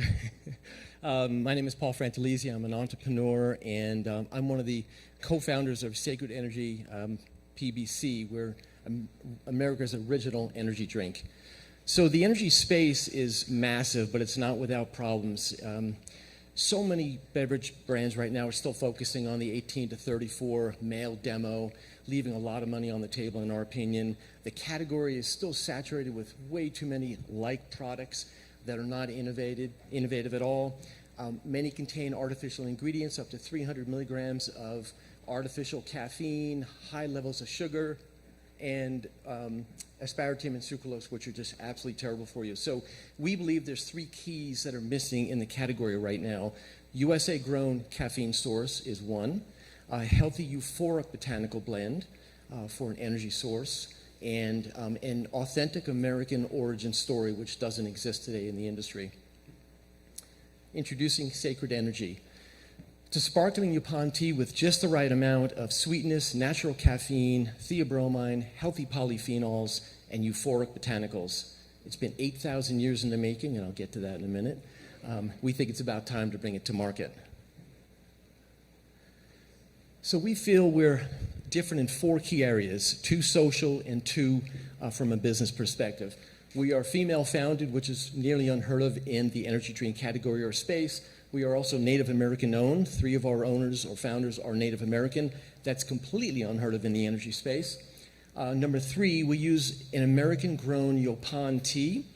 And number 4, we developed a proprietary euphoric stack called Zero Bliss. So getting back to Yupan tea, Yupan is the only caffeinated plant that grows in North America. It's been in use for over 8,000 years by Native American culture. They used it for sacred ceremonies and energizing drinks. They called it black tea. And it went out of fashion, I guess is the best way to say it, back in the late 1800s due to the import of tea trade and the movement of Native American cultures up north. So Yupan only grows in the southern region of our country, so access to Yupan just stopped with Native American culture. We aim to bring it back to the market. So this is a quick look at our consumer call-outs. We're gluten, GMO-free, we're organic ingredients, we have USA-grown caffeine, which is unheard of, healthy polyphenols. We use maple syrup as our sweetener. We have less than 5 grams of sugar in our drink. Regeneratively grown Yupan, we grow it ourselves, and we're low in sugar and carbs, and of course we have our euphoric stack called Zero Bliss. So Zero Bliss Euphoric Energy, it's a unique Ayurvedic blend of botanicals that create a feeling of euphoria by engaging consumer serotonin and dopamine receptors. The outcome is a drink or a healthy beverage like no other on the market today. So some statistics. As I said before, it's a massive industry, 71 billion globally, 8.2% compound annual growth rate, 10 billion in America alone, going to 28 billion in 2027. Dominant players, we know most of them already, Red Bull, Monster, Celsius. Celsius is one of the fastest growing brands out there right now, Bang and Rockstar. The average consumer drinks 168 energy drinks a year. I drink about 500 myself. I don't drink coffee, so energy drinks are my go-to on a daily basis. Caffeine is still the most actively used psychoactive drug in the world by far. And today there are 5 distinct categories in the energy drink space: classic, sugar-free, all-natural, sport focus, and energy shots. None are using or focusing on healthy euphoric energy, and none are using Yupan tea as their energy source. So it's a noisy space, it's a big space, lots of competitors. We think our brand rises to the top for a whole host of reasons. Retail price is $3.49. We're using 120 milligrams of all-natural caffeine, again, grown in America. No one's doing that. Less than 5 grams of sugar. Organic maple is our sweetener.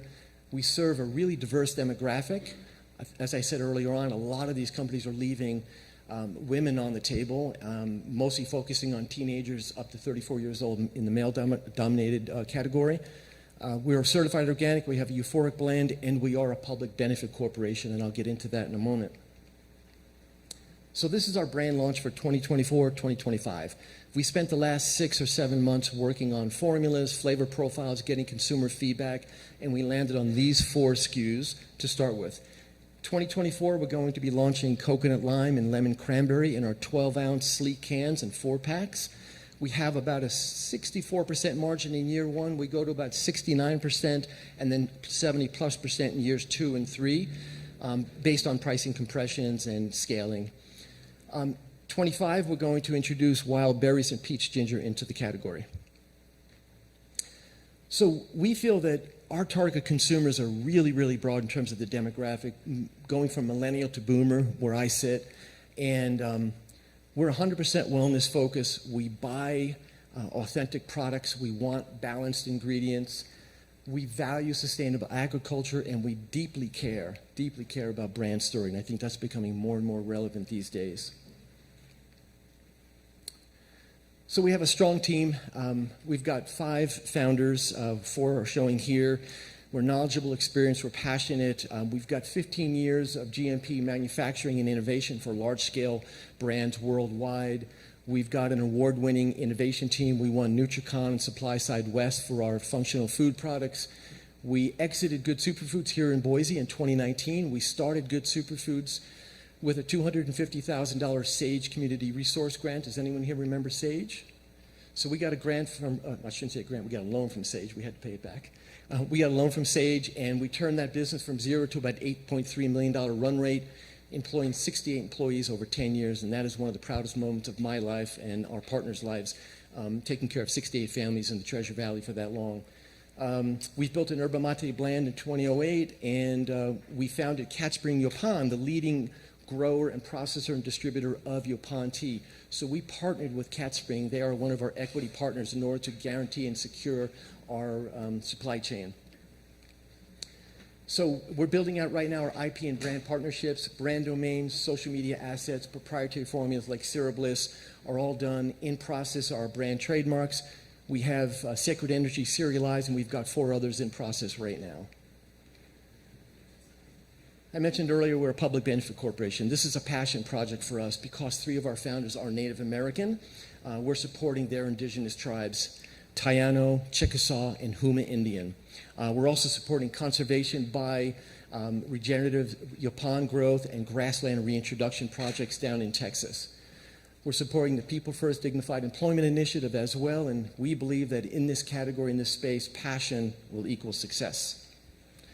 We've got a great advisory team. Many of these people I've known for a decade or more. They often tell us what we need to hear, not what we want to hear, and that's important when you have an advisory team. We've got some, I think, superstars on the list, Brad Fraser being one of them here in terms of local Boise people. Phase 1 of our go-to-market strategy, omni-channel strategy, is first connecting with Smash Brand and refining our product messaging, call-outs, brand positioning, all of that stuff. Then we go to a 2-SKU production run launch with these 2 SKUs. We execute our marketing and brand activation plans, excuse me, via email, SEO, affiliates, etc. For channel and distribution, we're focusing on Shopify and Amazon directly ourselves, and then we're going to be doing regional distribution. We're going to be speaking with Hayden Beverage and Jackson's and Stinker for convenience. As always, we're going to build out our quarterly KPIs, and then phase 2, we evaluate those KPIs, and we adjust and repeat in other markets like New York, Los Angeles, and Austin, Texas. So we're looking to grow slowly, be smart about it. We know how much money it takes to grow this type of a brand in this category. We are pre-revenue. We're opening up a $250,000 round with a $50K minimum, which just happens to fit the prize. So hopefully that works out. We're offering a safe note as a vehicle, capped at $5 million, 20% discount. And for capital allocation, we're spending a good chunk of our money on brand activation, sales, and marketing to drive velocity as quickly as we can.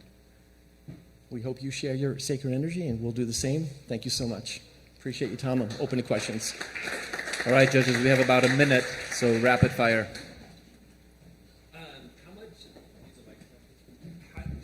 Yeah, would you please use the microphone for our live stream? Thank you. Yeah, you got it. In terms of like activation with Smash Browns, like what amount of capital have you guys started with? Is your own money in? I know those guys aren't cheap. Yeah, they're not cheap at all, no. Luckily, I'm good friends with them. We're all business partners as well. We put about $50,000 of our own money in. We're going to approach, we've done as much as we can without spending $150,000, $200,000 of Smash Brand. We think the spend will be probably in the $25,000 to $30,000 range to take what we've gotten and retool it a little bit, do some market research that we haven't done. So we know them well. They're one door down from me in our building, so Thank you. Last question. Can you talk just a little bit about Sorry. the specifics of like how do you market this to consumers, right? Is it based on the Yelp on tea? Is it Yeah. are you an energy drink? Are you a tea? Help me understand sort of what's your like one most important thing. Yeah, it's a great question. And that's part of the answer with Smash Brand. Smash Brand's going to do that research with us. We think it's going to be really about the brand. Yopan Tea, nobody knows what it is. We want to tell that story. We think it's important to tell that story, but along with the Native American story, but we really got to focus on brand first, the outcome of using this product, which is the Cereal Bliss, euphoric energy. I think that's the key right now, but again, Smash Brand will do all that research with us and tell us where we need to, what we need to say, where we need to say it in terms of call outs and brand direction. Yeah, thank you. Thanks, everyone. Paul, that's it. Thank you, everybody. Appreciate it. All right, judges. Go ahead and finish up your scores. And as you do, I'll introduce our next presenter. We have Gibson Berryhill here from Bacon, Boise. Gibson's company has transformed from a family restaurant to an online business focused on premium, fully cooked bacon. Let's welcome Gibson Berryhill to the stage.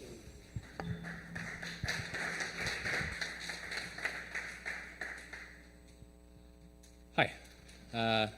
As we mentioned, I'm Gibson Berryhill. I am co-owner at Bacon Boise Restaurant with my father, our founder, John Berryhill. And I'm here to talk about our Berryhill bacon. Berryhill bacon is fully cooked, ready-to-eat, restaurant-quality bacon. Typically, when you think about bacon, you likely think about something like this, uncooked bacon. It's delicious, but it's a hassle. It takes a lot of time, there's a lot of mess, dishes, and a lot of user error, whether that's undercooked bacon or burnt bacon that goes into the trash. Now, the solution has been fully cooked bacon. The problem with fully cooked bacon, all the options available now, are they taste the way that they're packaged. They taste like cardboard. Now, Berryhill bacon is the solution to uncooked bacon. There's no time, there's no mess, and there is consistent quality. But it provides those solutions with a superior taste, experience, and consistency that is unmatched by other fully cooked bacon brands. So, of course, when we say fully cooked, initially you can expect that it is fully cooked. No more further cooking needed. You can warm it up, you can throw it on the saute pan, you can throw it in the oven, but it is cooked, it's ready to go. Ready to eat, that's a safety statement. You can open up the bag, unrefrigerated, refrigerated, frozen, it is safe to consume. A differentiator for Berryhill bacon is it's not just ready to eat from a safety standpoint, it's ready to enjoy from a deliciousness standpoint. You open up that bag of bacon and it tastes like a strip of bacon that you just got handed to at the restaurant. Most importantly, our bacon is restaurant quality. And when we say restaurant quality, we mean Bacon Boise restaurant quality. The quality that we have been the quality of the bacon that we've been serving in our restaurants for over 30 years. This is the same bacon that if you went there today, you got on your bacon and eggs, you got in a BLT, except now it's in a bag. Now, why in a bag? This is the bacon bag test. We serve it into a bag vertically rather than most bacon served horizontally. If we undercook our bacon, it'll wilt and fall to the bottom of the bag. If we overcook it and burn it, it's going to break and you're going to have a bunch of chopped bacon at the bottom of the bag. With our bacon bags, only perfectly cooked bacon passes the test. This is shipped all over the country. There's a 30-day unrefrigerated shelf life. If a non-perfect cooked piece of bacon goes in this bag, we're going to know it. We're going to have unhappy customers.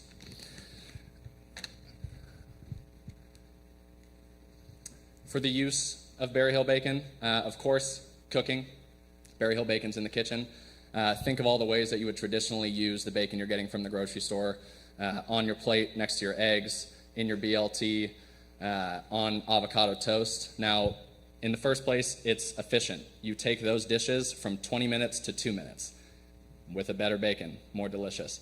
What's been really fun is seeing how our customers use it in different ways that traditional bacon isn't used. Whether that's on a charcuterie board, You get your cured meats, your cheeses, and now Berry Hill Bacon's invited to the board. Whether that's at a football game, you're grilling, you can't grill bacon, so you're grilling burgers, hot dogs. Now Berry Hill Bacon is turning it into a bacon burger, a bacon hot dog. You made Kraft mac and cheese, you chopped up Berry Hill Bacon, you put it in your mac and cheese. You want an at-home bacon Bloody Mary, make your Bloody Mary, throw our bacon in it. We also sell bacon salt and many things that you can add to your Bloody Mary. Bacon's good in the kitchen for cooking. It's also great on the go. A lot of our guests have used bacon as a substitute to bacon jerky. My hands are a little full, so I won't open it. If you've had bacon jerky before, we really believe all bacon is good bacon, but bacon jerky is dry and it's crumbly. This is not something you would serve in your restaurant. This is not something you would make a sandwich out of. This is not something you'd put on a charcuterie board at your birthday party. Berry Hill Bacon is, and Berry Hill Bacon provides all of the same benefits of jerky: an extended shelf life, a resealable bag, with, again, the added quality. So people are taking this on hunting trips, camping trips. Somewhere in here I have a picture of our friends on a rafting trip that they do every year. They pulled over on the riverbank and they're cooking breakfast for everybody with Berry Hill Bacon. That's, of course, snacking. This one was a surprise for us, gifting. When we launched in 2021, it was early December and it went crazy and it was popular for Christmas. We do 50% of our yearly revenue direct to consumer from November 1st to the end of December. Obvious reasons for this: your buyer for the first 10 months, when they're typically buying 1 to 5 bags per month, well, now during the holidays, they're buying 10 people 5 bags each. Their customer value goes way up. Because of our niche in gift giving, we launched products like a Merry Christmas bag that's only available during Christmas. If you caught it, it's crispness. Funny pun. A birthday bacon bag. We say whatever you're going to say it with bacon. So this month we're also releasing a thank you bacon bag, one for congratulations, I love you, a bag that's themed for football to bring it to tailgates. And we also do things with companies.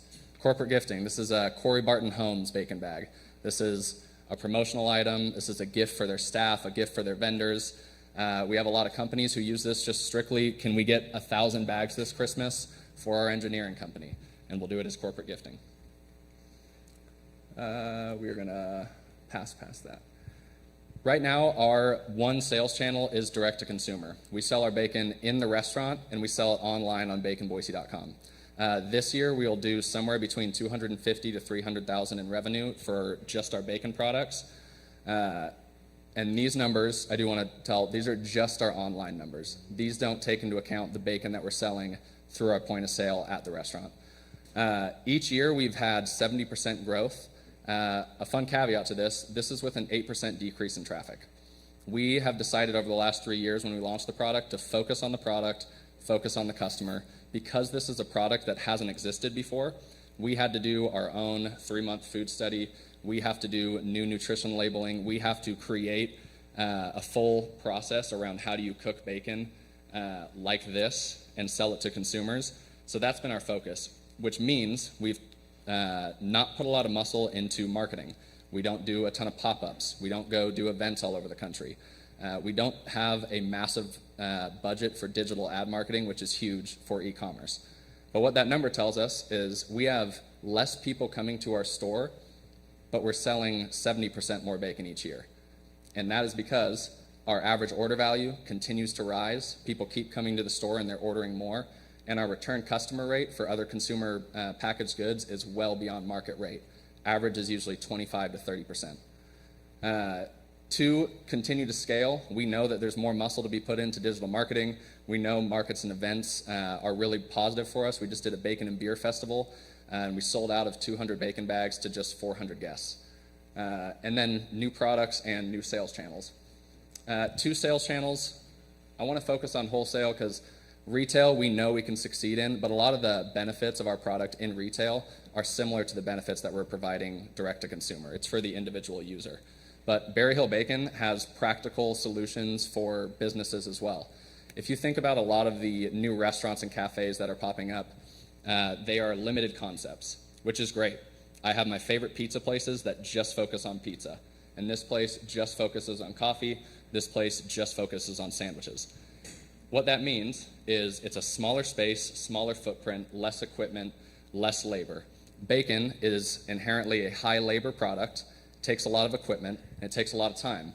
And if you're going to spend that time to just undercook or burn bacon, most places elect to not carry bacon at all. And if they do, they carry an inferior product.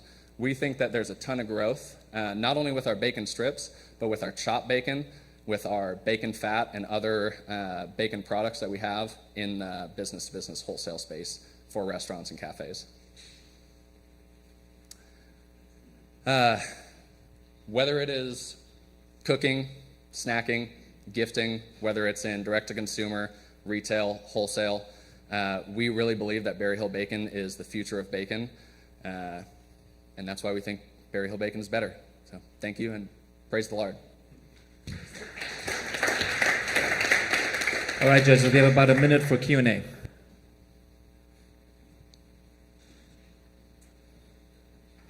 Just real fast, you might have said this, but so I was in Fred Meyer the other day. I think I almost bought that cardboard bacon there. But one reason I was interested in it was price point. It was a little lower than the bacon that's in the refrigerated sections or the specialty bacon for sure. What is, I would rather eat this than that, but what's the price point if you're in like a Fred Meyer or Albertsons? So right now, everything that we do direct to consumer is $18 per bag. You get a pound of bacon.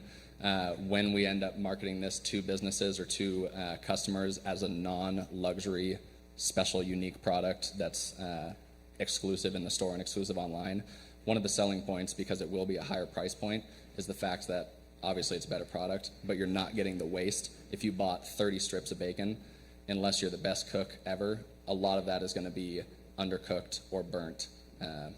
So yeah, $18. Was that a 1 pound bag that you passed around? That's a 1 pound bag. Do you know how many strips were in there? 12. 12 strips. Yes. Thank you. Time for one more.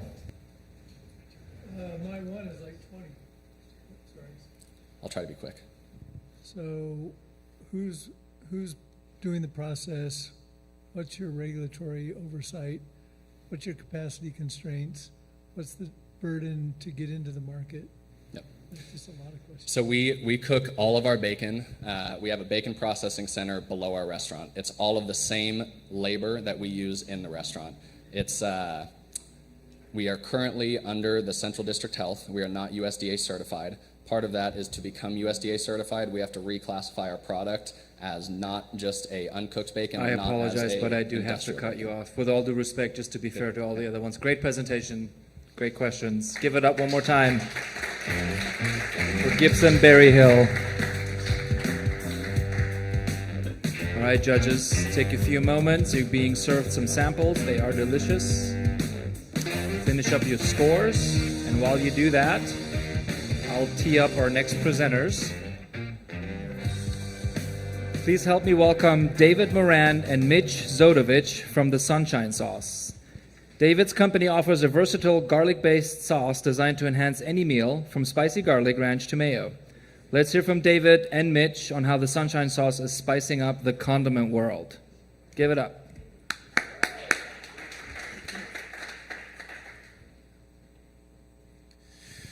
All right.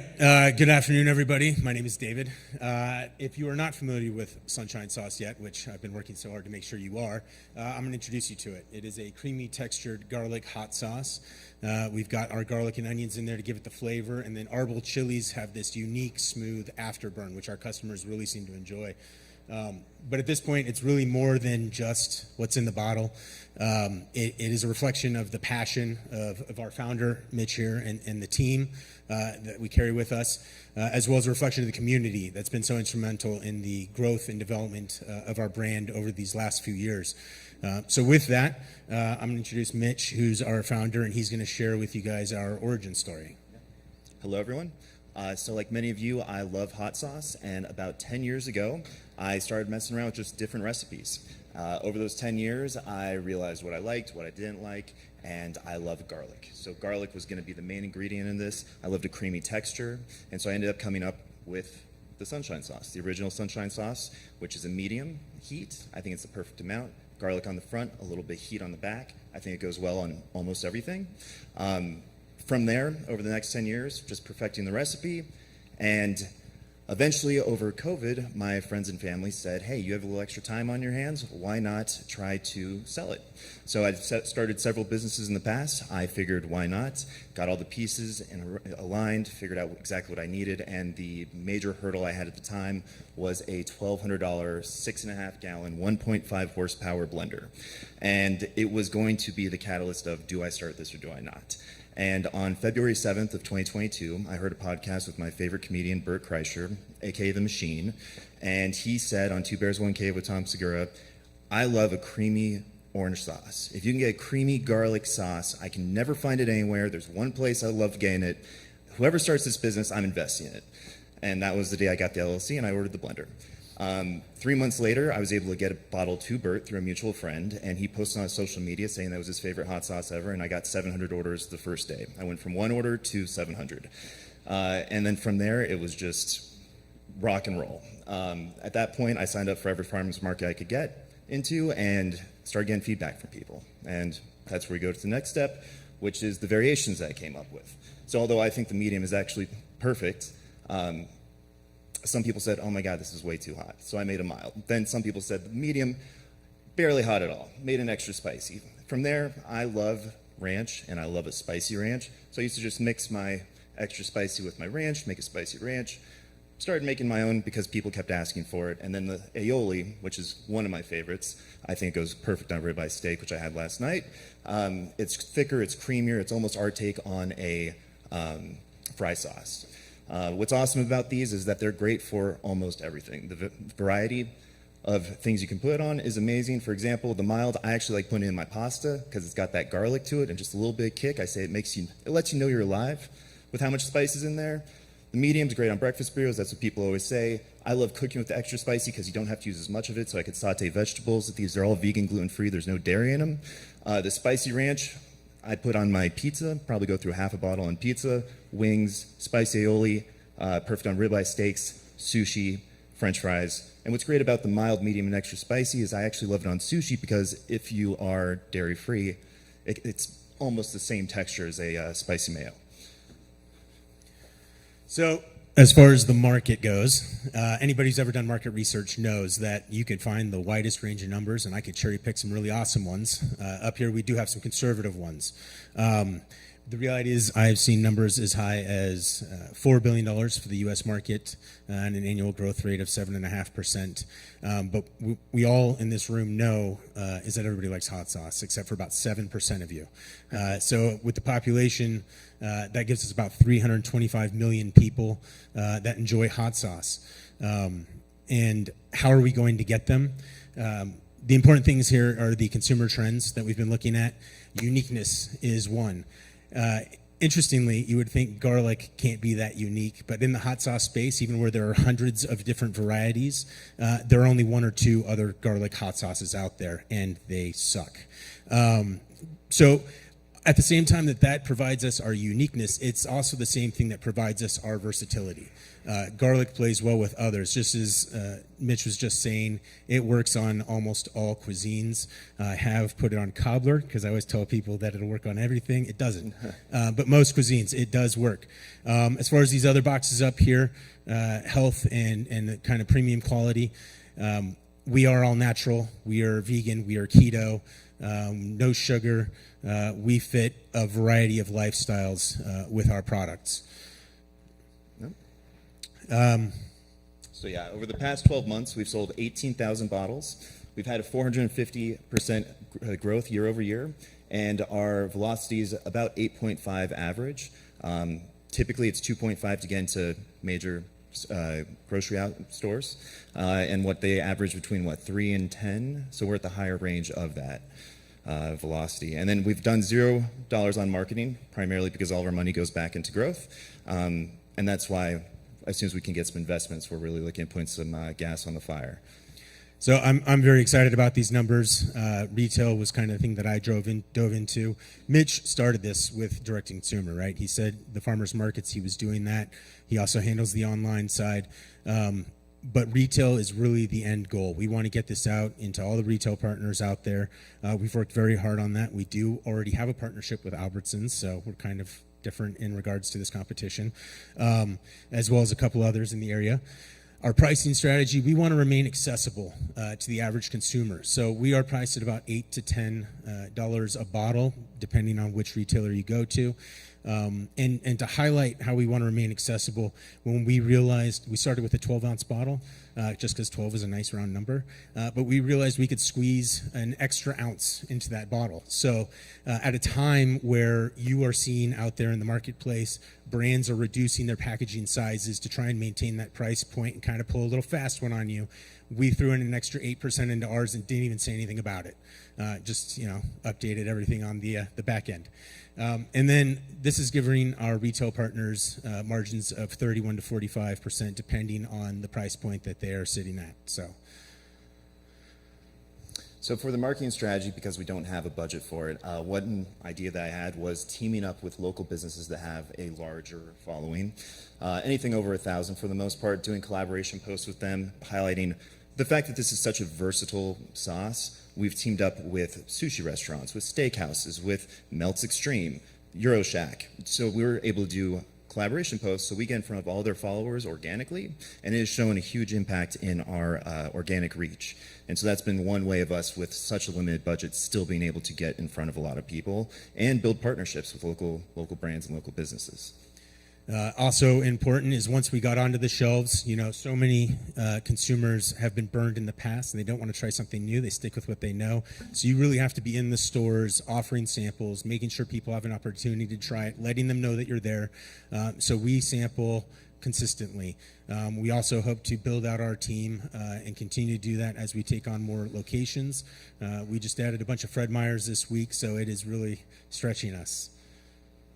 Yes, I'm going to be focusing on investment. So Bert Kreischer, after that first time that he said it was his favorite hot sauce, I met with him several other times. He's offered me seed money. I wanted to get the proof of concept and build the brand before I took any money from him.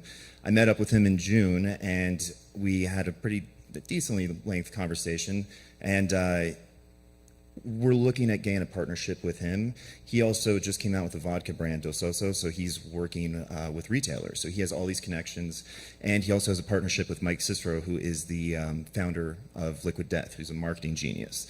So we kind of were discussing all the routes on that. He wants to be a part of the business, part of the brand, and I'm going down in October to kind of iron everything out. So once that's in place, I think that, with him on board, it would just be exponential growth. It would be insane, especially if Mike Cicero came on too. If I get the founder of Liquid Death to be a partner, that would be incredible. And we're very excited about that, but I'm more excited about a project that I've been working on, which is with Extra Mile Arena. I've been in discussions with the management there. They would love to bring us on as their official hot sauce packet. So with that investment, we're going to be looking to get the equipment necessary for that. Getting that in there, they have hundreds of thousands of visitors every year, and that also opens up Albertson Stadium for us. So just being able to have that packet there where everybody can try it on all the concessions food is a great opportunity for people to sample it live. Yeah, and then after this initial 5, we would like to come up with an olive oil organic version. It'll be a little bit more expensive, but we're thinking about just getting a smaller bottle to kind of make up for the cost, because we still want to be affordable. And then also we're talking about doing local partnerships, or Bert Kreischer makes his own kind of at-home secret sauce. We're like, let's do a branded version of that. So just some small limited drops I think would be a lot of fun, kind of have that fun vibe for our marketing. So we've touched on a lot of that stuff. As far as what we're trying to do right now in the immediate future and building towards, I mentioned the Albertsons partnership that we already have. We are meeting with them in November with the national team. We're going to be discussing everything that we've done over the last year with them, and hoping to get into Intermountain come springtime. Intermountain has 76 locations. If you get into Intermountain, it opens up Cahee. Cahee opens up Seattle and Portland markets.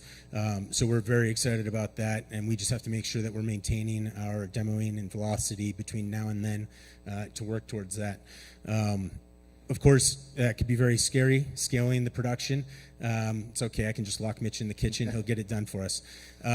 But we have been working on the processes, the equipment. We made sure that we have the capacity in place right now, that if Intermountain did come online randomly, we could support it. So, and then beyond that, investment is what we're looking for to build out further capacity. So this is our team. You've met Mitch. He's the founder. He's the man behind the brand. He's a serial entrepreneur. He has very high standards for what this brand is supposed to resemble and look like, and he holds me to them. I'm an operations veteran. I come from tech. I've spent the last 20 years in that. I saw what he was working on, and I wanted to be a part of it. So I dove in and said, I will get you in stores, having no idea what I was doing. And I had us in Albertsons less than 60 days from showing up here. So Jessica, over on the end here, she's the one who handed our samples. We have her up here as a brand ambassador, but she really is more than that. She's on that because she has done more to put the sauce in front of people than either of us has done in the last year, but she is the ultimate utility player. She covers production. She actually came from the kitchen to help provide for you guys today. And also, she's the one that just landed our Fred Meyer account. So that's our team, and it's all it is, and we've been doing it with just us. Bootstrapped. Yeah. And so this brings me to the end, we have been enjoying the hell out of this ride. If anybody else is interested in partaking in it and jumping on this train with us, we can be reached at Mitch's email. Oh, looks like it got cut off at the bottom. It's easy to remember, mitch@thesunshinesauce.com. Yeah. And, drop us a line. Let us know what you're thinking. So.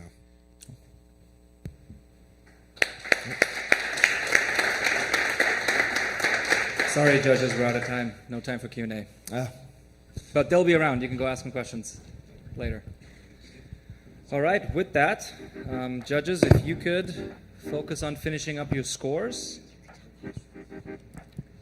I will then turn Tias up for our next presenter. We're down to our last presentation. And last but not least, we have Maritza Ramirez from Mexica Birria Pods. Maritza's company offers a modern twist on traditional birria, making it accessible and convenient with revolutionary birria pods.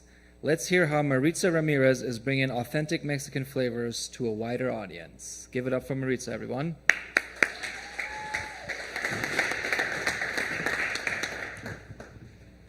Hi, good afternoon. My name is Maritza Ramirez. I am the founder of Mexica Birria Pods, and most recently winner for Boise Pitch Night from summer 2024. So I'm super excited to be back and pitch again our product and also explain how we plan on changing the cooking experience as well as the cooking industry. Now, to give you a little backstory on how Mexica Birria Pods was created, it initially started with a necessity.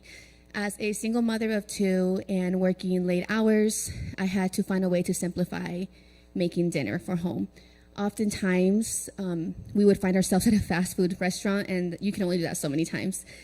So I had to find a way to simplify it by pre-making one of our best and favorite dishes through using either a crock pot or an Instapot and combining all of authentic flavors so that when we got home, it was ready to consume. Now, the problem with Mexican dishes is that they all take a long time, and it's a long cooking process. There's a list of ingredients. So, for example, here to my right, you can see that some of these are just some of the ingredients to make one of the most famous dishes, which is birria. And there's just no easy way of making a Mexican dish.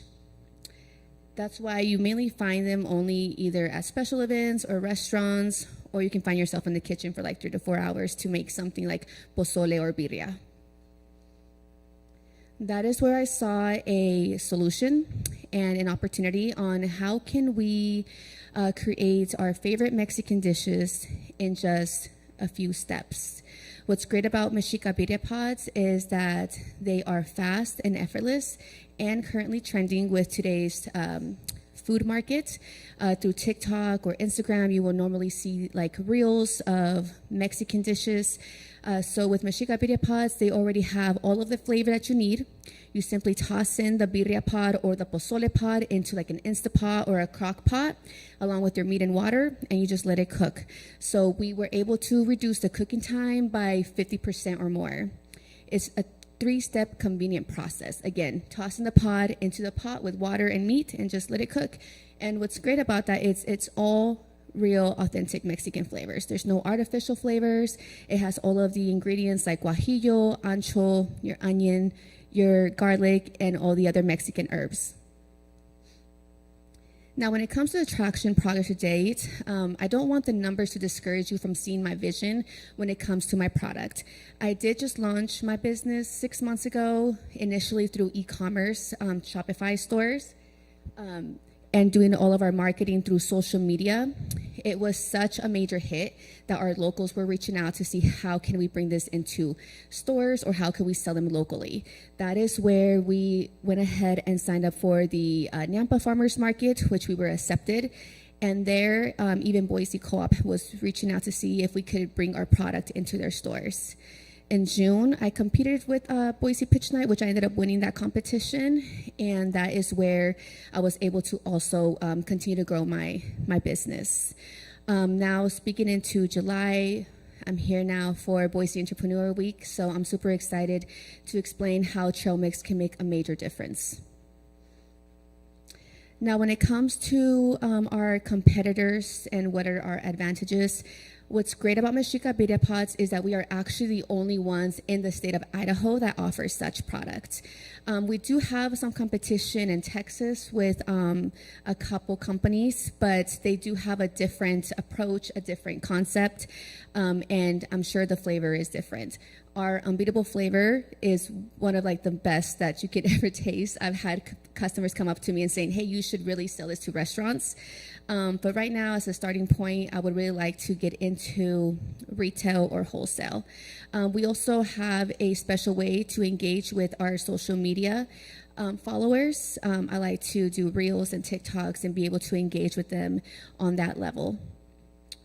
Now, as far as Mexica Birria Pods, it does not stop there. I just launched our pozole pod, which is another Mexican dish, and I brought samples for everybody to try. And I also have a list already of new product initiatives on what else I want to produce. When it comes to our business model, currently we are only selling through our Shopify store as well as our local markets.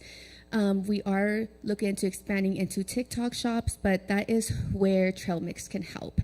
I would really like the opportunity to have our product in retail shelves. It would be great to have our customers just be able to pick up a birria pod or a pozole pod just by visiting their local store.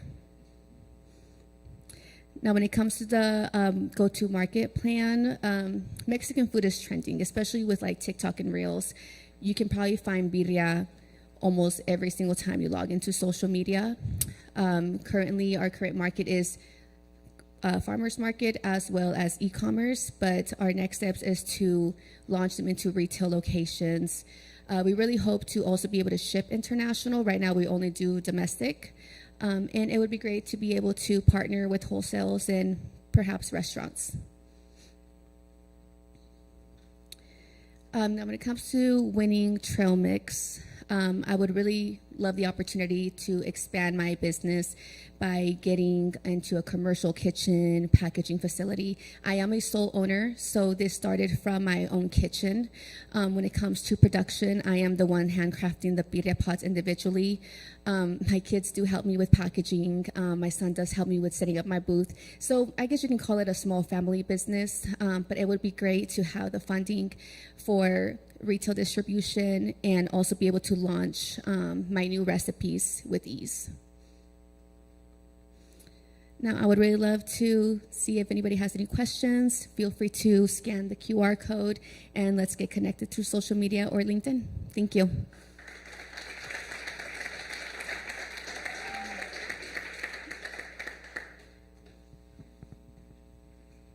Super cool concept. Have you started to play around with other recipes besides birria? Beyond, I know pozole you said, but there's got to be a whole bunch of other things you could do in that format. Oh, for sure. Thank you. I'm actually looking into creating my own mole pod. Mole is a super complex recipe, though. I would really love to visit Oaxaca, though, where it initiated, so I can really get to the bottom of it. But my current one that I'm working on is a michelada pod. So not only am I bringing this concept to just food, but also beverages, and micheladas is a trending drink as well. Thank you for your question.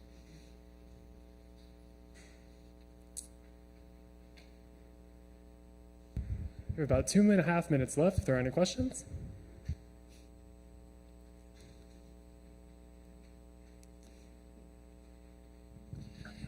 Yeah, like Rob said, super cool concept.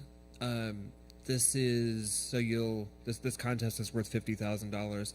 How much do you envision needing to raise to get to where you think you're going to go? That's a great question. Being new in the industry, I mean, I've had 10 plus years of cooking experience, right? But being new in the actual business industry, I feel like 50,000 would be a great start to take my business from a local farmer's market up to retail distribution. I would be able to get the funding to even hire employees so that we can produce our flavored pods in a larger production batch. How many pods come in a bag, and what does a bag cost? Ooh, that's a great question. So we actually have 3 different options. We have our single birria pod. Each pod cooks up to 5 pounds of meat, and that goes retail for $15. We also have 2 birria pods. Sometimes customers just want to stock up.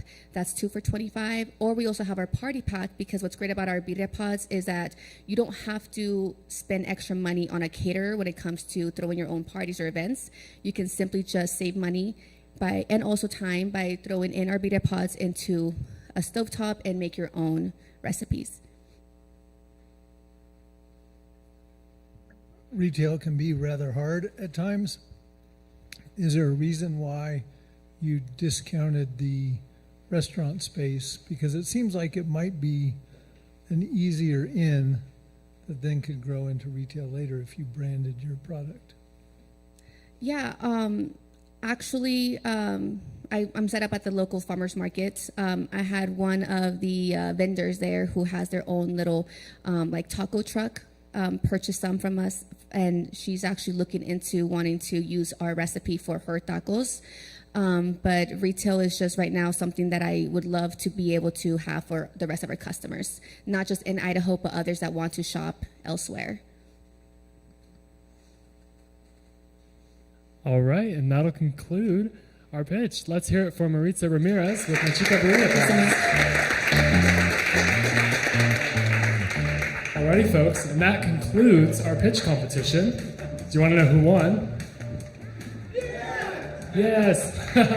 Folks on the live stream, stick around. We're going to announce the winner of this pitch competition, the Startup World Cup regional qualifiers right here in Boise, Idaho. We're going to see who we're sending as our representative to compete for $1 million in investment on an international stage in San Francisco. Stay tuned. We'll be right back.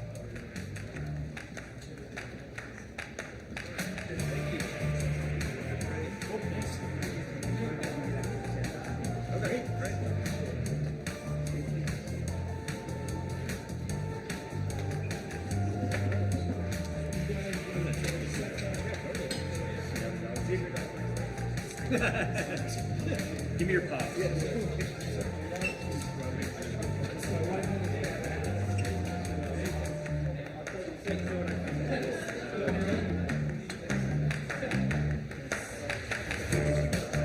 Yeah, there's definitely something. Yeah. I like the name of it.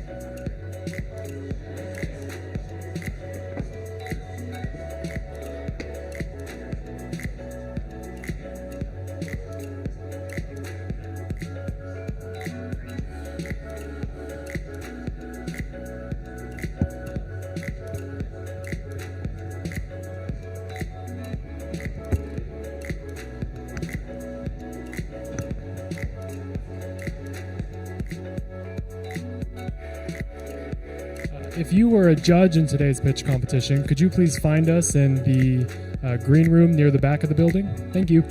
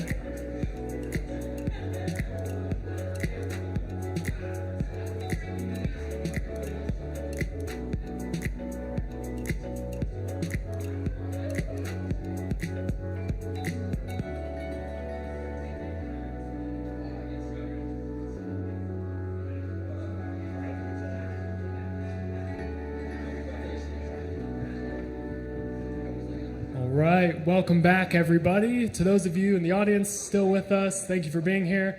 For those of you on the live stream, thanks for tuning back in. We're super excited to announce the results from today's pitch competition. We just saw 5 hours of live pitching here at Trailhead, and we're really excited to announce the results. Without further ado, I'm going to introduce our Pegasus Tech Ventures representative who's visiting today from San Francisco to oversee the pitch competition. Please give Christian Moran a big round of applause.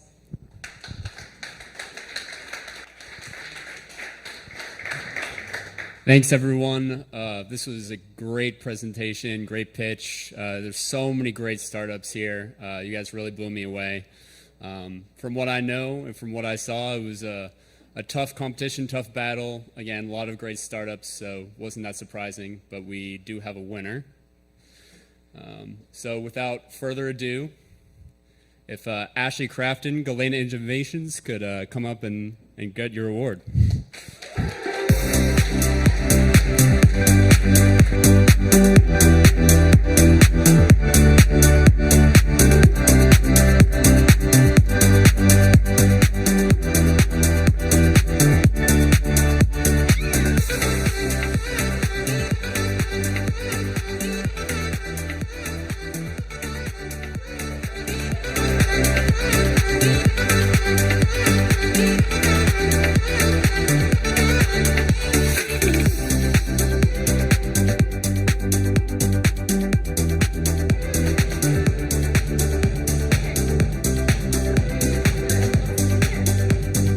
So Ashley, if you could just share a few words about what this moment means to you. Thank you so much. Boise Entrepreneur Week and Trailhead have been a big part of my journey.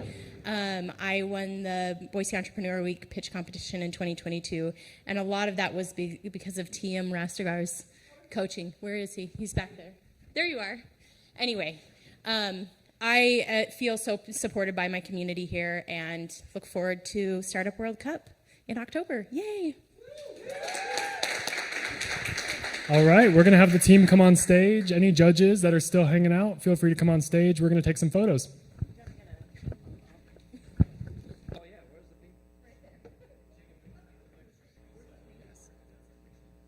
But before we take some photos, just want to wrap up the live stream. Thank you all for tuning in for another fun day of pitches here at Trailhead. Make sure that you get your tickets for Boise Entrepreneur Week, the first week of October, and you'll get to see who moves on from this pitch competition to compete for $50,000 in shelf space at Albertsons for the food category. Take part of all the action. It's a free event. Come join us. Thanks for tuning in.